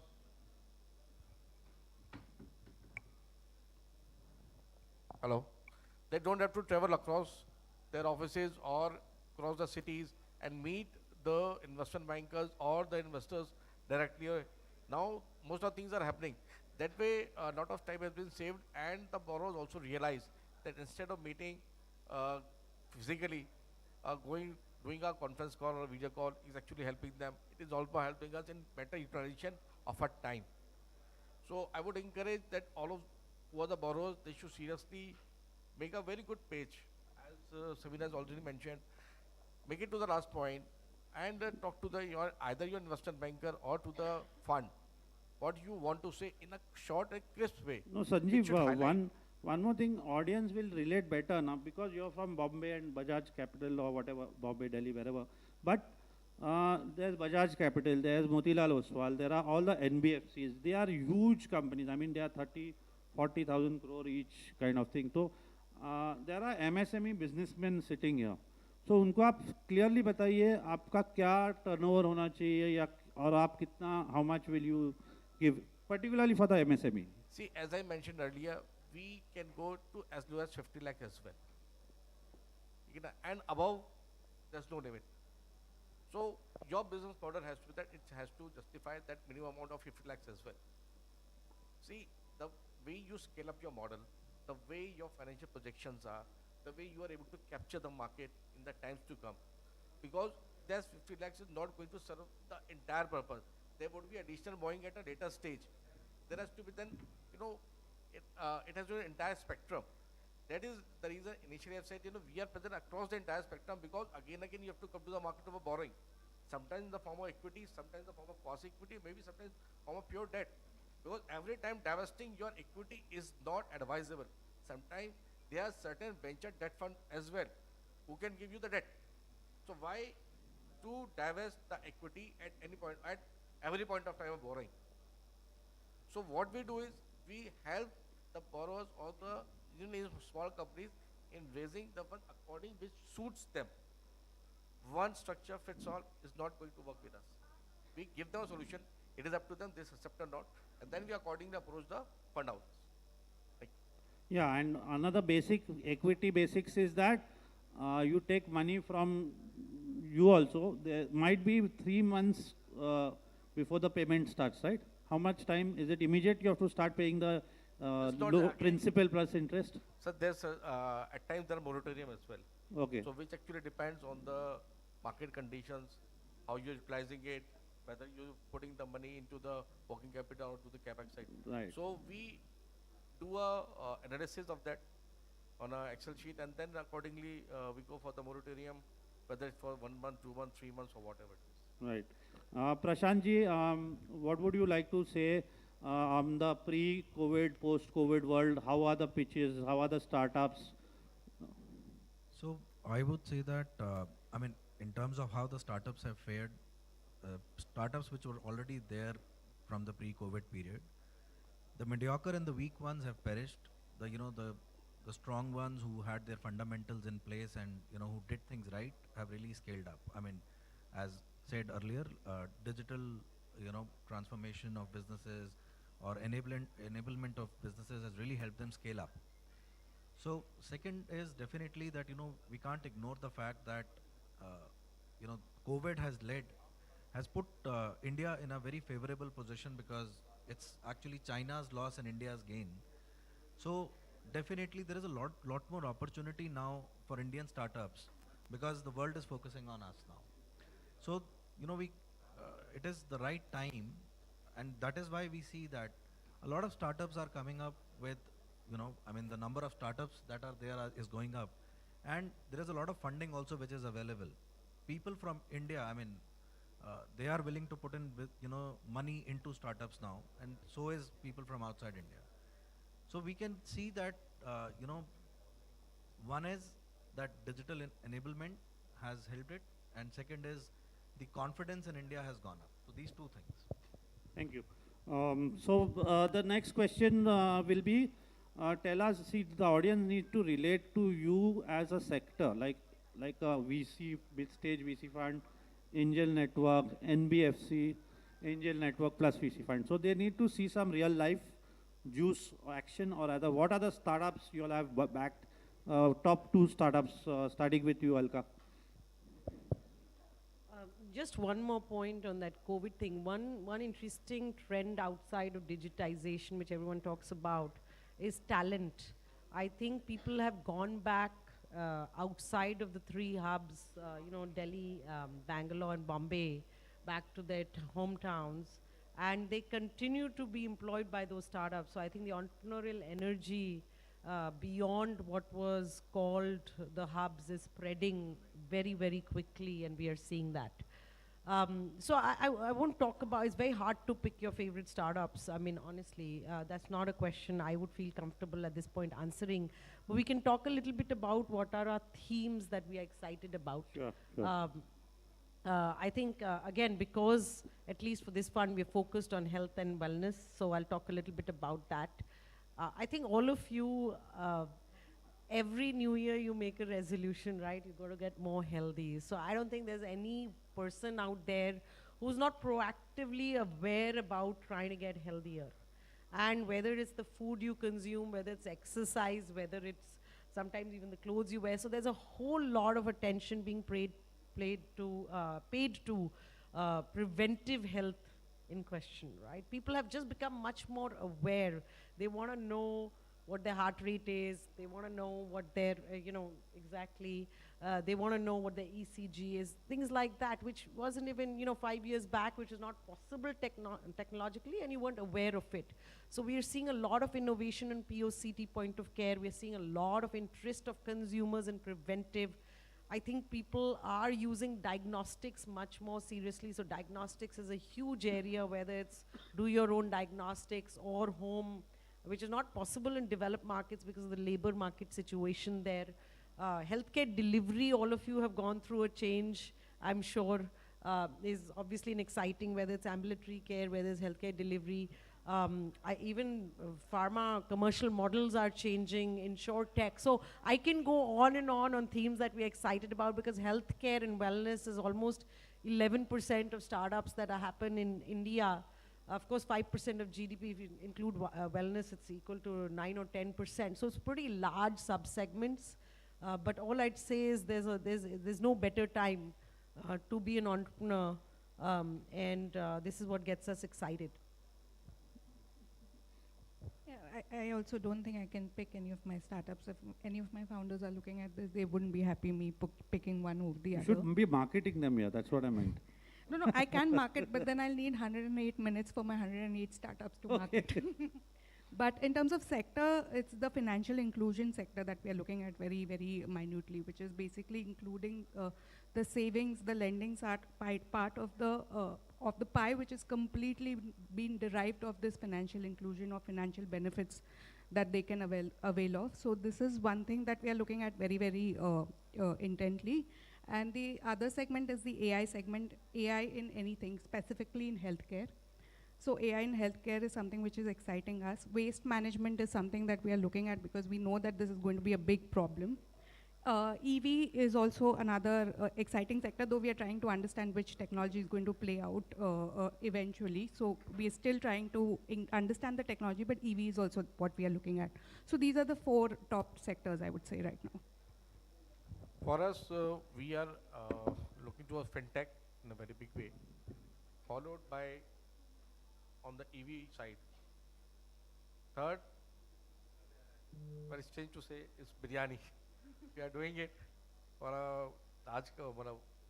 evolving and just doing less than a crore right now. But its model is very good. Maybe another 10-15 days get funded, so I can put the name as well. And the last is see, because these sectors priorities keep on changing with time. It cannot be that if today the fintech is there, so 6 months later, 1 year later, it could be again fintech. The priorities keep on changing, the investors keep on changing with time. So as of now, like artificial intelligence, electric vehicles, machine language, and technology, they are actually the flavor. So we are also going with that. But sometimes we do get a disruptive idea, which actually takes a priority. So I'm not biased towards any sector, but yes, what I look at is what's happening in the market right now, what the flavor is, and is there any disruptive ideas? So, I mean, our focus is on, I mean, we are sector agnostic, but what we see as a promising sector is, I mean, there are 5 of them. So first is the blockchain.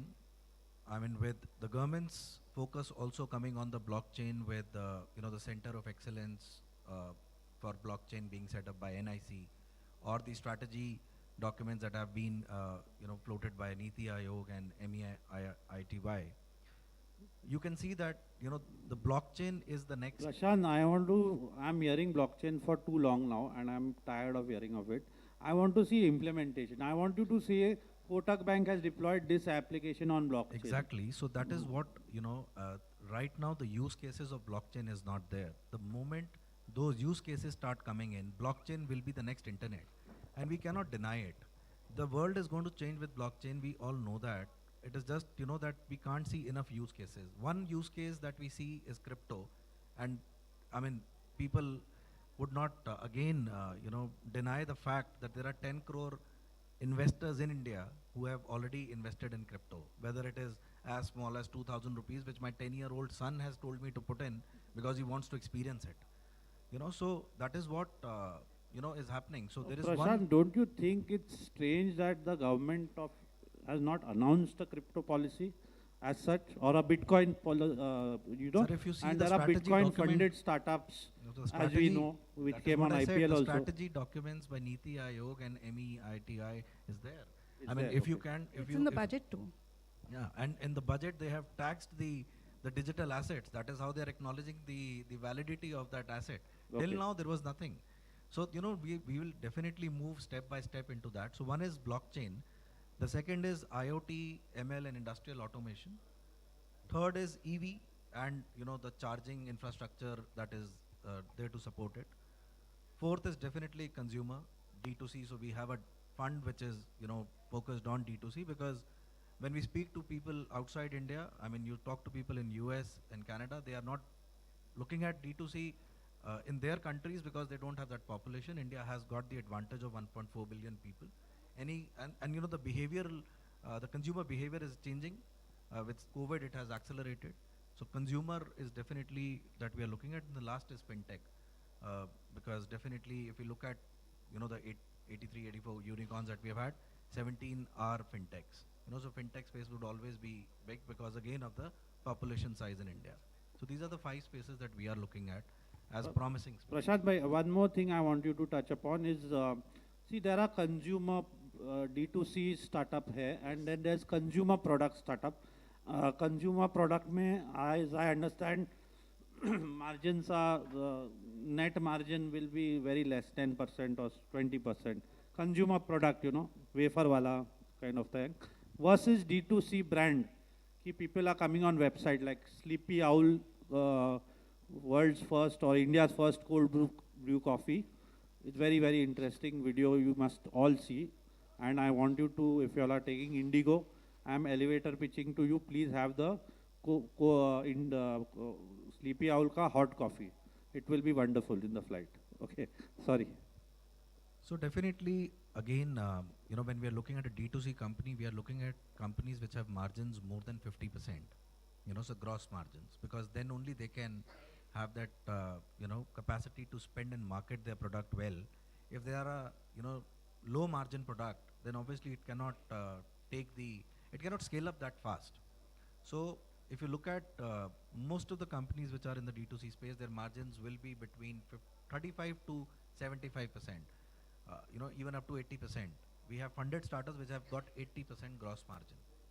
And again, in terms of scalability, if you are, the companies start with the pure D2C model, capture a market, through marketing or whatever ways, and then slowly also start using the traditional distribution channels to reach out to the markets where you see those, products at your local stores, convenience stores.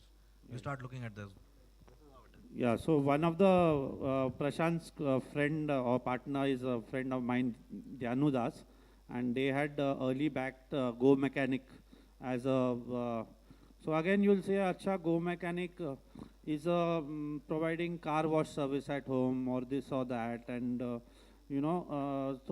I've got not only car wash, sir, it is entire repairing. Repairing and all these other services. So we would think that, okay, it's not a market and all, but there is a people, when you start it, you come to know what is the market, and it's any startup ka journey is not directly $100 million fundraise and all. It's always been a journey of 5 to 6 years before that large fundraising happens. Okay, now the next question, panelist, is that India, what is your views on job creation? We have the world's largest youth force. India will overtake China, no doubt. Probably, I'm not sure of the US, but probably China we will, because our youth is so huge. It's really mind-boggling. And the youth are the ones who are the 18 to 25, 30 kind of people. We have the largest of that in the world. So kindly, panelists, please tell us, how have VCs or angel networks created direct and indirect employment? And that, again, with some stories. Yeah, by definition, right? I mean, it is one of the most substantial problems, job creation, given that you said youth is, less than 35 is 65% of our population. I think as much of it is job creation, it is relevant job creation, because what is happening is the kind of jobs that will be required in the future. I talk about it with my friends and colleagues all the time. 15 years back, many of the jobs that exist today didn't exist 15 years back, right? It's a very known fact. So the question is, how do we equip, reskill, upscale, make them employment ready? I think like anyone in the ecosystem, we're just a small part of the ecosystem, the VC ecosystem, there's the MSE ecosystem, there's a large industry ecosystem, there's the government ecosystem. And everyone has to do their bit on job creation. The fact that we are helping hopefully create sustainable companies in the long run will by definition create employment opportunities, right? Can it beat, I'm sure if you take the portfolio of just the four of us here, I mean, I'm just counting in my head because we are more concentrated than you guys. We have, close to 10 investments, and we would probably be having direct employment of about 3,500 people in those 10 minimum. And then, of course, you guys have, so we are creating jobs. And I think we are also playing an important role upskilling, because in the startup scenario, a lot of people that join the startups are generalists initially, right? And they're just going with the flow. So they just want to work in startups. So in a way, we are contributing to that. Is that enough for a country as large as India? I don't think so. But everyone needs to play their part. And this is where I think someone was talking about the public-private partnerships. And I think that's happening. By definition, second and third order effects would be felt. If the first order effect is the company itself, which has, let's say, employed 1,000 people, those 1,000 people are then demanding things from somewhere else, and you've got suppliers and vendors, and that'll create a virtual Alka, I have a very specific question for you, because you spent 20 years in New York and US, and then you're in India now last 5 years. So do you think we will ever see universal healthcare in India like we have in the US? Is it possible to aspire for it at least? Yeah, there's pros and cons to every model of healthcare, right? I mean, we just talked about Canadian pension funds, and then of course the US. I mean, just the RT-PCR test in the US costs $300, here it costs $7. So there's pros and cons to any system. I think the Ayushman Bharat was an attempt to give some sort of coverage, whether it is under coverage or not. I don't think so, but it is a step in the right direction. But I think the healthcare, a lot of people come from outside India to get treated in India. So there is a lot of opportunity in healthcare. The quality of healthcare is just not available, accessible, and affordable to everyone, given the size and scale. So that's a very specific question, but I wanted to give you guys an opportunity to build on the job creation point.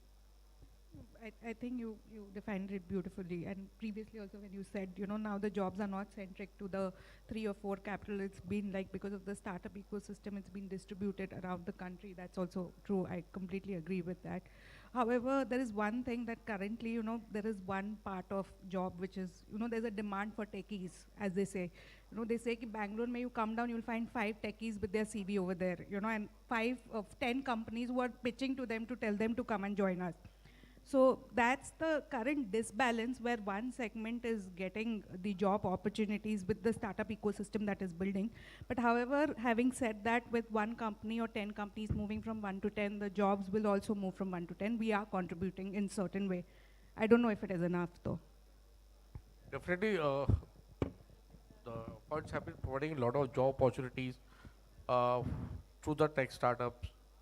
And they are across the spectrum, they are across the age, starting from 21 years up to the 40, 45 years. The job opportunity has been there across India, pan-India level is there, across the sectors it is there. So, and with the times to come, this will actually increase, because many new opportunities which were never heard earlier, 5 years or 10 years back, they have been there. For example, maybe in fintech, maybe in health tech, maybe in biotech, or education also. The evolvement that has happened in the last 5 years has been tremendous. My perception is, or my view is, it's across all the sectors that has been there. Yes, the young generation has got a lot of employment, but the experienced guys, they have also got the opportunity to work with and provide their experience to the younger guys. So I'm fully backing this, that yes, funds have provided a lot of job opportunities. So, one aspect that we all know about startups is scalability.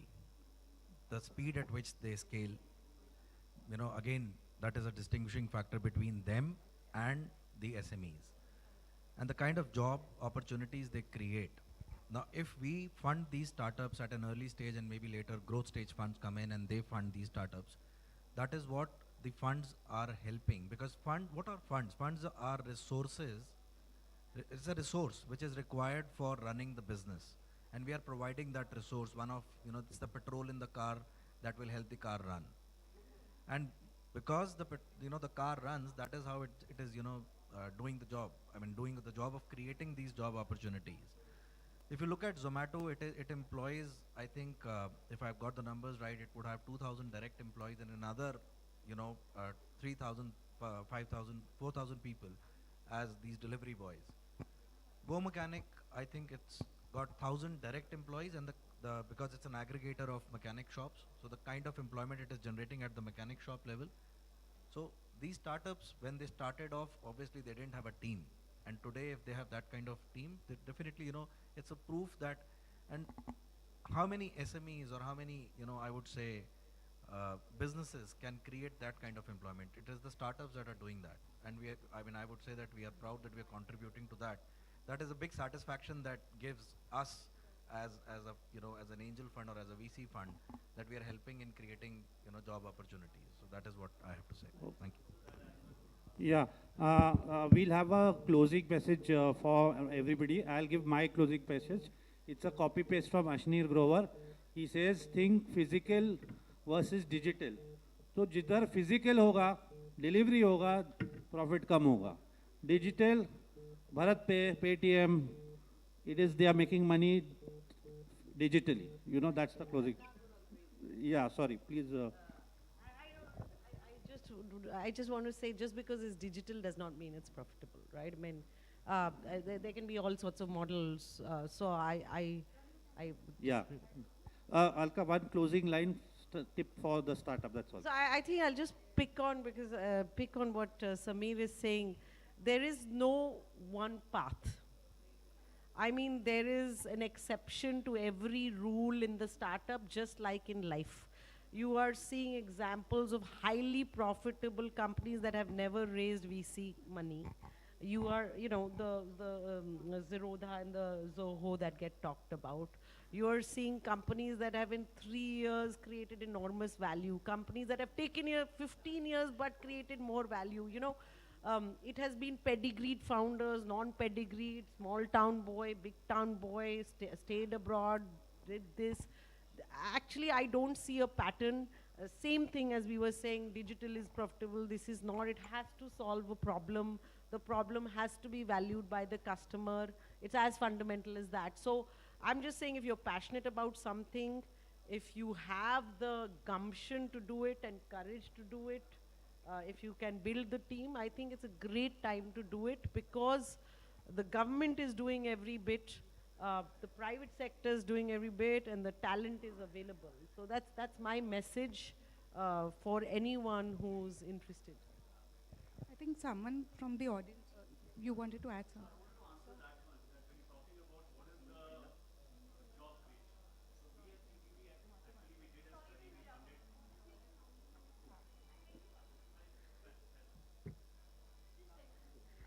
Ladies and gentlemen, let's welcome our guest of honor, Srimati Kiran Bedi ji, former Lieutenant Governor of Puducherry and the first female IPS officer of India.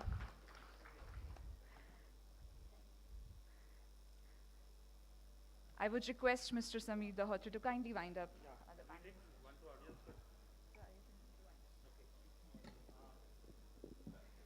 Kiran ji, inspiring to see you here. You have had such a wonderful journey. You're the Indra Nui of the government world. And all the women in this entire event will need to take one photo with you. Thank you. I would like to thank all the panelists. After some time, I'll be having a presentation on how to fundraise. So thank you. Thank you all the panelists.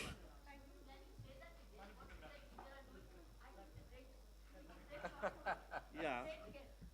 So elevator pitch. It will go on her Twitter.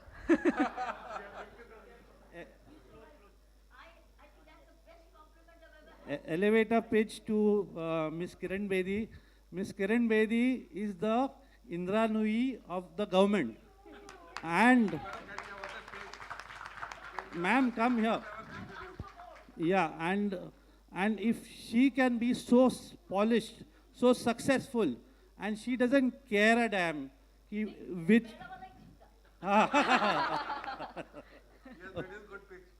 Thank you, thank you. Thank you everyone here. Yeah. Thank you so much. Can we have a huge round of applause for the wonderful session we have just had? I would request all the panelists and the moderator to kindly stay back now that we have our guest of honor here with us.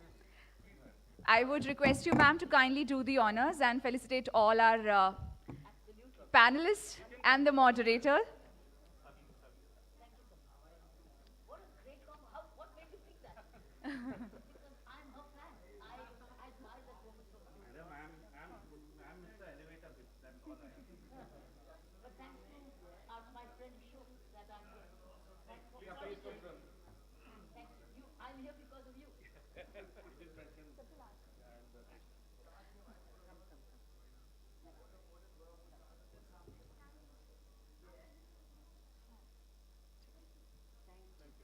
Thank you so much. Kiran ma'am, I would request you to kindly stay back along with Rajkumar sir and all the panelists and the moderator, please stay back.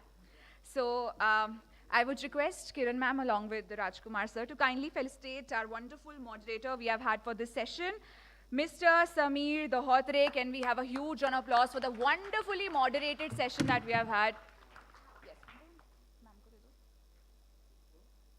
Mr. Sameer Dohotre.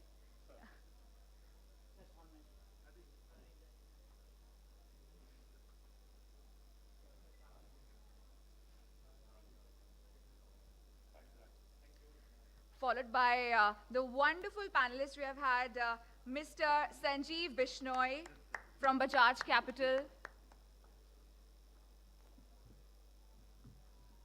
Can we have a huge round of applause, everybody? Yes, let's keep the claps rolling.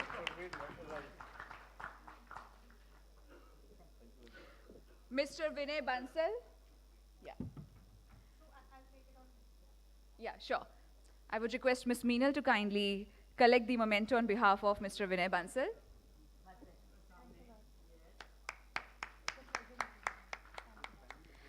Ms. Alka Goyal.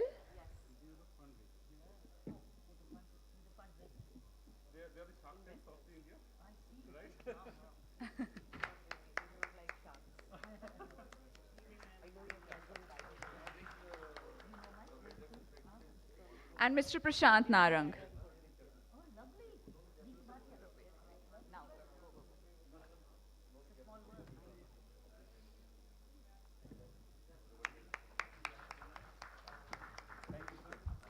Thank you so much, Sharks, for joining us here. It was a wonderful session.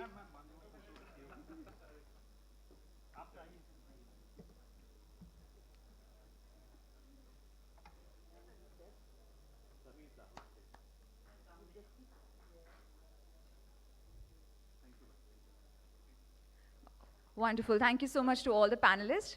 I would request Kiran ma'am to kindly stay back. Please have a seat.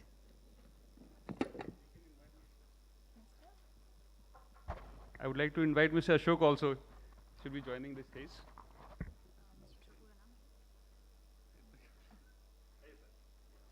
Thank you so much for joining us here, sir.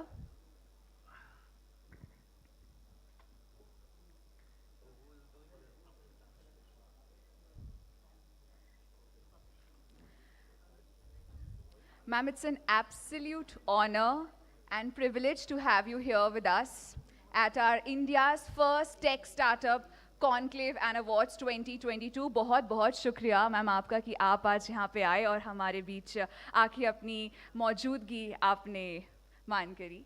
Well, ma'am, seeing you always raises my energy level up. Do you know we met 2 months back at Tingaland? We had an event, yes, and there you shared your journey not only as an IPS officer or the former Lieutenant Governor, but also as a mother. Do you remember meeting all those wonderful, beautiful ladies? Yes, yes, we were there. And your stories have always been very inspirational, very inspiring. Thank you so much once again for joining us here. I would request the President of ICRA, Mr. Rajkumar Sharma, to kindly welcome our guest of honor, with his words. Sir, over to you.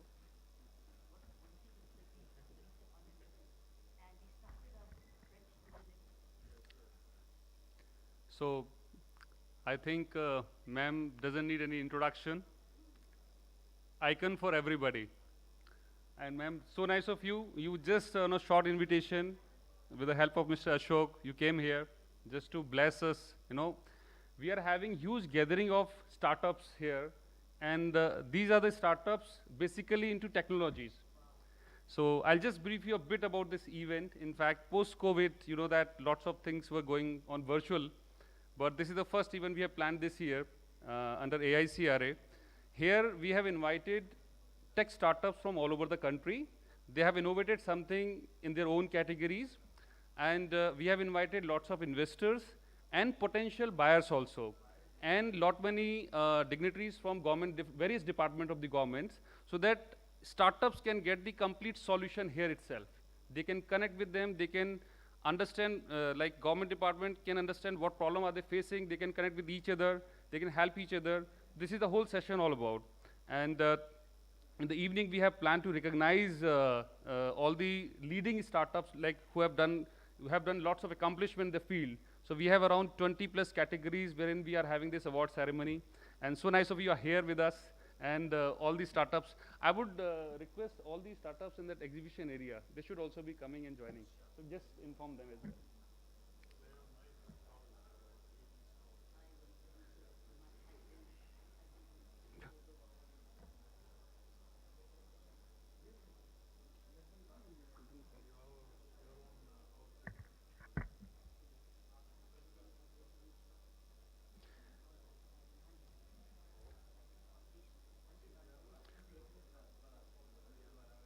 So ma'am, just to give you more update about this, we have around 111 tech startup here.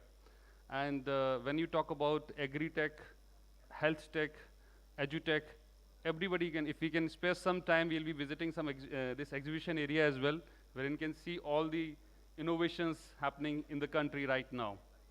And a bit about AICRA. We founded this in 2014. It's a section-8 not-for-profit organization. And we are working with lot many government organizations just to promote technology, especially robotics and artificial intelligence among the youth. So we have taken lots of initiatives here. At education level, we are setting up robotics lab in schools. We have done it around 260 plus labs as of now across India.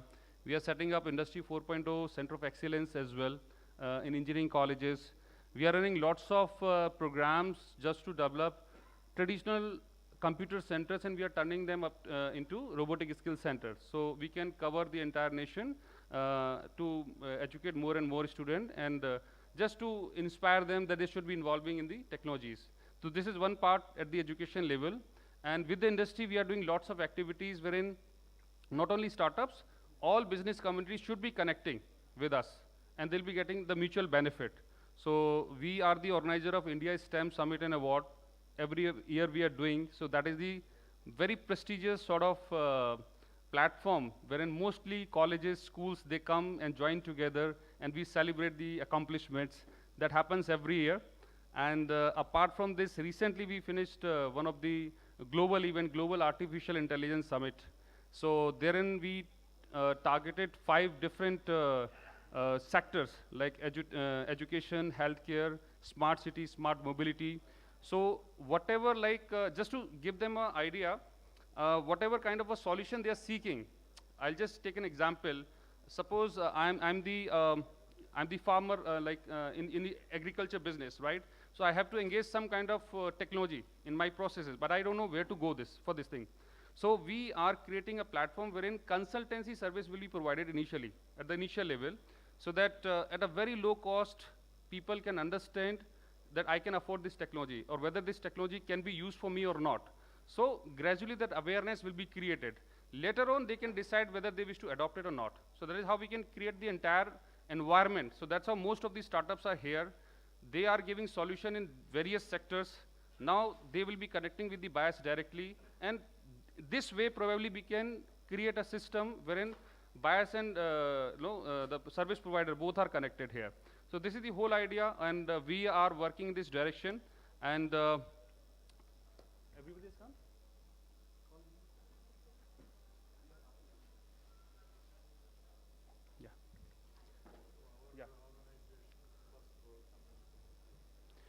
So I will not take too much of time. I would like to request ma'am. So you please bless us with your some of the valuable inputs and just to encourage the startup and give some few words to us. Please.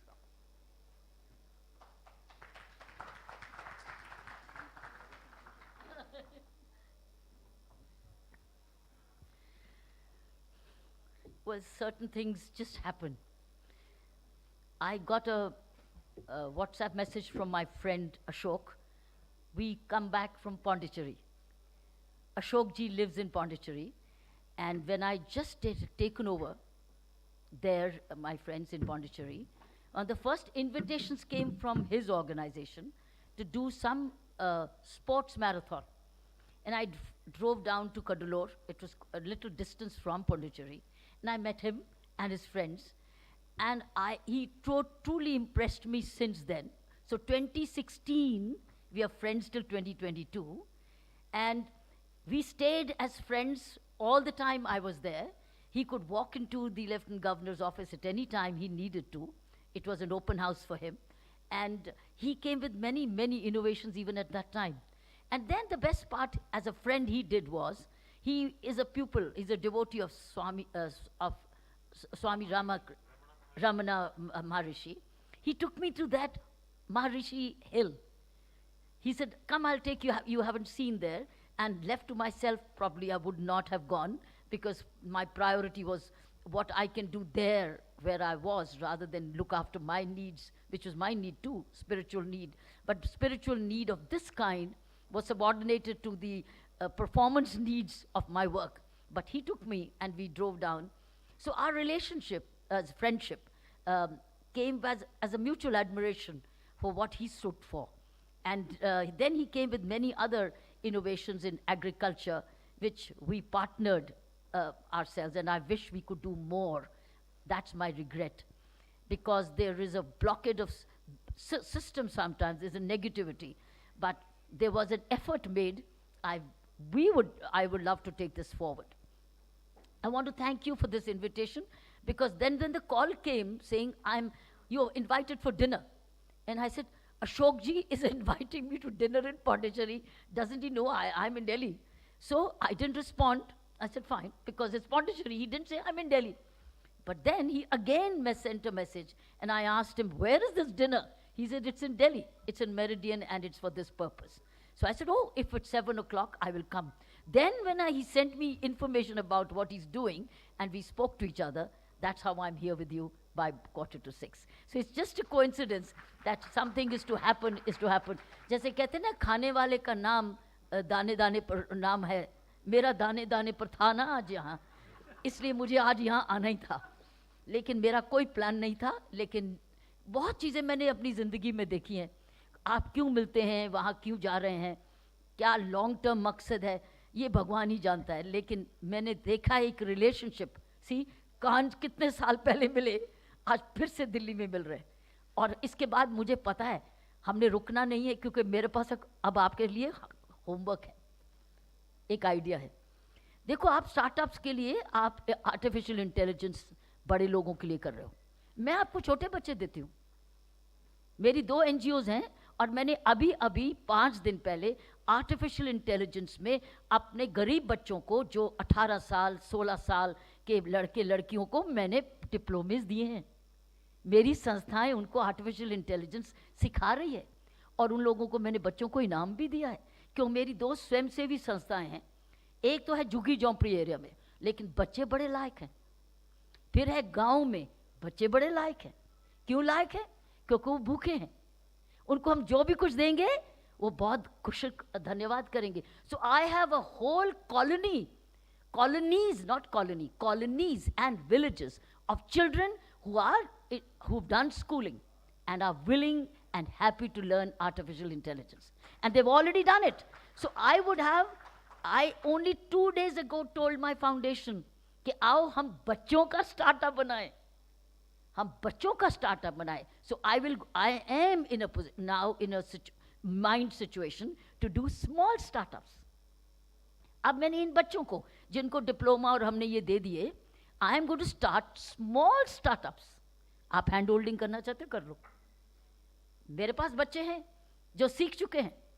मेरे पास 2500 बच्चा है इस वक्त। 2500 Navjyoti has trained with in partnership with a particular company recently. And I have 2,500. They are already a nursery for you. I can link you with my foundation and you can tap their energy. You can upskill them. You can groom them. For me, I was probably looking for a right name, but it is a small startup. And in that small startup, my instruction to my director of मैं कल की बात ही कर रही हूँ. In fact, it was just, देखो how things are linked. जो बात मैं कल कर रही हूँ, आज मैं उसी की extension आज यहाँ देख रही हूँ. क्यों? क्योंकि intention ये है कि सबका भला हो. What is my intention? My intention is larger good, larger spread of the skill and potential. So I can link these adult starthood with the youth starthood. You are youth, but you are already grown up startup. I can link you with the teenager startup, which got brains to learn, open to learn at a very low cost at the moment, क्योंकि उनके लिए वो भी बहुत है. And they turned out to be brilliant boys and girls. उसमें girls भी है, जिन्होंने coding भी की है girls ने. कहाँ के? झुग्गी झोंपड़ी के. First learner के लिए. So here is an open invitation. Ashok ji, one more for you. You see, one more relationship to carry on. I can link you with my foundation. आप कितने दिन हैं यहाँ? कितने दिन हैं यहाँ? बस आज का दिन? अगर आप चाहते हो तो मैं जिन बच्चों को इनाम मिला है उनसे मिलवा देती हूँ कल. मैं उन बच्चों को, मैं अपनी फाउंडेशन की डायरेक्टर को रिक्वेस्ट करूंगी कि उन बच्चों को आए आपसे मिलवाएं. क्यों नहीं? I'll ask those children to come and meet you. आप उनसे बात करिए. I want to start the startup from the bottom. So starting from the bottom, it's a bottom-up startup. In the bottom-up startup is the large population of India. You see, हमारी ये population है, आप ये हैं, मैं तो यहाँ हूँ, आप ये हैं, तो ये इससे क्यों नहीं मिलती? And you know what we did? We removed poverty. When we gave them this digital literacy, we removed digital poverty in this country of that base. और हर बच्चा आज दूसरे को सिखाने को तैयार है. So I will, if you permit, you plan a time, I will call up my foundation, ask the awarded children to be brought here, let them chat with you. And that will spread. That means मेरी जो एक colony है, called the Bhavana colony, it's in northwest Delhi. They are all resettlement colony. They were in Juggi Jomprees. When Commonwealth Games came, they were all en bloc removed. Lakhs of families, hundreds of families, poorest families, they were all living in Juggi Jomprees. They were en bloc picked up and thrown in that flat area of Bhavana called Northwest Delhi. We were working as an NGO there at that time, making them literate. My foundation, which I'm talking to you about, is 30 years old. I started this while in the Indian police, while in the service as a Deputy Commissioner of Police, North Delhi Police. जब मैंने देखा था there was a relationship between crime and drugs and children were getting involved and they were not going to school. As a crime prevention measure, I started street schools called gully schools. Single teacher, but tapping these children. And I ran the school in the gully itself. In the gully. That's why they called gully school. क्योंकि छत नहीं थी, school नहीं था. और जिस function में मैं गई, मैंने बोला एक शर्त है, मुझे एक टीचर दे दीजिए. मेरे पास बच्चे हैं. आप मुझे टीचर दे दो, मैं आपको बच्चे दूंगी, आओ इनको पढ़ाएं. तो we had started the gully school project. But when this whole thing was lock, stock and barrel उठा दिया क्योंकि Commonwealth Games है, तो आप वो कचरा, गंदगी, insanitary conditions, poverty नहीं दिखा सकते ना, क्योंकि वो रेड फोर्ट का एरिया था. तो उन्होंने एन ब्लॉक करके बवाना फेंक दिया. हम भी चले गए, हम भी फेंक गए, क्यों हमारी एनजीओ भी साथ चली गई. But we did not give up. So as an NGO, we started the schools from the street itself.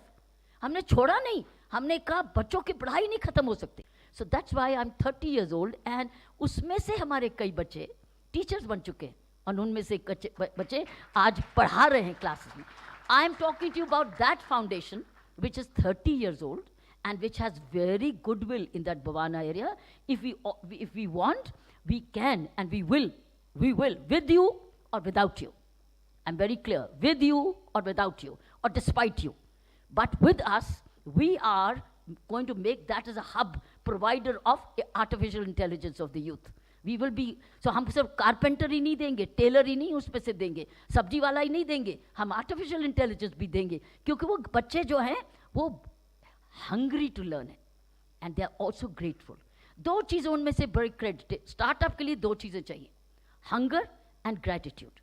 उनमें हंगर है और उनमें ग्रैटिट्यूड भी है, संतुष्टि भी है. स्टार्टअप के लिए भी बहुत इंपॉर्टेंट है संतुष्टि, क्योंकि you should cut your, you need patience and you need perseverance and you need settlement, because you want to begin with whatever you have. You begin with whatever. Most of the startups have all started from garages, parking lots. They've all done that. So these are children of those garages and parking lots. They're all hungry. So if we all work, I think that will be a great, today I think God has sent me to link the have with the have not. And that have not has the clean brain, a creative brain here to do coding and designing and do artificial animation, anything, graphics, they're doing all these things already, they've learned. So I can link you with them tomorrow. तो हम देखें कहाँ जाते हैं, और उसके बाद आप अगर चाहें तो आप अपनी छोटी सी सीडिंग वहाँ कर सकते हैं इन बच्चों को, और क्योंकि एक कंपनी ऑलरेडी है, उस कंपनी ने इन्हें पढ़ाया था, उसका नाम मैं इस वक्त भूल रही हूँ, बट उसका नाम, उस व्यक्ति का नाम है कार्तिक. उसका नाम है Kartik. He is the one, I'll give you his name, I'll share it with my friend. He will circuit, I can link you even with that company which is training these children. So friends, आपने मुझे यहाँ बुलाया, I'm very, very grateful that you are talking today what I talked yesterday to my foundation, and to say, let's make startups of our youngsters who have already been trained in artificial intelligence and bring them together. We will register them as a small company. We will link them with government funding. We can link them with donors. और उनको क्या चाहिए? 10,000, 10 लाख, 1 करोड़ नहीं चाहिए. उनको 10,000 चाहिए. उनको एक लैपटॉप चाहिए. उनको एक अच्छा आईफोन चाहिए. तो वो उससे शुरू हो जाएंगे वो. I can tell you, they don't need much. So any funders for that? Any funders for that? I can link you with those children. So you see, you can do this small. I think this probably will break the news. Your becoming startups will not break news anymore. But children becoming, teenagers becoming startups and linking themselves with you breaks news. And this will touch the hearts of nobody other than our Niti Aayog and our Honorable Prime Minister, who are the initiators of this great movement of startups. So friends, let's see how it happens tomorrow. I'll link you with the director. I'll request Neetu Sharma, she's the director of this program. I'll ask her to come with these boys and girls, those who've been recognized, who stood out in the program of small. My dream now is to do young startups. First generation के learner start. आप first generation नहीं है, आप second generation है. वो first generation है. वो ready वाले का बच्चा है, या वो सब्जी बेचने वाले का बच्चा है, या किसी कुली का बच्चा है, और वो सीख चुका है. और आप उसको आप absolutely hire कर सकते हो. उसको सिखाते जाओ, वो करता जाएगा. That means you will get hands to work. वो भी तैयार हो जाएगा, आपको भी काम मिलेगा. मेरी feeling है. There's a reason to be here today. There was a reason, and I think I see the light at the end of this tunnel. I see a reason for coming here. I'm only an instrument. आप भी instrument, आप भी instrument. हम लोग एक instrument बने हैं आज उनको और आपको जोड़ने के लिए. मैं तो सिर्फ एक bridge हूँ, कड़ी हूँ. और अगर हम bridge पास कर जाएंगे इकट्ठे, तो I think India, ये जितनी झुग्गी झोंपड़ियाँ हैं, जितने गाँव के लायक बच्चे हैं 10वीं 12वीं के, वो आपके लिए constituency है. You can tap this constituency. You don't only have to go to higher universities, which will be very expensive. But here is loyalty. आपको इन बच्चों को जब मिलेगा ना, वो loyalty भी आपको देंगे. लेकिन जिसको आप दूसरे यूनिवर्सिटी से लेंगे, वो loyalty नहीं देने वाला. वो आपसे सीख के दूसरी अपनी कंपनी खोलेगा और कहेगा आप कौन? I'm getting a higher salary, I'm going. But what I'm saying is, there are exceptions to the rule anyway. So I think there's a reason. I'll make you meet them tomorrow, and we will connect the have and having startups to developing, training, skill, upskilling, have not startups. And I want those young boys and girls to start their own little startup, their own little company, and their own little funding, and then they link them, and then they work in collaboration with you. I think that's the larger reason and the larger good we can do out of this event. Thank you very much.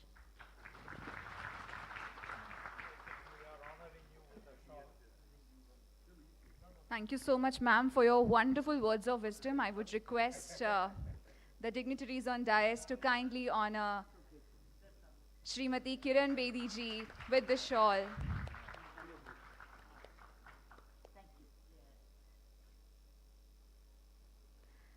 Thank you so much, ma'am, once again for marking your glorious presence here. It's always an honor and privilege to have you.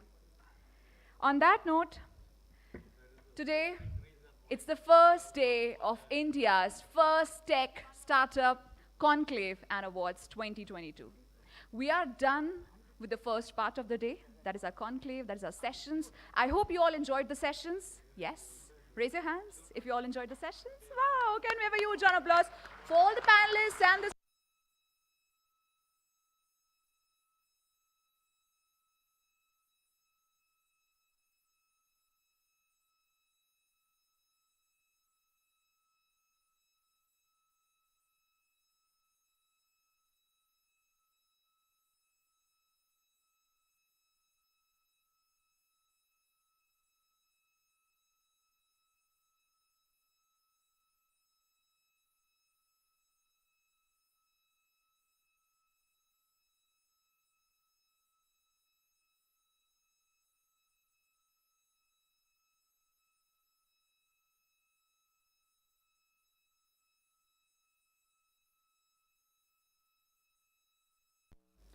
Orangewood Research and Advancement.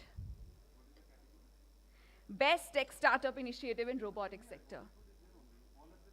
Okay, can we call the Orangewood from there? Yes. I guess we're gonna wait for a couple of minutes. Till then you can have a picture clicked, we can have the pictures clicked. Yes.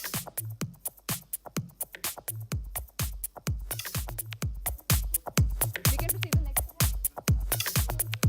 Okay, moving on to the second award of the day. The next category is Best Tech Startup Initiative in IT Sector. And it goes to, any guesses? Okay, it goes to Cobra Softwares Private Limited. Let's give a huge round of applause for Cobra Softwares Private Limited. Many, many hearty congratulations to you. You have won the Best Tech Startup Initiative in IT Sector.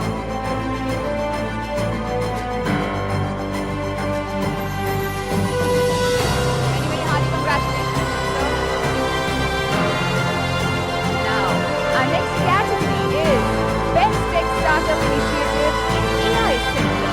And the winner is Futech Internet Private Limited.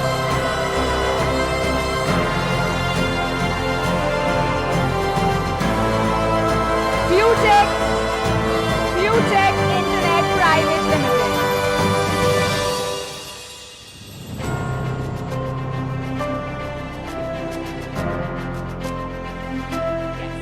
Do we have the representatives from Futech?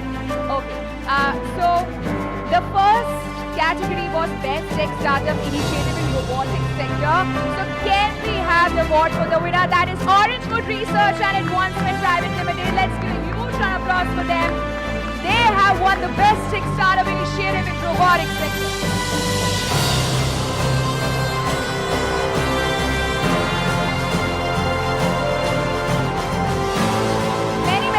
Congratulations to you. Now, our next category is Best Tech Startup Initiative in Online Services. And the winner is from Sumitha. Let's give a huge round of applause for Sumitha, everybody. I would request the representatives from Truck Sumitha to kindly join us up on stage.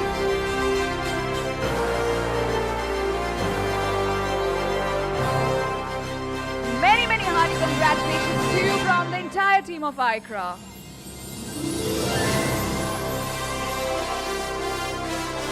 Congratulations, congratulations. congratulations once again. Now, our next category is Best Tech Startup Initiative in Technology Manufacturing. And the winner is Ospec Automation. Let's give a huge applause for Ospec Automation. I would request a representative to kindly join us up on stage and collect the award. Best Tech Startup Initiative in Technology Manufacturing. Ospec.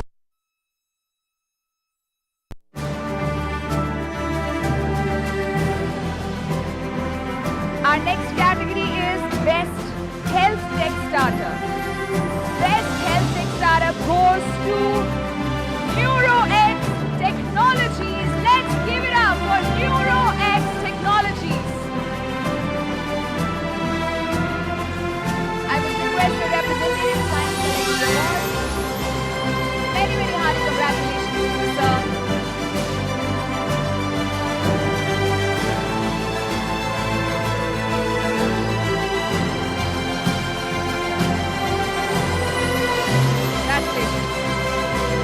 Now our next category is Best Fintech Startup and it goes to Regiro Networks Private Limited. Let's give it up for them.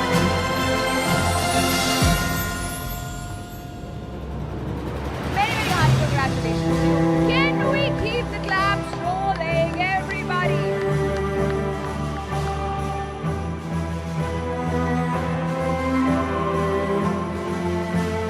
Our next category is Best Agri-Tech Startup and it goes to AutoNext Automation Private Limited. Let's give it up for AutoNext Automation Private Limited, everybody.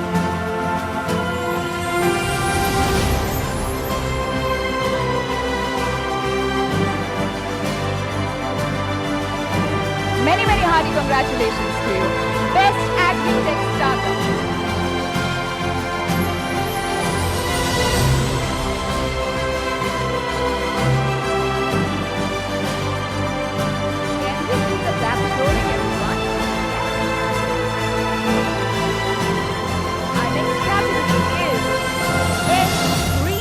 Startup and it goes to Asun Trackers Private Limited. Let's give it up for Asun Trackers, everybody. Best Green Tech Startup.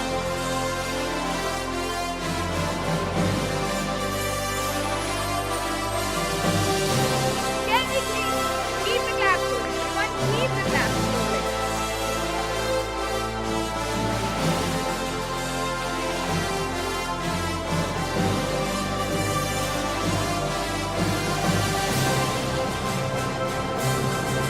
Hearty congratulations to you.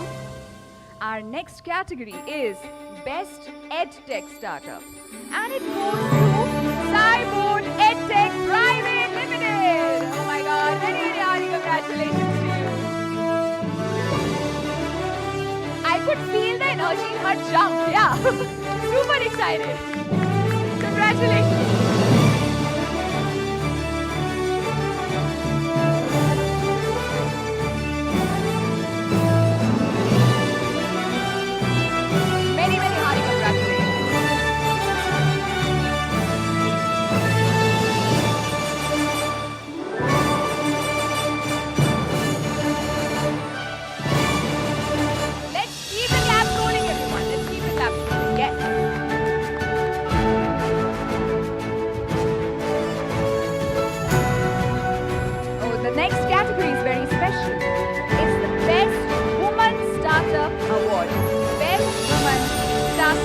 Award and it goes to OCU Logistics Marketplace Private Limited. Let's give it up for OCU Logistics. It's the best woman startup. Very, very hearty congratulations to you, ma'am.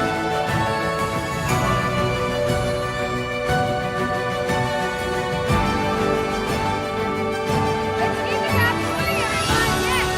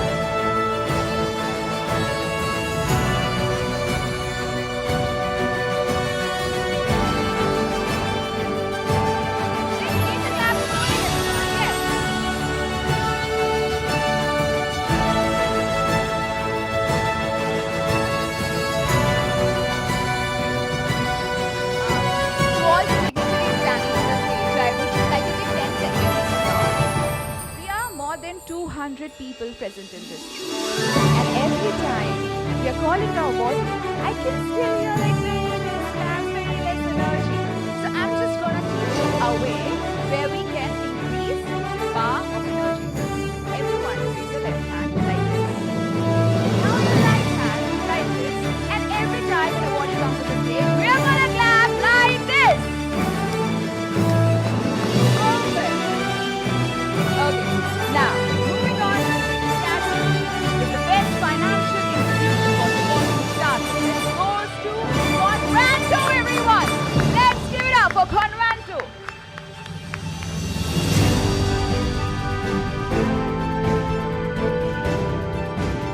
Many, many hearty congratulations to you.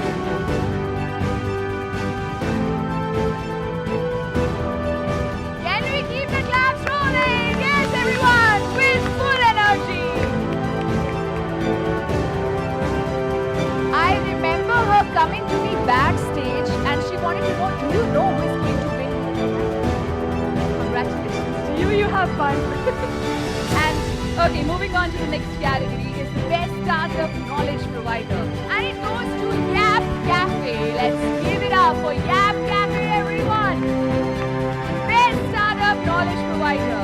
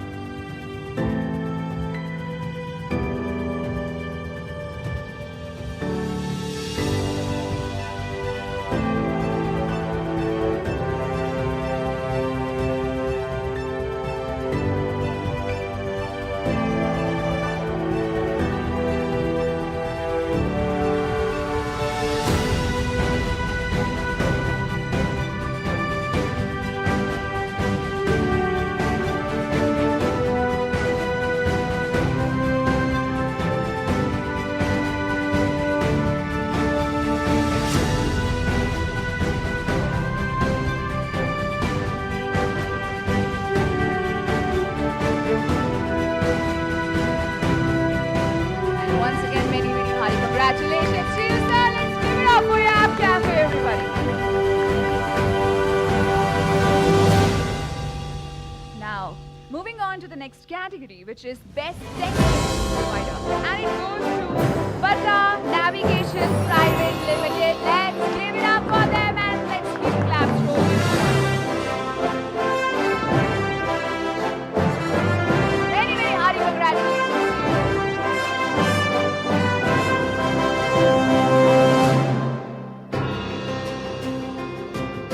Sorry.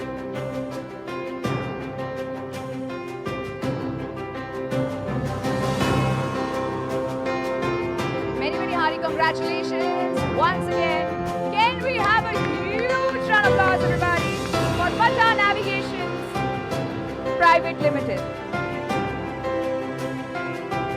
Our next category is Most Innovative Startup Concept, and it goes to Agni Kul Cosmos. Let's give it up for Agni Kul Cosmos.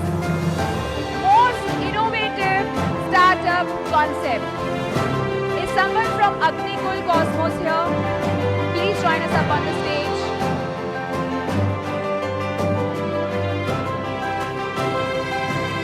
Let's give it up for Agni Kul Cosmos, everyone. They have one of the most innovative startup concepts over here.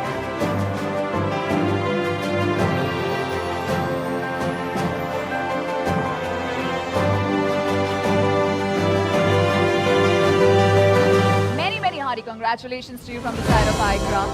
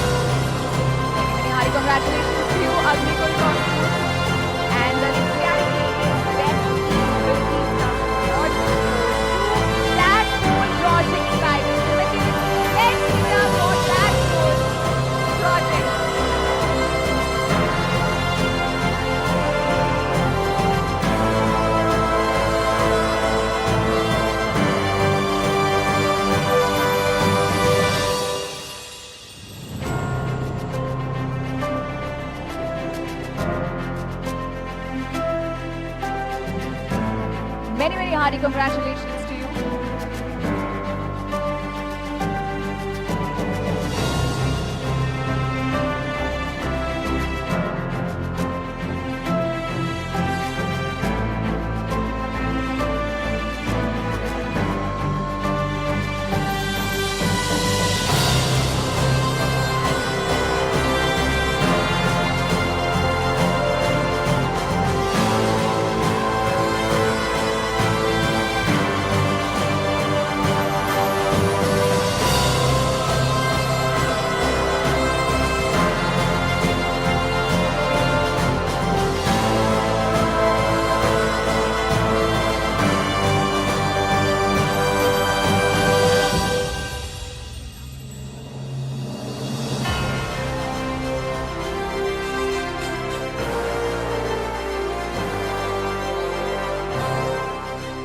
Congratulations. Yes, yes, yes. We can keep the claps rolling, everyone. Okay. Now moving on to the next category, which is Best Cyber Security Tech Startup. And the winner is Secure Research Lab. Can we give a huge round of applause for Secure Research Lab, everyone?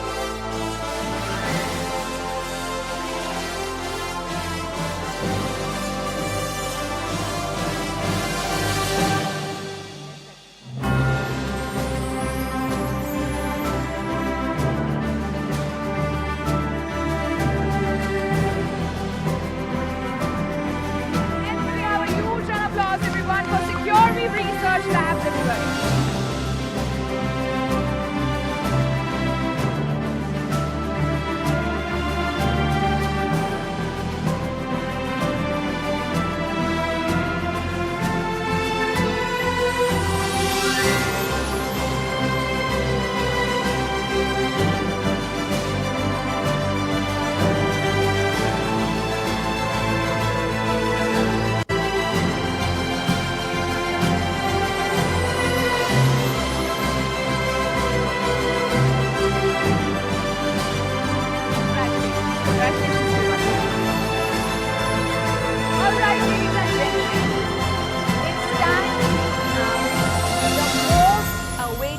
Award category of the year. That is the Best Tech Startup Award. Any guesses who has won this? Any guesses? Raise your hands, raise your hands. Who has won this? Best Tech Startup Award. Come on, इतना confidence होना चाहिए कि हम अपना हाथ उठाएं. I want to see the hands. I want to see the confidence. Yeah. In the future business leaders and the current business leaders as well. You guys are doing amazing. All right. The winner of Best Tech Startup Award is Heliwell. Let's give it up for Heliwell, everybody.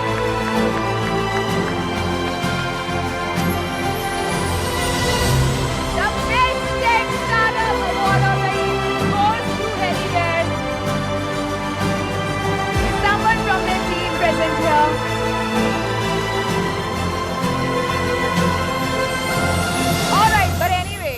Let's give a huge round of applause for Heliwell. Although those guys are not present here.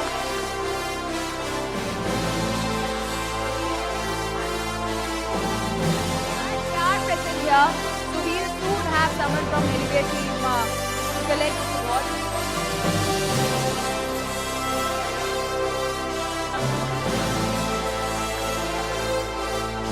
Still looking for more and more findings. Alright, so I guess we'll wait for like another 1 minute for Heliwell, I guess, and then we'll wrap up because that was the last award we had. Can we have a huge round of applause for all the awardees, all the delegates, and everyone? Yeah.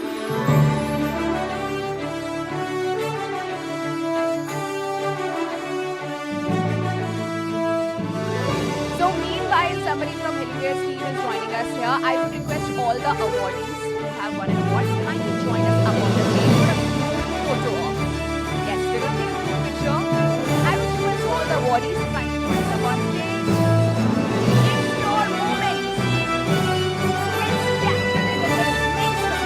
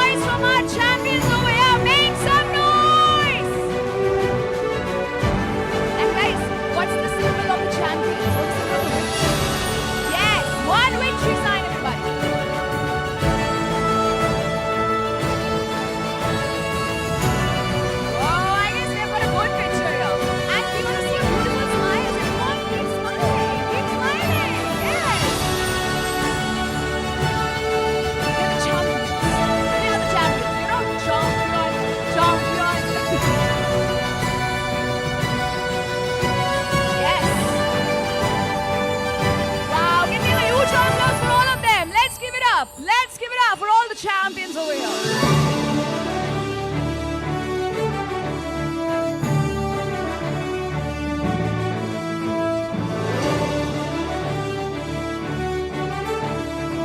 Wow, what three cheers! Hip hip! Hip hip! Hip hip! Wow, super! Many, many hearty congratulations to all the awardees over here. It's your moment. I guess we have captured the picture. Just one more. How are we gonna do it? Do you want them to do some kind of a funny sign or something, you know?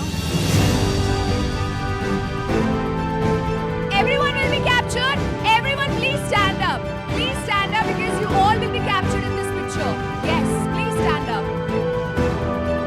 Okay. Yes.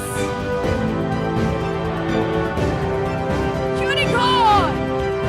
Unicorn! Wow, superb, superb. Thank you so much everyone. Congratulations to you once again. And Kiran ma'am, I would request you to kindly please be here on the stage. I would request the awardees to be kindly seated for a while, please.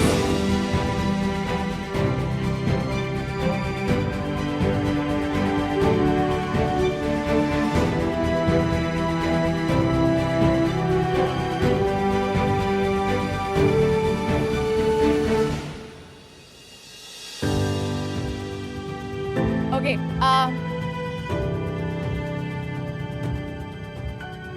I would request the awardees to kindly step down a little.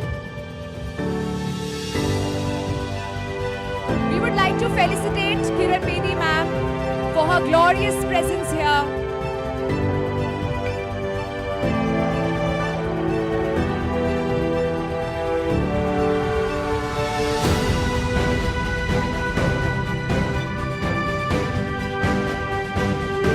Don't worry, ma'am will visit the exhibition area. Do not worry about that. She'll be there.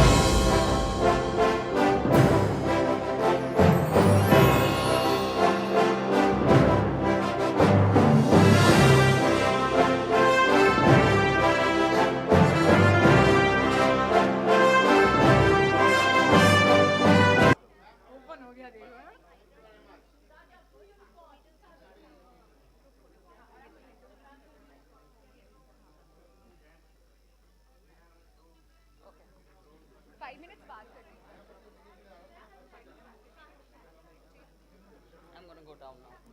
I'll do it later. Okay. So everyone, ma'am will be visiting the exhibition section. So I would request you to kindly please be seated for a while. We still have a few protocols and a few formalities to follow here.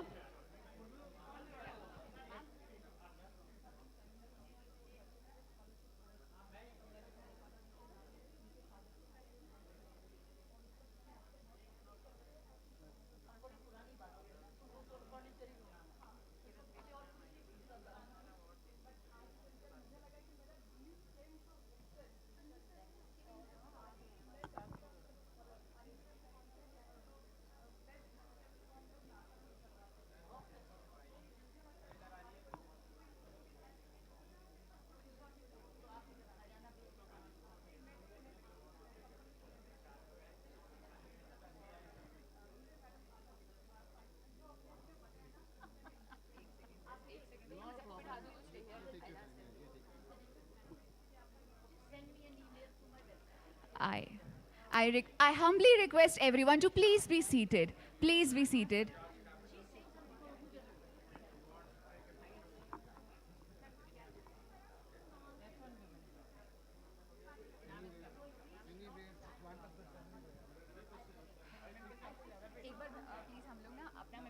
I am ready to accommodate anywhere. उसके बाद ही present this, Yeah, है ना? all right. नहीं, first I'm saying that हम लोग हाँ हाँ मेरे को तो करने रोक रखा है नहीं, don't worry, sir, That's okay. That's all right. I'm okay with that.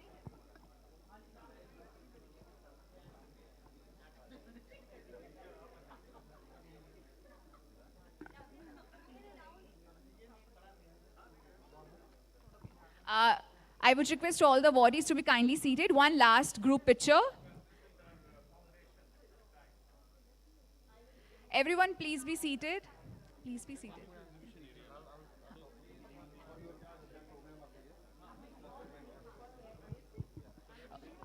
Yeah. So everyone, Kiran ma'am will be visiting the exhibition area. We'll have sufficient time to take pictures, as many pictures you want. And yes, she can have a dialogue with you there as well. But here we need to do something. We still have something pending here with our event. So I would request you to kindly be seated. Everyone on the stage, in fact, please be seated. Dignitaries to be remained on the dais. Rest people, please be seated. Please be seated. All the awardees, please be seated.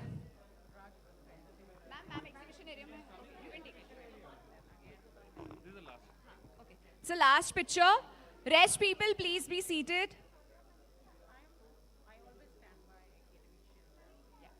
Please, sir. Wow, we have like a very big team here. I can see that. Okay. One group off the stage, another group on the stage now.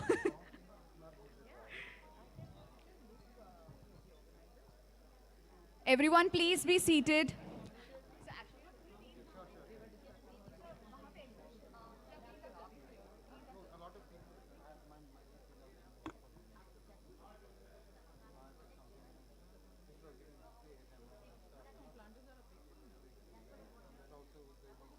Yeah, thank you so much. Ma'am will be coming to the exhibition area. We have something pending here. Please, everyone. Yep. Ma'am, it's a small token of love from the side of Alpha Planters. Okay. I'll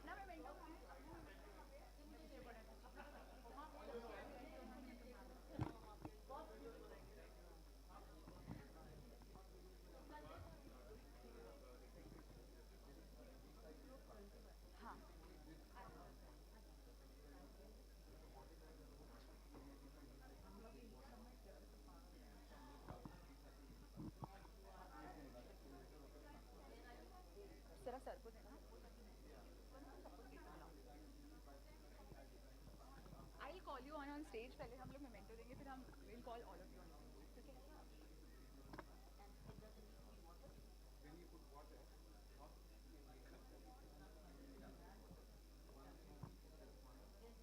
Please be seated, guys. We have like a few people also coming up here. Please be seated. Please be seated.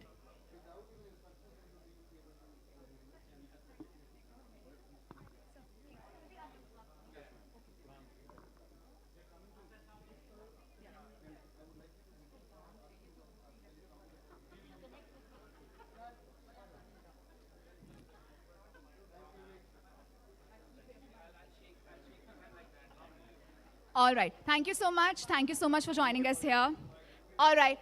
Ma'am, it's an absolute honor and privilege that we have you here with us. Sir, just one.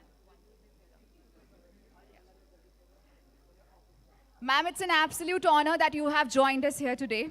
So on the behalf of the entire team of All India Council for Robotics and Automation, we would like to present to you a small token of honor and love. I would request the President ICRA, Mr. Rajkumar Sharma, to kindly do the honors and present the memento to the Honorable Guest of Honor, Srimati Kiran Bedi ji.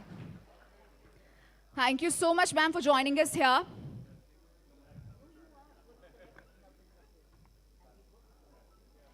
And ma'am, this entire event is organized by a wonderful team of ICRA that we have here.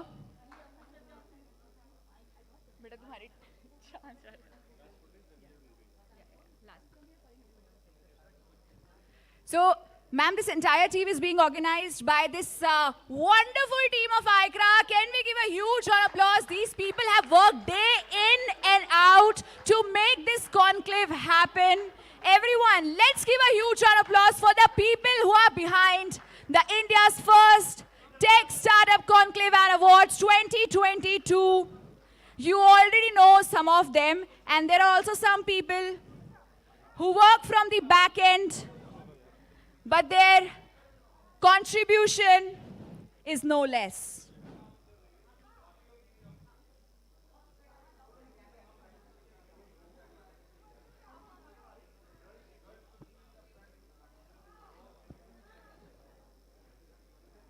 All right, everyone, the entire ICRA team, make some noise. Let's take a quick group picture. And 3 cheers for ICRA. Hip, hip. Hip, hip. Hip, hip. Amazing, guys, amazing.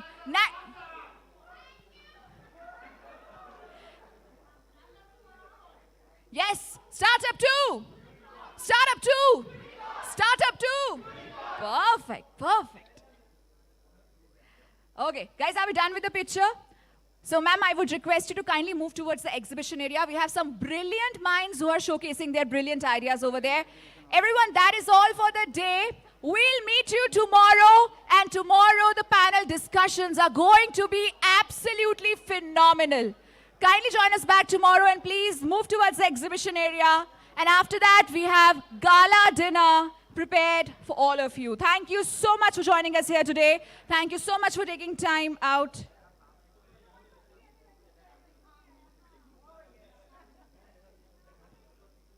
Okay. And everyone, the dinner will be open by 7:30. The dinner will be served by 7:30. Till then, please visit the exhibition area. Please visit for the high tea area. Thank you so much for joining us here this evening. I'll see you all tomorrow here at India's First Tech Startup Conclave and Awards 2022. Thank you so much for joining us.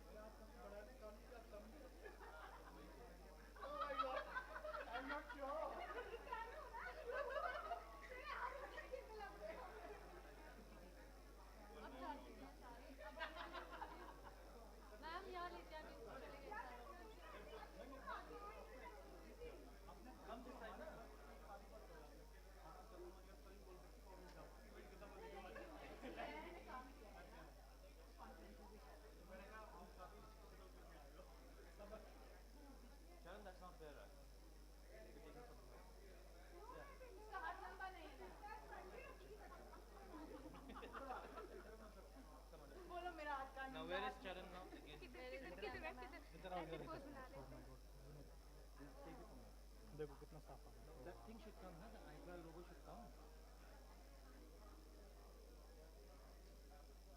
सबका आ रहा है? हाँ, सबका. जल्दी खींच ले इससे पहले कि सांसें रुक जाए हमारी. कितना अच्छा आ रहा है ना? हाँ, Three Musketeers. You technology. Three Musketeers.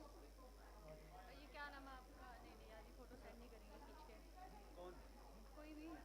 तुम खींच दो यार.